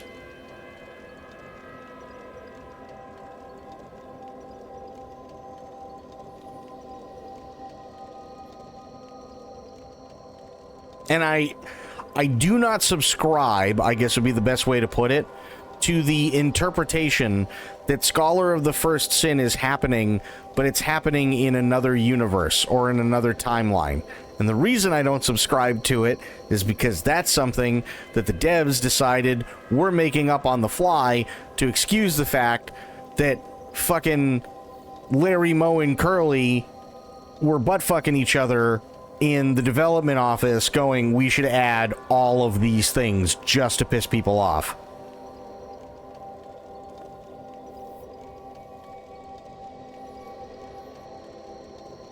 It's not even a retcon. No, it's not even a retcon. Literally the exact same stuff happens in the game, story-wise and lore-wise. Everything plays out the exact same way. The only difference is that mobs have been changed, whether that mean there's like anywhere between, say, 1.5 to 2 times the amount of them, or they just go, oh yeah, well, the original version had like 5 dudes here. We're gonna keep those 5 dudes, but we're also gonna add in 4 cave trolls. That's literally what they did. It's not even a retcon. Everything happens beat for beat the exact same way. Thank you, Sophia. It's ridiculous.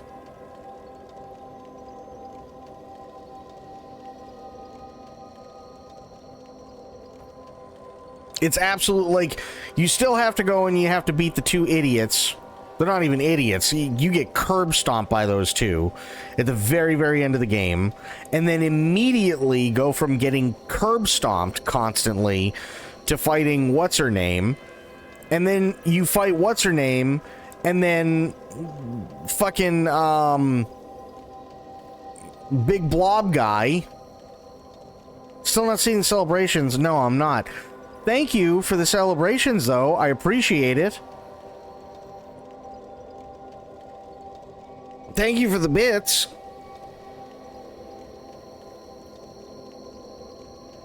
Oh.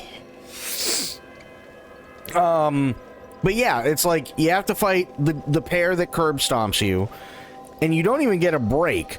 You fight the pair that curb stomps you, you still have to go and fight, like, Grand Duchess Douche, or whatever the fuck her name is, and then immediately after you defeat her, you have to go talk to Blobhead, and he's like, either you follow me, or I'll just fucking kill you because I think I'm hot shit, and you tell him, go fuck yourself, and then you have to fight him.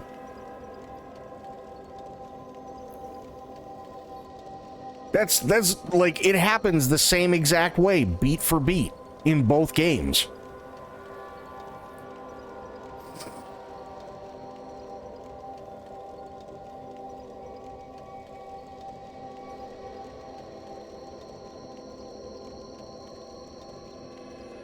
The only nice thing about Scholar of the First Sin, if I remember correctly, is Scholar of the First Sin included all the DLC with it. But, in my opinion, you might as well just get the fucking original and pay the extra for the DLC so you don't have to deal with the extra bullshit. Because there's a lot of extra bullshit in Scholar of the First Sin edition.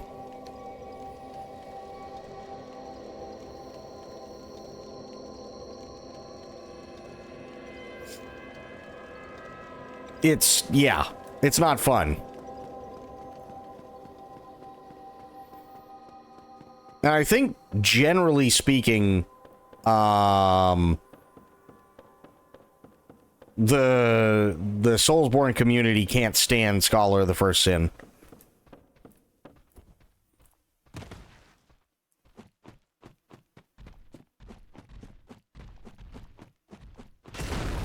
Which, completely understandable. The game's already hard enough.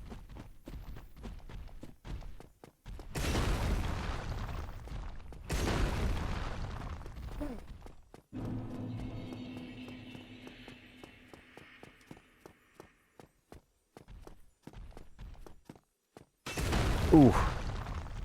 Ooh. Thank you for the stretch, Aelin.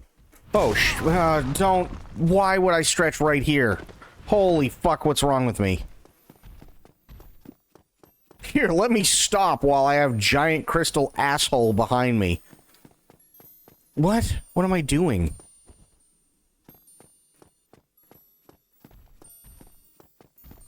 Ooh. But I will stretch here in a second when I get over the invisible bridges.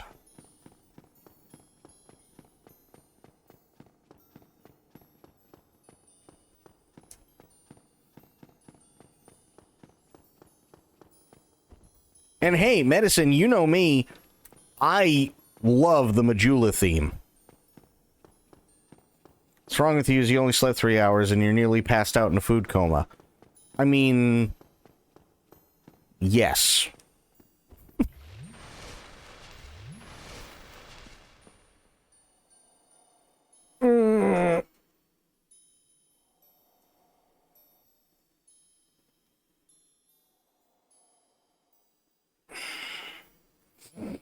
It was worth it, though. It was totally worth it. 180 centimeters. What?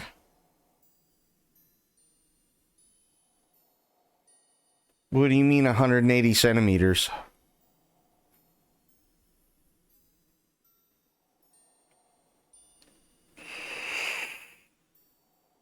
I don't know. I mean, listen. I know most guys like to think that their dick is bigger than it is. I'm not one of those guys. When is this boss over? I don't fucking know, Bloop. I don't know.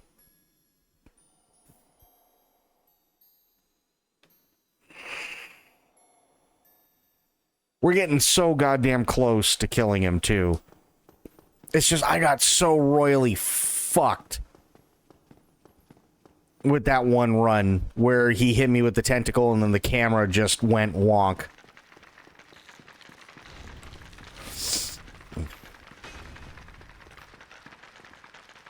Worst part is I have to do this. I don't have a choice. This is not an optional boss.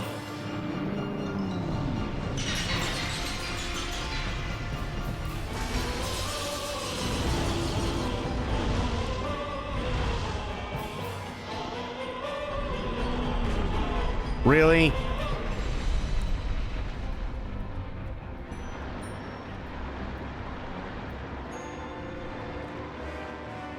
Okay, come on.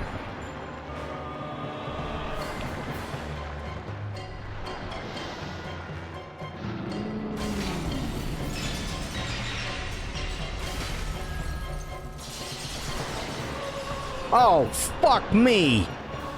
Oh my god.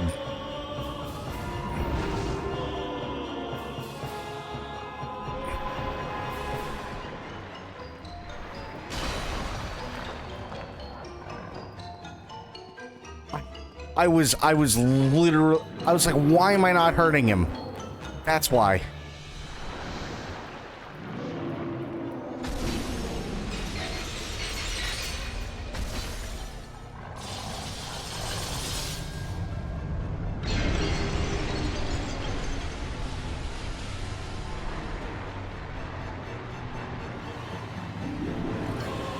That was 2 perfectly good hits wasted.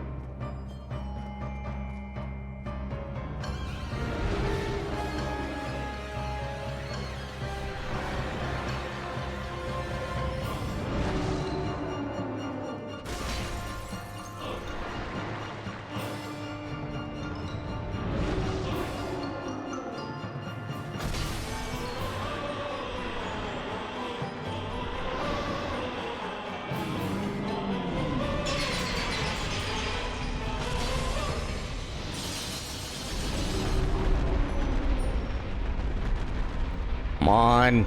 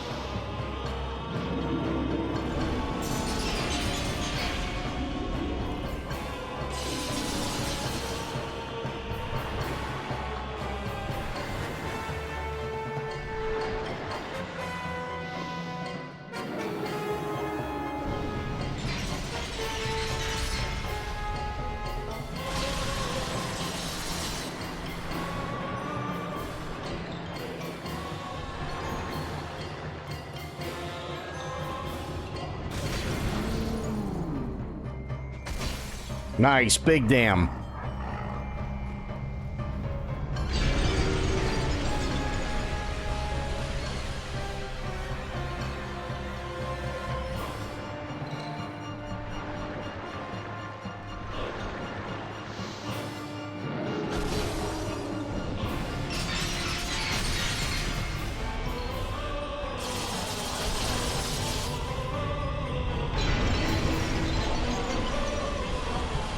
Come on, come on, come on, come on. Okay, we're good.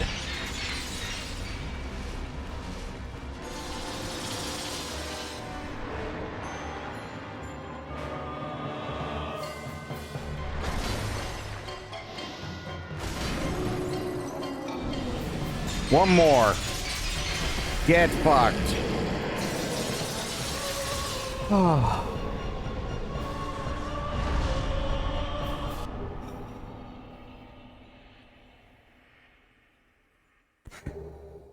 Oh, thank God.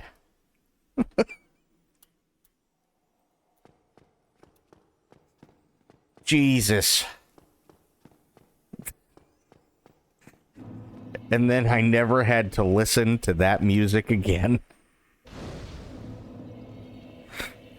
That music gets really grating. Okay. Yes, yes. Oh, I should be able to make that. That should be good. Got him! True. Thank you for the bits, Aelin. Here, use, yes. Nice.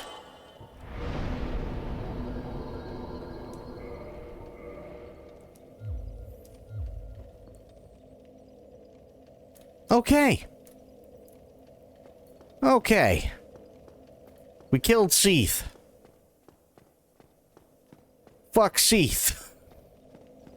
And everything about him. He's horrible.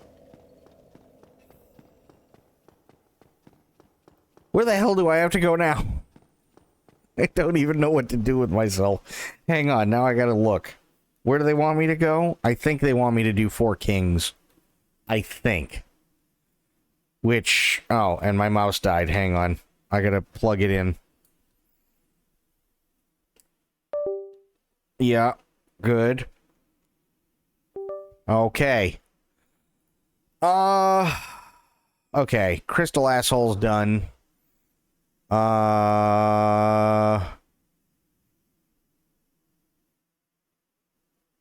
So it's either going to be 4 Kings or it's going to be Gravelord Nito. Damn it. I mean, I guess I could probably go after 4 Kings. New Londo isn't terrible other than ghosts all over the place. No more Dragusi. True.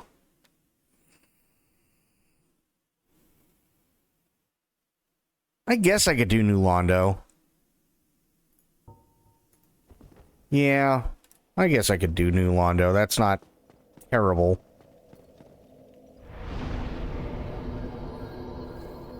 And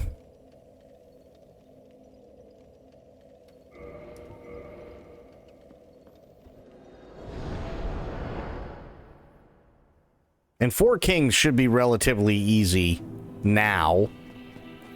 I remember doing it like that. I think 4 Kings was one of like the first big bosses that I did when I first played this, and I just kept getting my ass handed to me.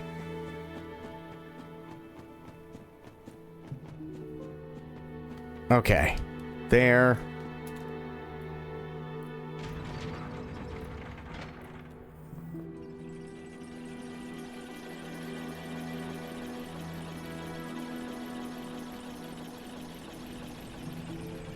Need to legalize bum fights. Oh, God. I mean, it kind of depends on what you're talking about when you say bum fights.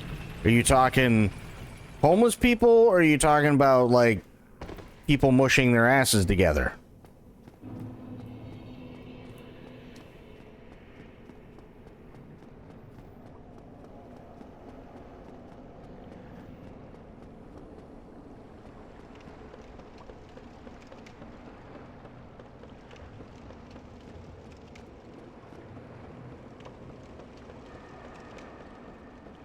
Okay, ghost people.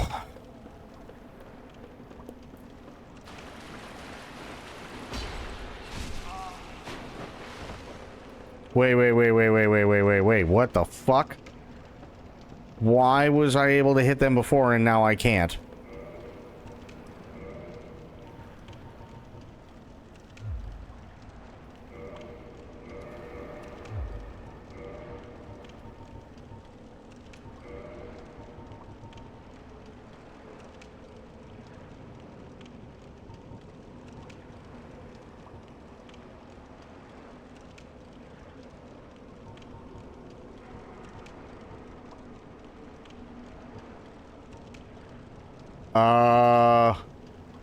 That's not good.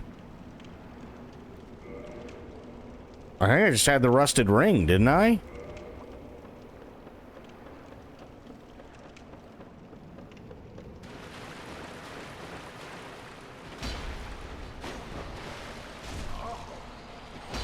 Oh, shit. What did I have on?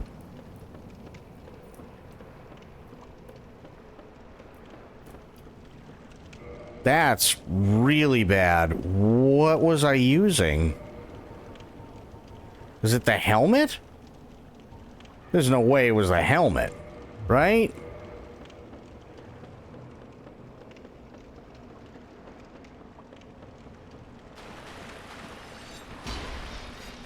That didn't do anything.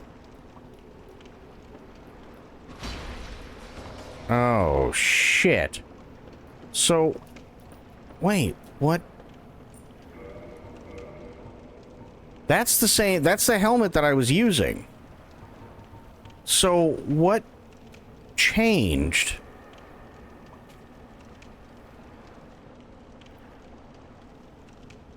What the hell changed?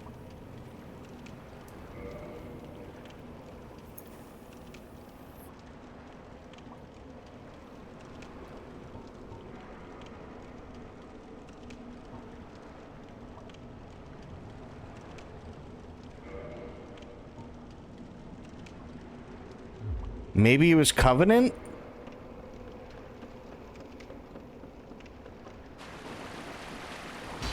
Nope. Definitely not Covenant. Uh-oh.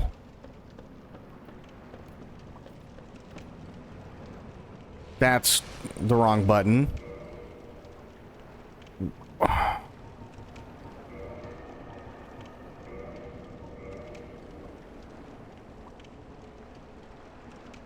I'm very confused. Why was I able to hit them before?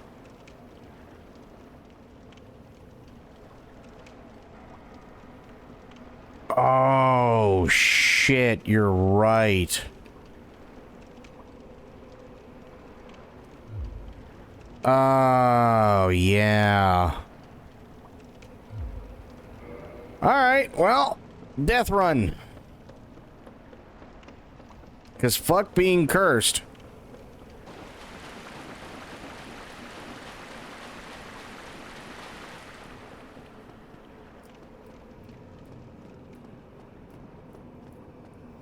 Yeah, no, you're absolutely right. I was cursed before. That's right. Fuck. Well, that sucks a fat, high, hard one.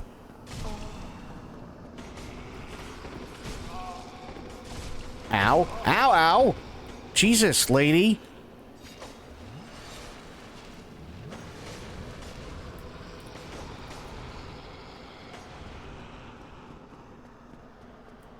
No. Don't go that way.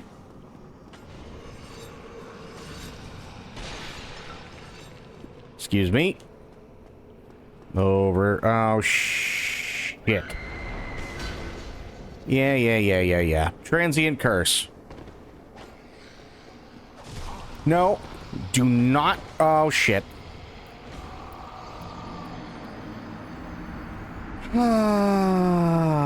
Well, I got the transient curse item. Hang on. Let me go here.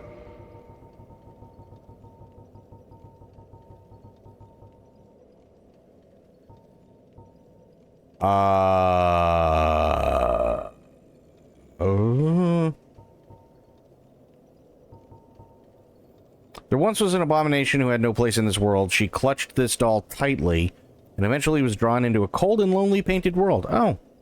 Yeah, that's true. She was.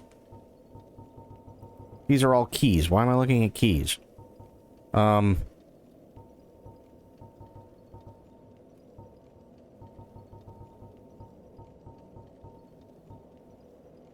Temporary curse allows engagement with ghosts. Oh. The only way to fight back against ghosts who are cursed beings is to become cursed oneself.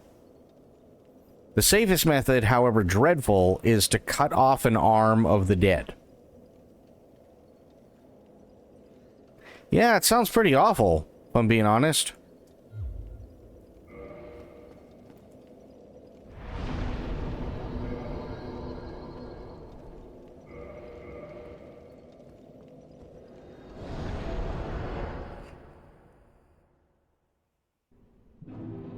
God, I forgot that I had to be cursed in that area. That sucks.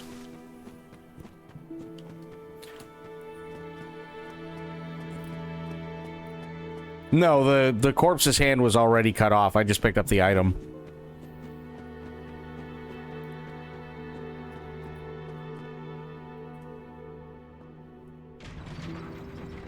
And it only lasts for 5 minutes, and that sucks too. Ew.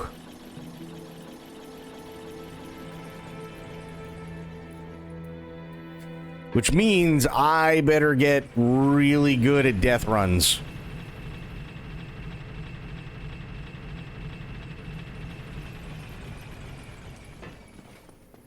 I better get real good at death running. Stupid new Londo. Oh yeah, new Londo's not all that tough. Yeah. How right I was, I guess.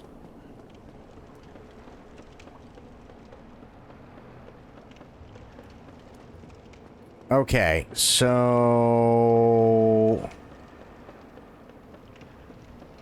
Oh boy. Oh, this is... Ow. Holy shit. Okay, ladies. Just, please. Alright? I understand I'm invading your home. I'm sorry. I'm trying to do a thing. Listen! You're not helping! You... Ladies! Ma'am?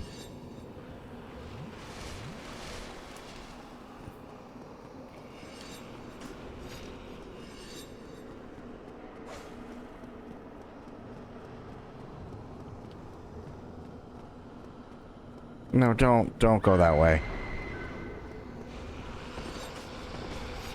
Oh. Jesus.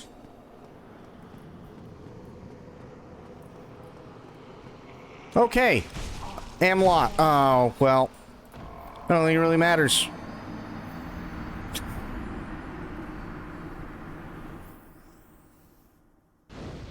Oh my god. What was I gonna do? I was gonna do something. Oh, yeah. Now I remember.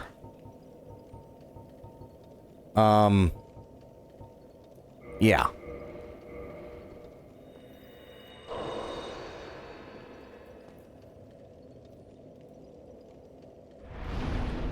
Yeah, I need to, yeah, I was sitting there, I'm like, wait, what?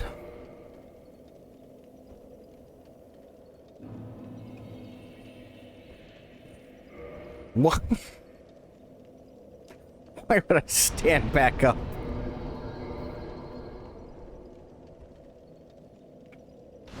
Okay, much better. These ladies are, like, all those dead ladies are like, plotting my fucking doom. And meanwhile, I'm trying to run around and calculate penis. And it's not going well. Wait, why is it light outside already? What? That's weird.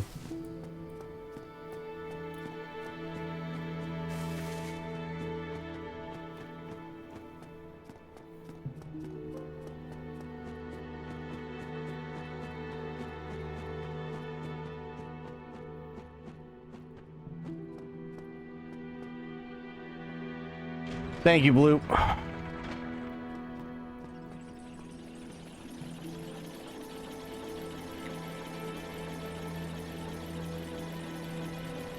What's the difference between Overcooked Bacon Man and Man? For the purposes of the game, the only real stuff is that,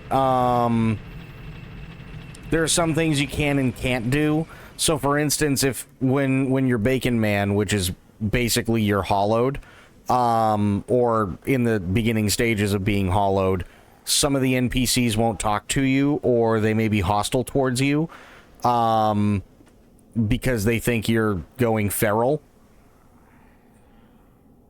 One is better at the game, that's true. The other big thing is, there's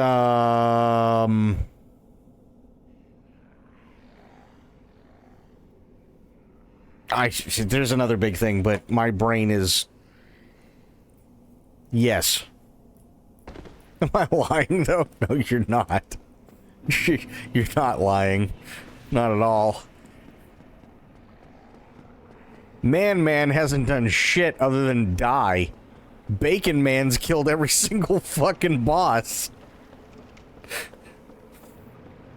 Well, I guess it's quite hard to maintain being human. Well, that's the thing. So, in the lore in this game is that, like, when you see Bacon Man, right? Bacon Man is essentially what every human becomes in Dark Souls.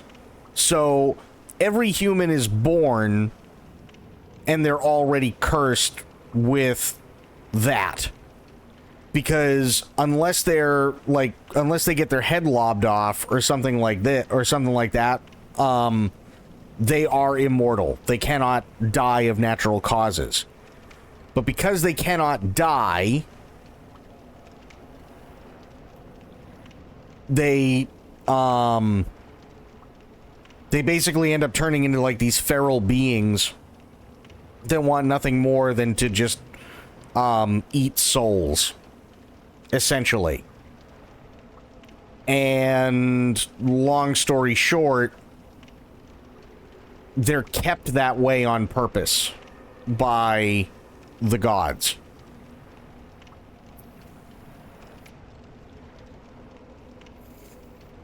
Extra Life, huh? Well, I'm not a big fan of Extra Life, but it is right there, so hang on. Let me bring it up. Effects of humanity in Dark Souls. When you have humanity on your person, it puts those points at risk. Upon death, your held humanity will be left with your bloodstained addition to your souls, thus increasing the price of dying twice in a row. Affects damage of weapons that are upgraded with chaos upgrades and spells that are considered to be chaos related, maximum of 10 humanity. It increases the player's physical and elemental defenses, not bleed and poison, similar to leveling up. It increases the player's resistance to being cursed, maximum at 30. It also increases the player's item discovery rate, which determines the likelihood of enemies dropping items, maximum at 10. Holding humanity is not the same as being human. Recovering your human form will cost you 1 humanity point from your meter. Yeah, it sounds about right. But for all intents and purposes, the way literally everybody plays this, most people are never, ever, ever going to see any of that. It's like that scene, I will never die, and then they bump parts. It makes perfect sense if you don't think about it. That's true. I could never sleep with you unless you told me, what is it? Unless you told me you will never die. I will never die.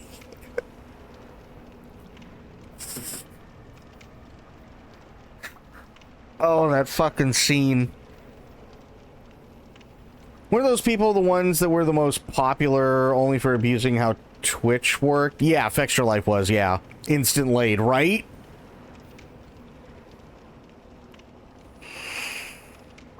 Instant marionettes bumping up against one another.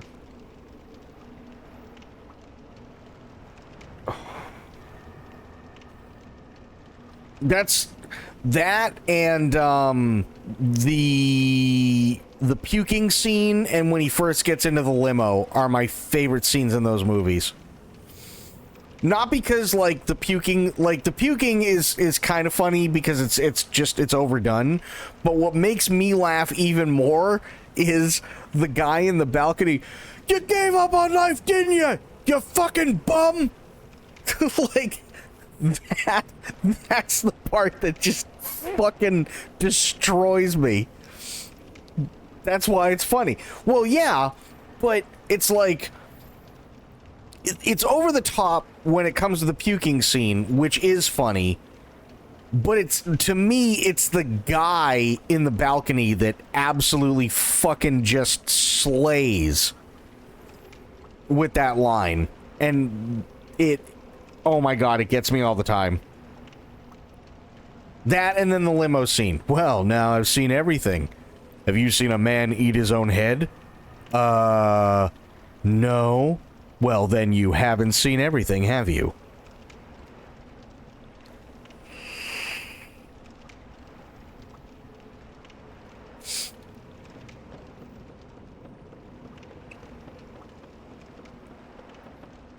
Oh, and the signal.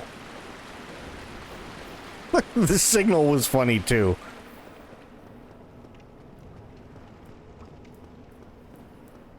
Shadow, I think you're getting loopy. Probably. It is. Team America is funny, though. Like, it is. Stop trying to grab me. Let me go. Lady. Fuck. Oh, okay. All right. Oh, well.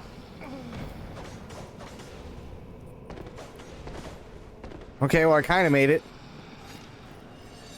Bad touch. Shadow needs an adult. I do.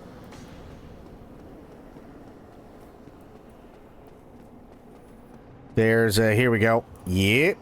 That's what I needed. Ah. Ball shit and wieners.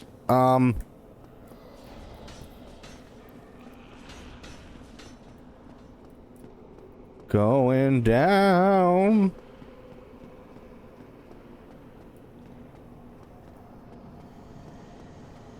Do I want to go? Yeah, I want to go down. Yeah. Oh! Don't do that. Don't do that. No. No. Oh! Why'd you... No! Stop it! Fuck! You better go to bed after all of this? Bed? What's that?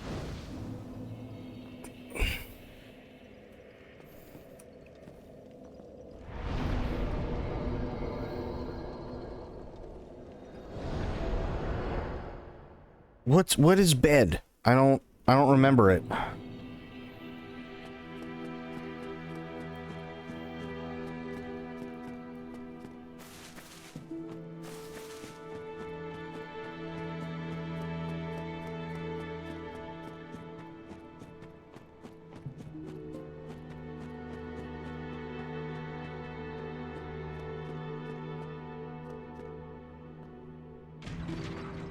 Bed is just a product of our imagination in this channel. This is true.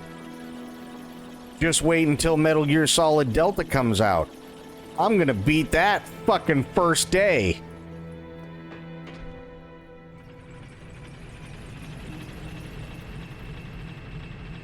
Literally, I'm not gonna stop the stream until we're done. So we're looking at a 14-hour stream.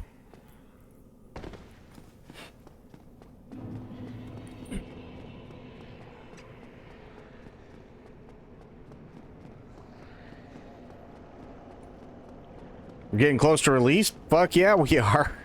That sounded horrible, actually. Why did I say that? Fuck yeah, we're getting close to release. What's wrong with me today? Yeah, no, it's coming out in... end of August?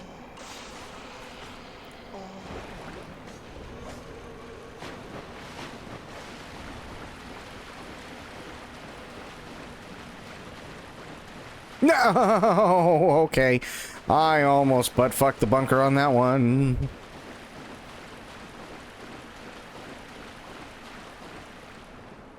No. Ladies. Jesus. Yeah. Can't wait to play it on the Nintendo Switch, too. You're gonna be waiting a while.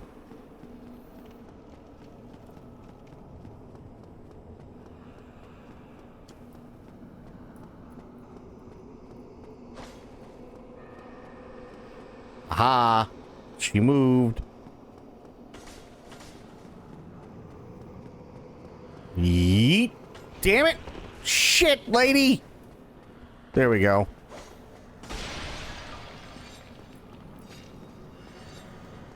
Nope, missed it. It's over here. Always happening when a game comes to PC, because mods. That's totally fair.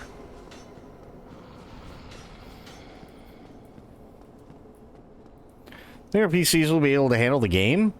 I mean, it's Unreal 5, so we should be able to. Which way am I going?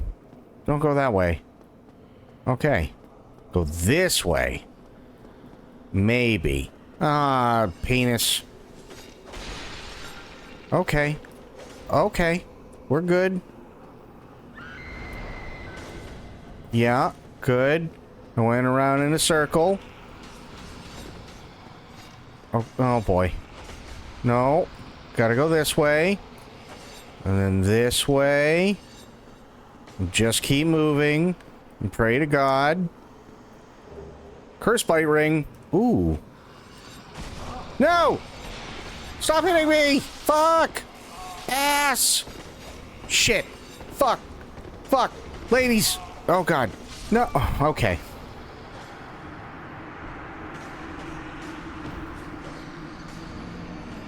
God damn it.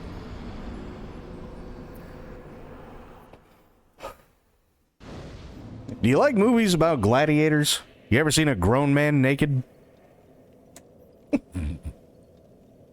Johnny, you ever been to a Turkish prison?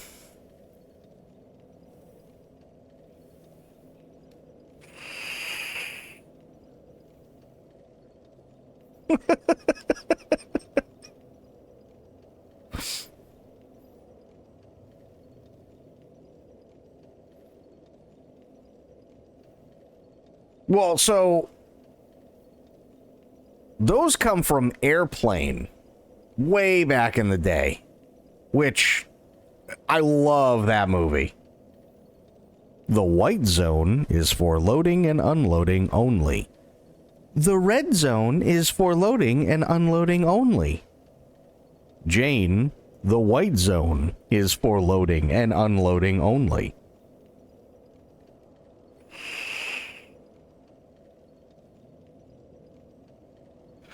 Would you ever stream GTA like any at all?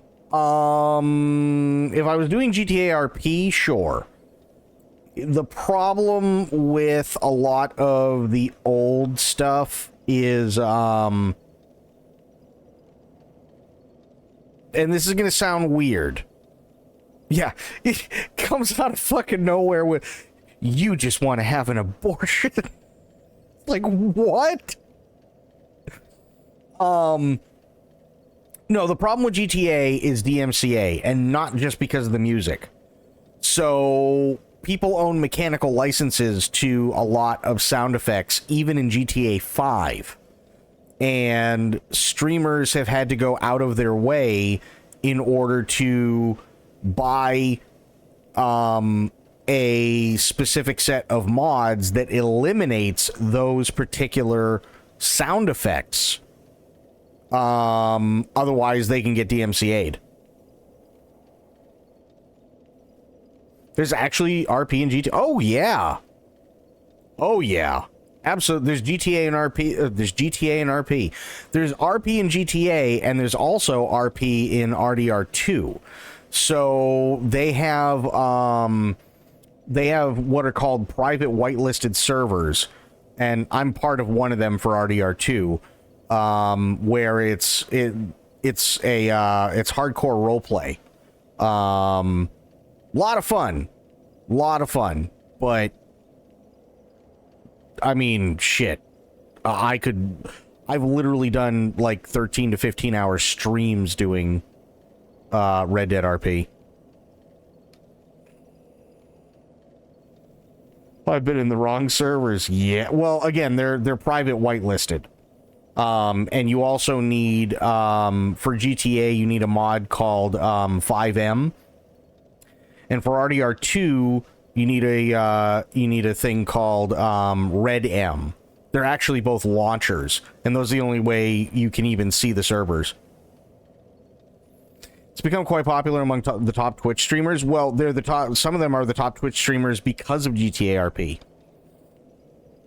And actually, to this day, the reason why GTA RP is as big as it is, or I should say GTA 5 is still as big as it is on Twitch, is quite literally because of GTA RP.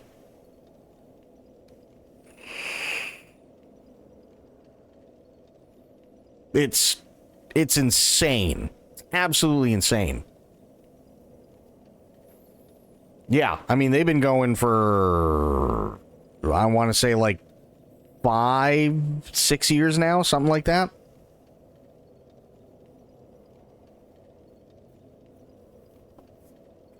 Something along those lines. Makes me wonder how big GTA 6 will be, since I believe reading that they wanted to give it some RP properties. Well, here's the really cool thing, and I don't actually mind this, only because Rockstar loves the community when it comes to making mods. They never had any problem with people making mods. They've never had any problem with people doing RP servers. In fact, they actually really, really like it. But CFX, which was the organization that owned 5 and Red M, were bought out by Rockstar. So I wouldn't be surprised if, maybe not on release, but within a year after, sometime within there, you will find whitelisted RP servers for GTA 6. And the bonus to that is that because they're owned by Rockstar, once it's figured out exactly how they'd run stuff and who would be moderators and everything else, or how you'd even pick moderators, because right now all the moderators for the private whitelisted servers for both, they are not allowed to get paid, and it's all volunteer work, which is fine, except everybody who is a moderator or an admin or whatever for any of those servers at some point had to help create the dev kits for those servers. But now that everything is owned by CFX, or everything that was owned by CFX is now owned by Rockstar, there's a very good chance that getting a hold of dev kits is not going to be a problem. Which is actually really cool. That's really, really cool.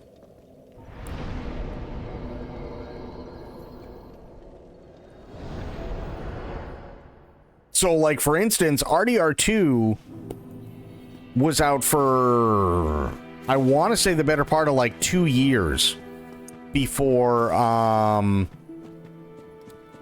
Wild RP or Wild West or any of the other whitelisted servers came about. But that's because the initial thought process was, oh, it's GTA, but it's in the Wild West. And they were literally, they couldn't be more wrong. There were only a few general things that worked the same in RDR2 that worked in GTA 5. So then they had to figure out, okay, how do we do all this? And it was a constant challenge of, you fix one thing and you figure out how to do it, but then seemingly for no reason, something else breaks in another system that isn't even related. And that's when I started. That's how it was when I started. And that's why for the longest time, you could only have a maximum of 16 people on Wild RP at any given point.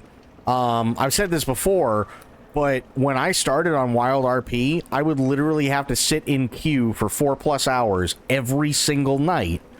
And then I would literally be doing 12 to 13 hour streams. So now I'm looking at anywhere between 16 to 17 hours in total trying to get in. And then the worst part was you had to pray that you didn't crash, because if you crashed at that point, there was also no guarantee that you were going to be able to make it back in. Yeah, it's the spiderweb stuff that happens when they update. You fix armor, then weapons break. You fix the weapons and the connection. Yeah. Yeah, that's exactly what was going on. That's dead on what was happening. Boosts cursed resistance. Oh, well, that doesn't do me any good. Thank you. Thank you, ladies. Yeah, I needed that. But yeah, no, I would literally sit in queue for 4+ hours a night. And, yeah, then it was like 16 people. And that's how I got close with Flick and Silas, Ian, and, you know, a bunch of other people. That's how I got in with that group. Tilted was another one. Voy. Because we were all just literally lucky enough to be able to get in after waiting 4+ hours in queue every single day.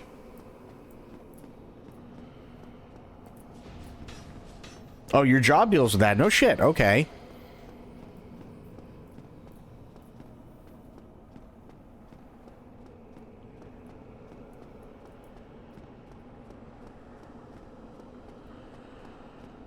And it's funny because I keep telling people it's not easy. That shit really is not easy at all. Oh yeah, it's annoying, it's tedious.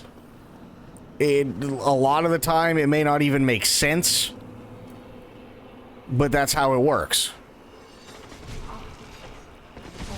Oh shit. I just did the same thing. Okay, it's fine. I'll just take a nap. We'll fix a feature and some other dumb stuff break. Oh yeah, there have been times where I'm trying to remember what was one of the big things in Wild RP. They used an example because they used to do like community meetings, right? Where they used to kind of tell us what was going on and what the issues were and why things would take a while and so on. And one of the things that they worked on for the longest time, and it's really cool that they were finally able to do it, is they wanted to give Law the ability to do, at the very least, basic forensics. Corgi coming in with a raid. Thank you so much, buddy. How you doing? Good to see you again. What the fuck are you doing here? Thank you so much, Corgi. We get a shout out for Corgi. I'd appreciate it. Yeah, they wanted to be able to give Law the ability to do basic forensics. So, for instance, and this is what we're talking about for forensics, let's say somebody goes and robs a bank, and then he goes and runs around to the other side of the town and tries to say, oh, I didn't do it. But somebody saw that exact same person dressed exactly the same way robbing the bank, right? And he fires off a shot. He fires off a warning shot to tell everybody to stay away. Now, let's say this only takes 5 minutes, right? Basic forensics would allow them to go, okay, sure, let me see your gun. Well, if the gun's warm, that means it was fired. Right? Stuff like that. So they were trying to incorporate stuff like that for the longest time, but the problem was that, again, trying to implement a system into multiple systems that you know nothing about sucks. So they'd try and do something on their test server, and then it'd be something ridiculous like, oh, well, now you can walk through literally every wall. For whatever reason, all the collision would just turn off. Or it would be something like, oh, hey, we want to add interiors to buildings that have none. Again, if you're, a modder, stuff like that, it's not necessarily the easiest thing in the world, but it's doable. And then they would do that, and then all of a sudden you'd fall through the world. Because there are too many assets, so at least something has to be deleted, and now the reason why you're falling through the world is because the land is the biggest asset that there is, which means it takes up the most space, so then it just goes, oh, we'll just get rid of what we don't need. Right? So now you can't use the rest of the world because you put in... You literally put in a fucking thing. So the only thing that they could do is they had to, like, the church in Valentine for RDR2, you can use the church and go inside of it, which is all a custom thing, and that's great, but they had to create a separate instance for the interior of the church.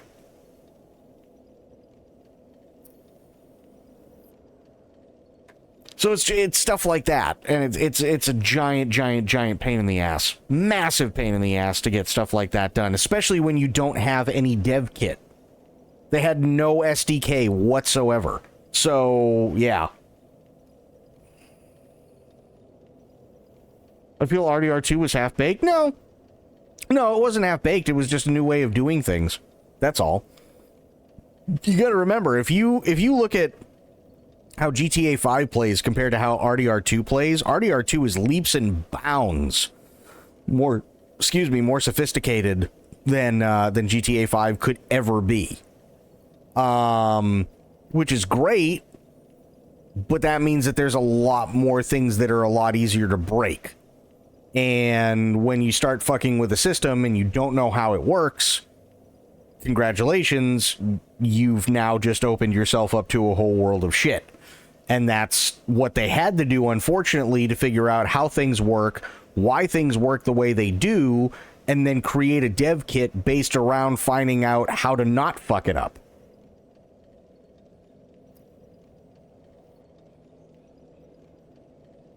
And that took 2 years, something like that, before they finally had their own dev kit. It took like 2 years, something like that. And then it was like from the time I started playing RDR2, it took at least a year before it went from a max population of 16 people to a max population of 128 people. Because that was the biggest thing. They needed to get people in there as fast as possible because everybody wanted in on it. And then I want to say now it's... I think if they really push it, they might be able to do 400. But that's pushing everything to its insane limits. And shit tends to go really fucky. Have I played any Remnant games? No. No, I haven't played any Remnant games. Don't plan on it either. Oh, not necessarily because I don't like it or anything like that. It's just it never... I saw the trailers for it. I've seen people play it. It never really did anything for me.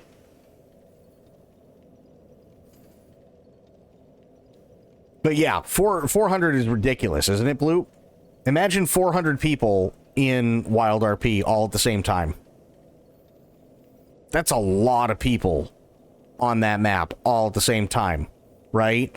So, yeah. But shit gets really, really fucky.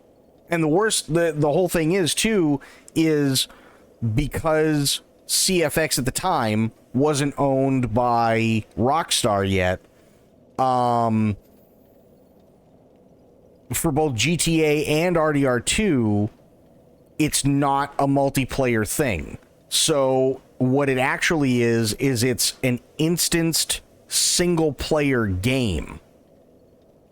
But because all the NPCs and because all the cutscenes have been deactivated, there are no triggers in order for anything to happen. So you could walk around the entire map and literally none of the triggers will go off because the triggers are tied to NPCs, the cutscenes are tied to NPCs, and so on, which is why they had to get rid of the NPCs. And why you'd have, like, weird things. And you still sometimes get weird things. I don't know about now, but I remember one of the big things, and it was actually kind of funny, and we used it as, I don't want to say meta, but we used it as kind of like a goalpost on, almost, as like, to how the day would go in RP, but we do it all in character. So there was this one guy in Valentine, and I think he was supposed to be the bathhouse owner, as far as the NPC goes, and he'd be outside sweeping the deck. But then for whatever reason, there would be another one that would spawn in. So in terms of RP, it basically just became like, oh, if it's only the one guy or you don't see him in RP for your character, chances are it's going to be a pretty good day. If you see two, things might get a little interesting. If you see three or more, it's going to be your character's going to have a rough day. Because that's typically what would happen, right? That was the funny part. Like, I remember people at one point saw 5 of the same guy, and we all just called them brothers. But we saw 5 of the same NPC, and everybody was afraid to leave town. Because we didn't know what was going to happen. Or, like, you can't have more than, I'm trying to remember what it was. You can't have, in any given town, right, in RDR2, and this is the way that the game is set up, because, again, it's supposed to be single-player or multiplayer, but they never really did much with multiplayer. You couldn't have any more than 32 entities in town at the same time. That's how the game is hard-coded. So you can tie up your horse, but if your horse is entity number 33 in town, you go back out to your horse, and sure, your horse is still there. You see your horse. You can interact with the horse. You can get onto the horse. But now you can't access your inventory. Why? Because technically, according to the way that the game is hard-coded, the horse is not real and does not exist. Even though it's still projecting everything for it.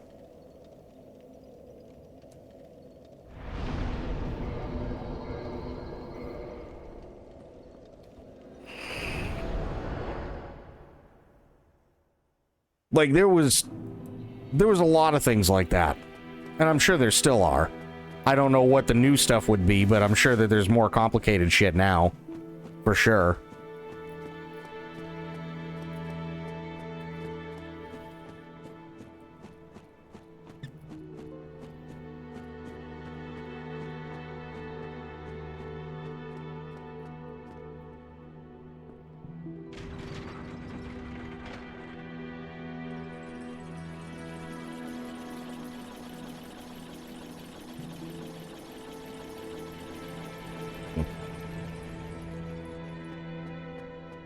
And I remember people used to complain all the time about it. And I was true blue when it came to the dev team. Because Kano and all that original dev team, they were magicians with what they did. So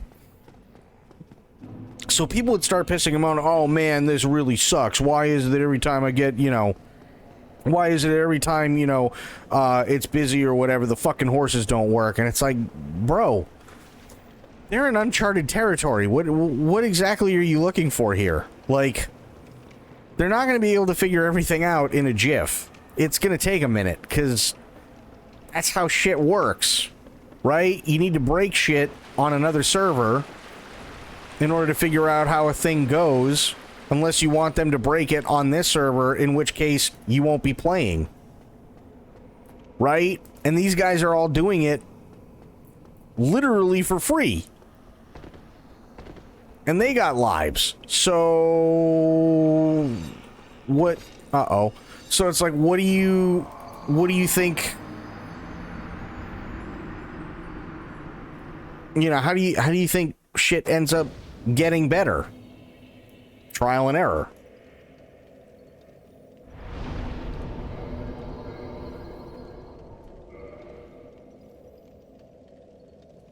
Didn't do death counts? Yeah, we did. I think there might only be like one more missing. Yeah, we're fine.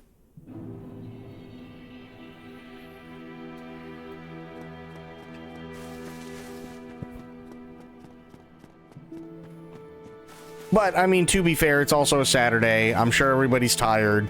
It's been a week, right? So the way I look at it is, at the end of the day, once we beat this game and shit like that, I'm gonna say, oh well, hey, this is how many deaths I had, plus or minus about 10 or 15.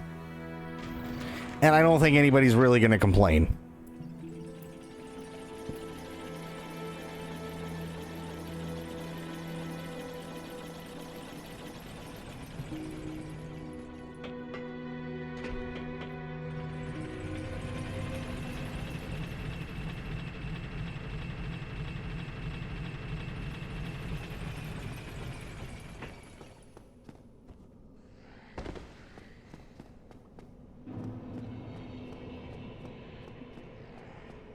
Imagine if there was hardcore mode in Dark Souls. I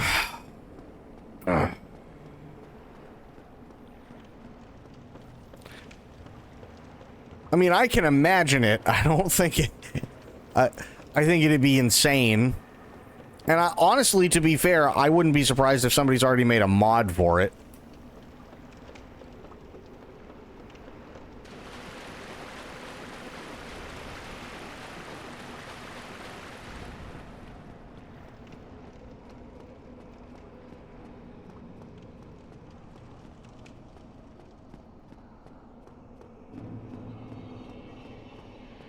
Wouldn't that defeat the purpose? Well, I mean, you got to admit there are a lot of absolutely fucking insane people when it comes to Soulsborne games. So would I be surprised if somebody wanted the challenge? No, I'd call them fucking insane for sure, because they are doing anything like that. But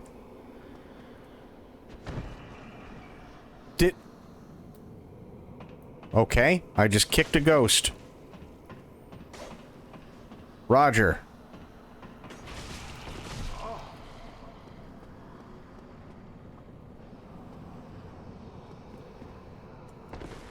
Oh. Well. Oops. Do a caster on Legendary in Skyrim. You'll be useless by level 1 and even worse by level 40. Well, we were talking about that earlier, right? Like, Dark Souls never got, and even to some extent, Elden Ring never got magic right. Never. They never have. Because in Dark Souls 1, 2, and 3, you can absolutely, and I can show you, hang on, here, right? Right. No. Here. So in Dark Souls 1, 2, and 3, you do have spells, and that's great. But a lot of the time, the starter spells are absolute crap.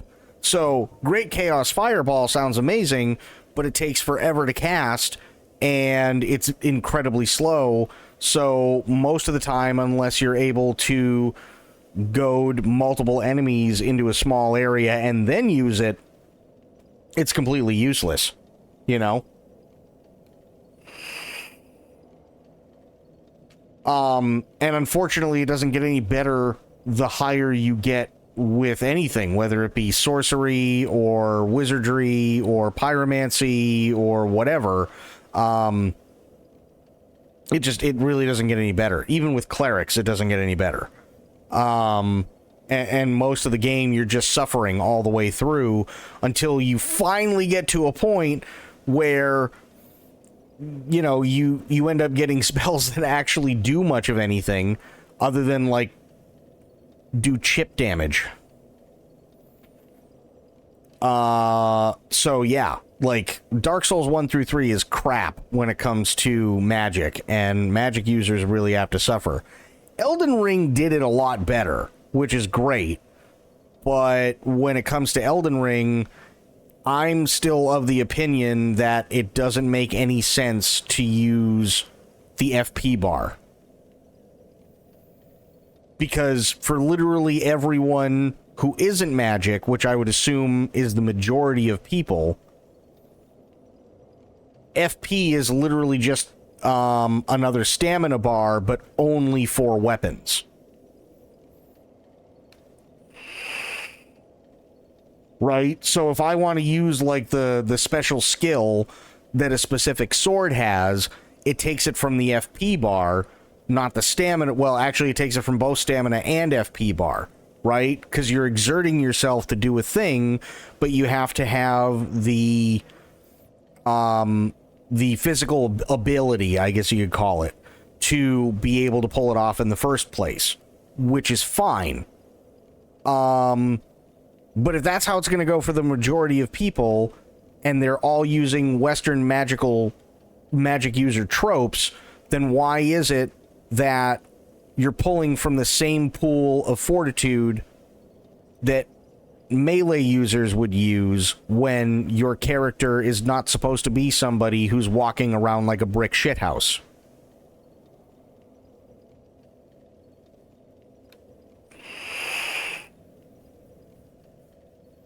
Like, that just doesn't... it doesn't make any sense. Now, I get it. It's a video game. They're trying to keep things a little bit simple.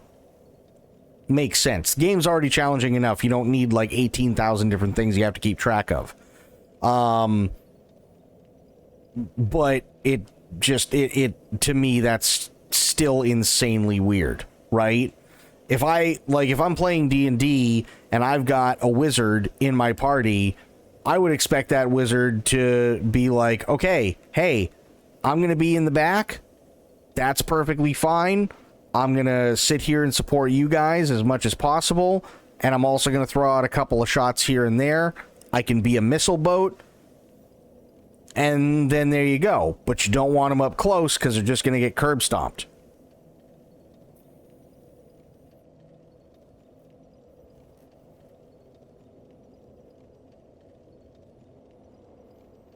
What's my poison? What do you mean?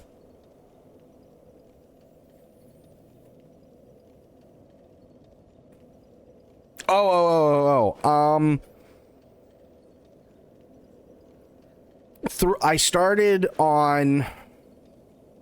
initially started on, believe it or not, second.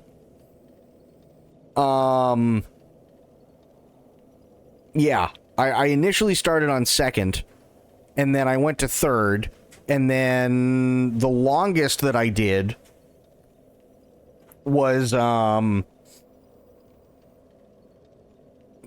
3.5. Because I did it for quite a few years on 3 and 3.5, and then 4 came out. 4 is okay, but it changed a lot of stuff.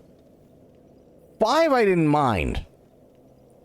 I honestly really didn't mind 5. The little that I played with it, I really didn't mind it. 3.5 was around the longest, yeah. Yeah. I mean, now granted, I haven't played 3.5 in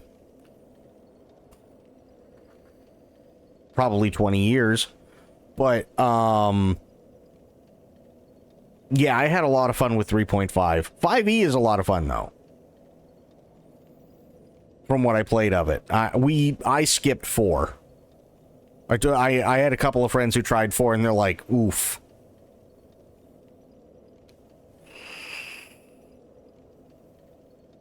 I like 3.5, but it's hard for new players. Well, I mean, to be fair, 3.5 was hard for seasoned players too. I used to have okay, you remember back in like the early 2000s how they had the soft three-ring binders? You remember that? Where it was like, it wasn't like a hard cover, but it was like was something you could bend and all that shit. That was cool, but I had one and it must have been about an inch thick. And it was filled with nothing but D&D stuff. And my character sheet for 3 and then got brought over to 3.5 was 13 pages long. Because I multi-classed, and then on top of that, I had 1 page of graph paper that I had on top of all of it that was literally just a cheat sheet of everything, because I had to go through and do all the math for absolutely everything that I could.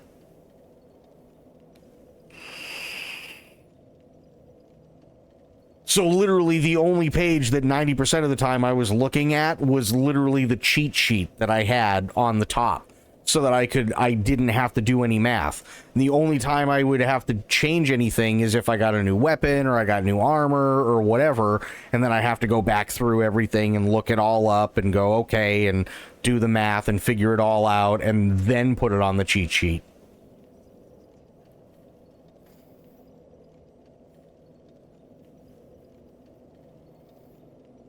So, yeah. 3.5 was a lot of fun. Well, 3 and 3.5. And then 5e, what I played was really fun, too. For sure. Looks down at her soft binder filled with 3.5 and 5e stuff. Has a lot of circumstance issues? Yeah. Yeah, it does. It absolutely does. 5e doesn't have enough, I feel. I could see that. I mean, I could understand to an extent that they were trying to simplify things, and there's nothing wrong with simplifying stuff, especially after 3.5, because 3.5 had like, I mean, fuck, they must have had like 40 books at one point that were different classes depending on what the base class was, and if you multi-classed, and what the I'm trying to think what else. Like what your specialty was, and like then there were subclasses and yeah, there were like 40 books or some shit like that, and then they all had their own specific rules and everything else that you had, and it's like, Jesus. Like, I can't make armor as easily in 5e that I can in 3.5. Yeah, that's fair. That is fair. But, I mean, coming from 3.5 and then 4 kind of being a disaster, 5e's a decent middle ground between the two extremes, you know? It's a decent middle ground. I'll give it that. For sure. Because, yeah.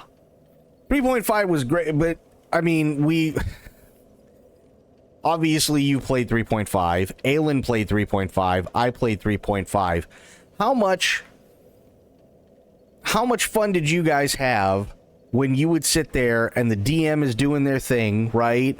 And you're all talking and you're interacting with the NPCs and everything's going great, and everybody really, really, really hoped that you could keep going and advancing the story and not have to fight, because going through even 4 people took 3 hours for one turn, because nobody could ever remember their shit unless they had a cheat sheet, And then the DM sitting there and going, no, you can't do that because you're not adjacent to him. And oh, fuck. Okay, hang on. And then they have to get the core rule book out and they have to flip to the thing. And then they're reading it and everybody's talking and,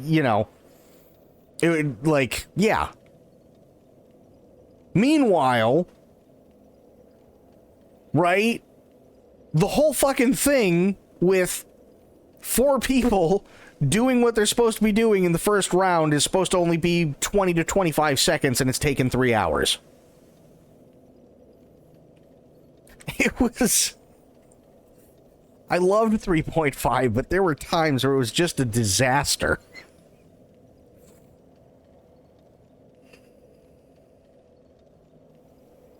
It really, really was. So, yeah. I do miss 3.5. I miss a lot of the detail in 3.5. But God, at this point, if anybody was like, hey, we should totally do 3.5, I'd be like, okay, can we discuss how battle's gonna go for a minute? Or 38? Because I feel like maybe we need to just condense it down a wee bit. Because, yeah, that was always not fun. And then, I had this one DM. I felt bad for him because he was a really great guy. I had this one DM. We had so many homebrews. Yes! We had this one DM who was like, I don't want to do a whole lot of combat because I really dislike the combat in 3 and 3.5 because of literally the things that I just said. So it's going to be more story focused, and it's going to be like investigation focused, and it's going to be all this stuff. And I'm thinking, okay, yeah, cool. And everybody that I played with was like, yeah, we're all on board. But the problem is in 3.5 is that it gets really fucking boring if that's all you do. Because then it's just like, okay, I roll perception. I got a 12. Okay, you got a 12. That means, and then he'd go for like 20 minutes. You're like, okay, got it. Okay, well, I need you to roll insight. Okay, I roll insight. I got a 4. Okay, well, that's where you end. Great, I'm gonna go take a dump. Like, you need the balance. And, yeah. It was something.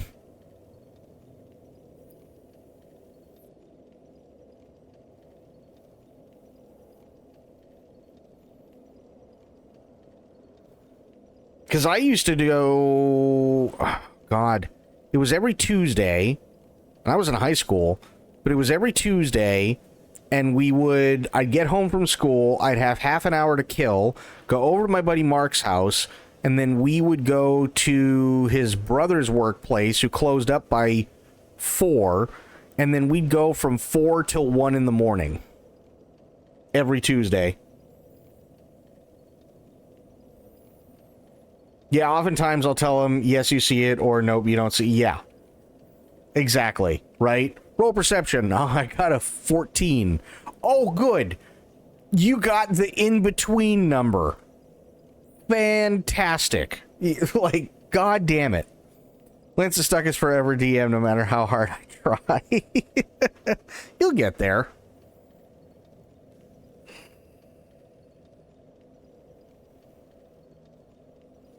I remember doing one DM session at one, and it was just like a fuck around thing. It was nothing bigger or anything like that. I was just like making shit up off the top of my head, and everybody's like, why are you doing it this way? I was like, because it sucks anyway else.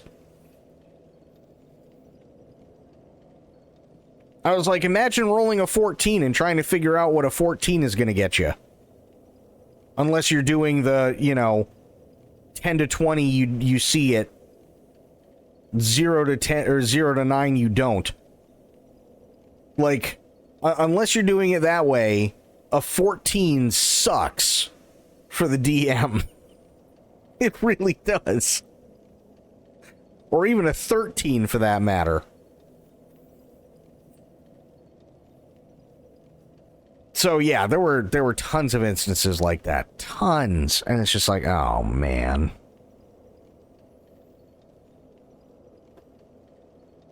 But yeah, I used to have a lot of fun with that. The only other system that I really, really liked was the D10 system for Vampire the Masquerade. The D10 system was actually really, really fun. Definitely different, but a lot of fun. But yeah, I've always loved D&D. I told them, I love you, but we don't have 30 minutes to explain how their nose is shaped. They're a side NPC and we got shit to do. Yeah. Like, unless their nose is critical to what's going on, dear God.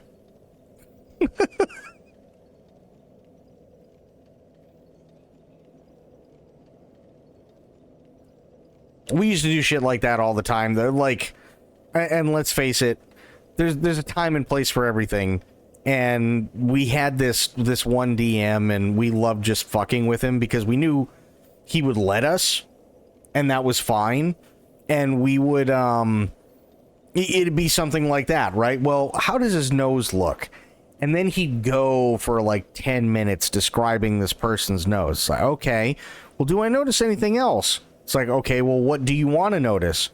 And inevitably, it'd always be somebody going, yeah, I want to see how big his dick is. Can I see it through the pants? No, you can't. Oh, okay. Well, can I roll to see if I see it through the pants? Do you really want to roll to see if you see it through the pants? Yes. Okay. Give me a perception check. And then he'd fucking roll it.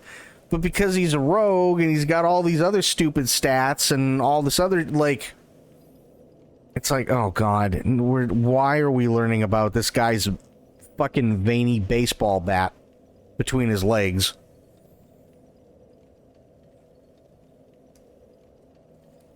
We get sidetracked on a lewd remark. I'm not about to emote all that for the... Oh, yeah. And getting sidetracked is part of the thing. I appreciate the RP, but some peeps are thirsty travelers. Well, yes. Absolutely.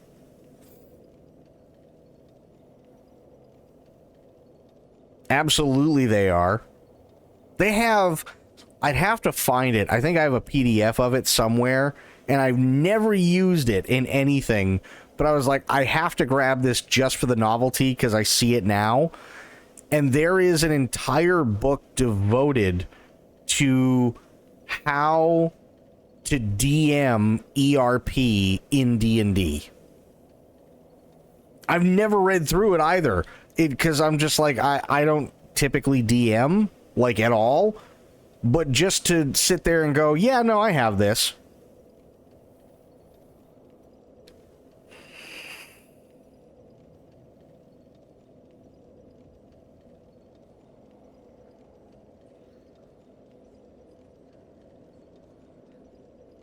I have it too. It's fucking funny to read through. Oh, I'm sure it is.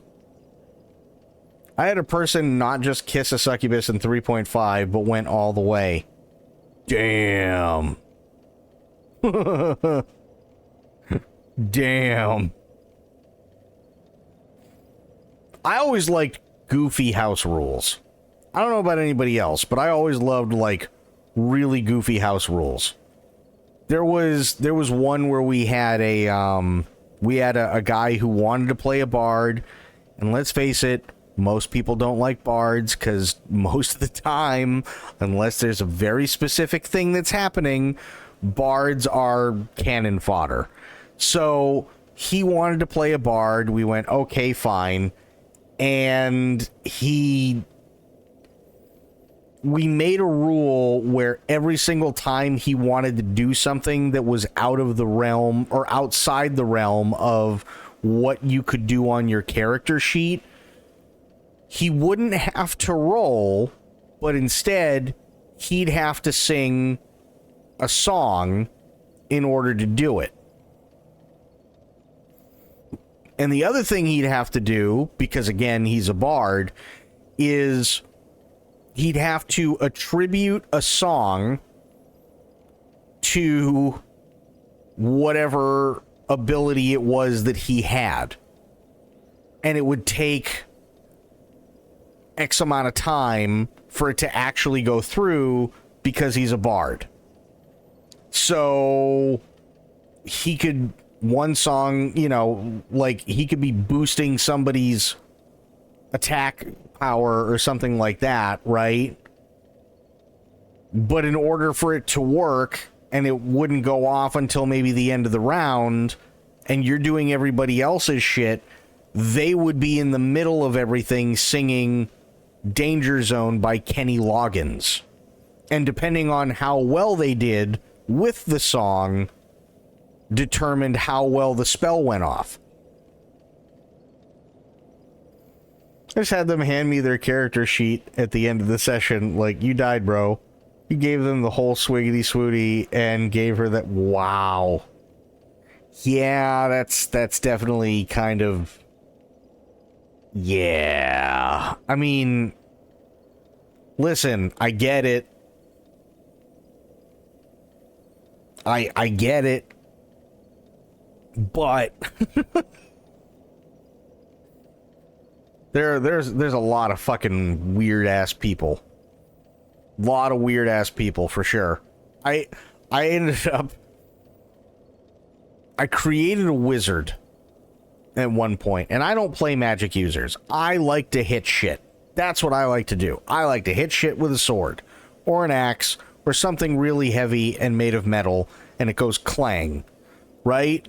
That's what I like to do. But I went, you know what? I'm going to try something different this time. And I made a wizard, but I gave my wizard a weakness. And the weakness was that anytime there was something that happened that was unexpected, I had to roll.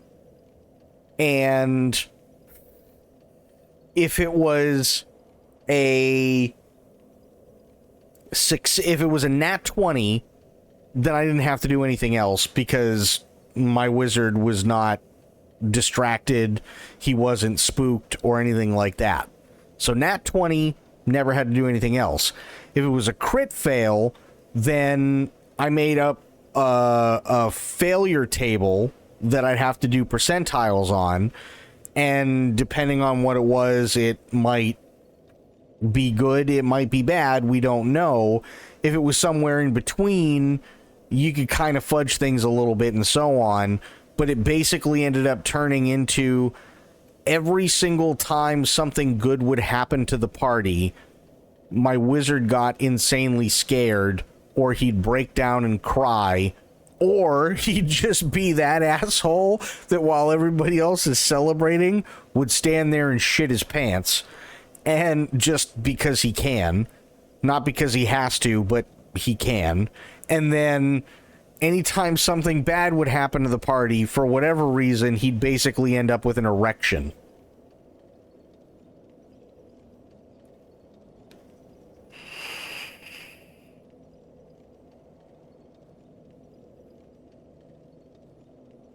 Was he the normal person in the group?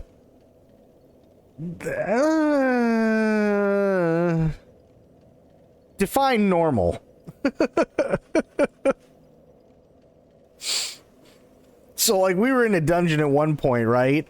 And I don't know, I can't even remember what creature it was, but this creature came out of nowhere, and whoever was on point didn't see this creature running at them because they failed a perception check or something like that, and the creature just fucking clotheslined him, and the wizard's in back and sees everything happen, and I had to roll, and I did, but I roll for shit most of the time, so of course this guy gets clotheslined by whatever creature it was, and the wizard sees it and just starts jumping up and down and clapping and laughing.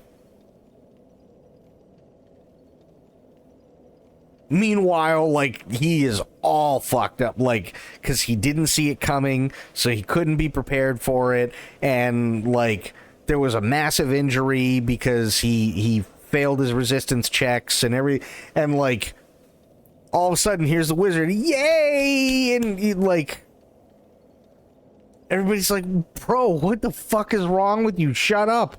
He literally cracked his head open on the stone and he's bleeding out. And I'm like, let him die.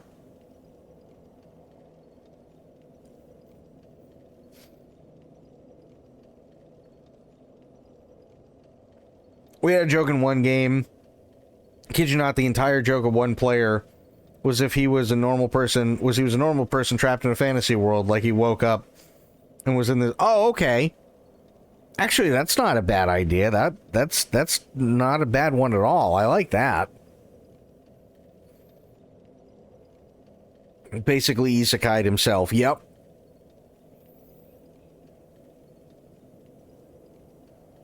That's not bad at all. There's a lot of stuff. There's a lot of fantastic stuff, for sure, that you can do in D&D. I love doing that stuff. There were a bunch of streamers, other streamers and myself, who wanted to do D&D, but we weren't able to all get together and do a session 0 with the DM. And some of them had never played before, so we didn't stream it.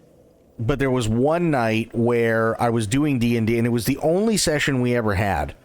And I was a blood hunter. But he sounded a lot like Jon Snow. Right? And very stoic and everything else, and the whole dark and brooding thing, and yada yada yada. And we're investigating something. I can't remember what. And I go into this tent, and it's one of those like really, really, really big tents that are set up when you're going to be away for a long while, and so on. And it's got like all of these trinkets and everything else, and it's basically just this massive storage tent. And I'm looking to see if I can find any clues. And they're like, okay, try athletics. And sure as shit was the first roll. Like, I mean, we'd already gone 2 hours and hadn't done any checks or anything like that. So literally my first roll was a crit fail. So I go from being literally the stealthy guy who skulks around everywhere to tripping over everything and might as well have just kicked an animal in the side and made it yelp in this tent that I'm supposed to be quiet in, and I snuck into and no one noticed until I made this one hell of a racket. And then one of the other party members comes in and they go, what the fuck are you doing? And my character looked at him and went, I don't know. And then it just started this whole world of shit. I love doing those, like do a session when you're kids or when you're level 0 or 0 point. Yeah, something just to kind of like for the new people, like get them into figuring out how the systems work and everything else, so you don't have to worry about that when you actually get to the first session.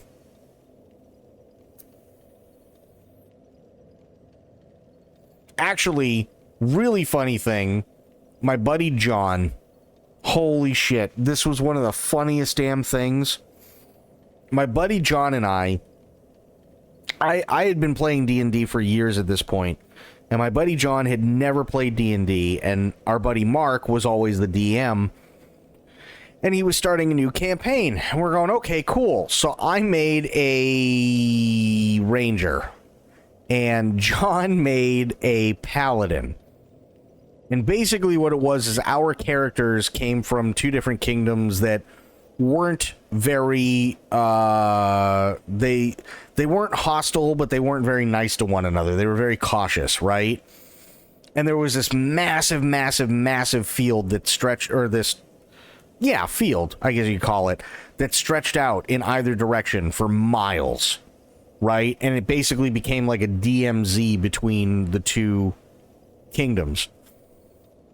So my character's patrolling his side of the DMZ, and John's character, who is a paladin, is patrolling his, and we see each other. And my side was a little bit more militant and ready to actually do something versus John, who was trying to be the true blue paladin. So we see each other, and John's character John goes, oh, well, I want to, you know what? I'm going to go out and I'm going to just, me and my horse are going to saunter up to him, show that we mean no harm, everything like that, and so on. And I went, I want to kill him. And Mark's like, wait, what? I said, listen, this is what would happen, right? You got two opposing sides. You got a DMZ for a reason. Somebody goes into the DMZ. What do? It's gloves are off. He goes, okay, well, what are you trying to do? I said, I want to get him right through the eye slit in his helm. And he goes, you know for a fact that there is no fucking way I'm going to allow you to do that on a session 0 unless you roll a perfect 20. I went, yep, no, I understand. He goes, okay, roll it. And I rolled it and got a fucking perfect 20. This is, by the way, a grand total of 3 minutes into session 0. Rolled a nat 20, and I got the arrow right through the eye slit in his helm, and it went all the way through, and John's character that he just put 4.5 hours worth of work into was dead.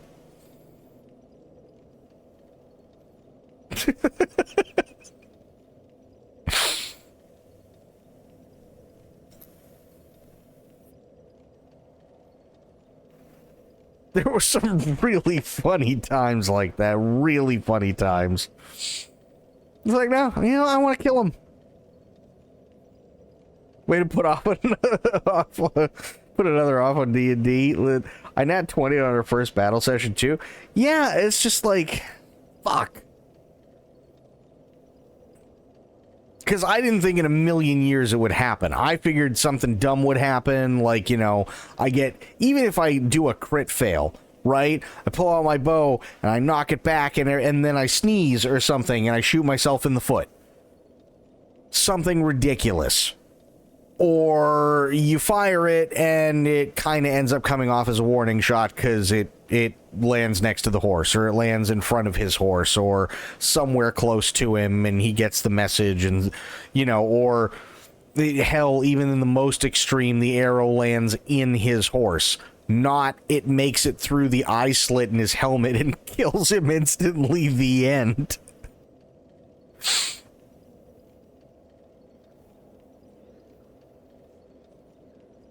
And then I turned around and I had to apologize. I'm like, bro, I'm so sorry. He's like, why would you do that? He's like, I was so looking forward to playing him. I loved my character. I put so much time and effort into it. I said, dude, if I thought for 1 second that would actually happen, I never would have done it. He's like, no, it's fine. Guess we'll go back to the drawing board. It's okay. 4.5 hours later, he's got another character.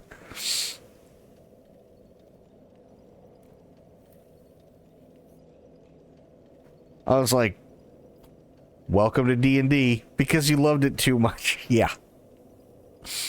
Yep. It was just, it was perfect. Like, there's, oh god. D&D is great for shit like that. It really, really is. But, I'll tell you what. It is a Saturday night. I have been up since 2 o'clock yesterday morning, and I've got 3 hours of sleep under my belt. And also, was it at least on the same side as you? As what? No, John was on opposite sides, so I just ended up killing somebody and left him in the field. But I've been up since 2 o'clock yesterday, 2 o'clock this morning, with 3 hours of sleep under my belt, and somehow slept through a shootout. No bullshit. I think I'm gonna call it there for tonight. I think that's the best thing to do. I have tomorrow off. because tomorrow, well, today's Sunday, so I have today off. But I will be back on Monday. But before we go, I do want to thank everybody for hanging out. We had Lance coming in with a follow and with a brand new sub. Thank you so much, Lance.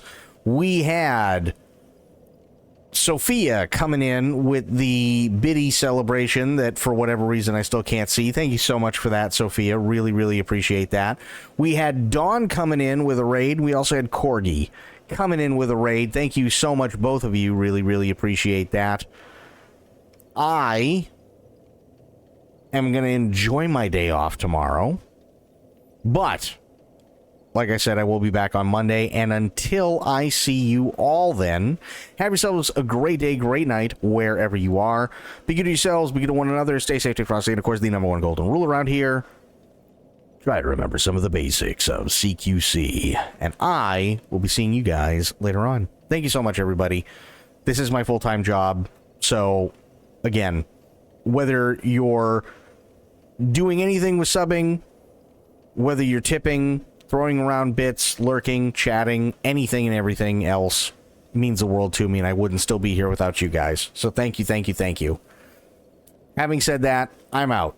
Have yourselves a great night and great rest of your weekend. I will see you on Monday. Take care. Bye, guys.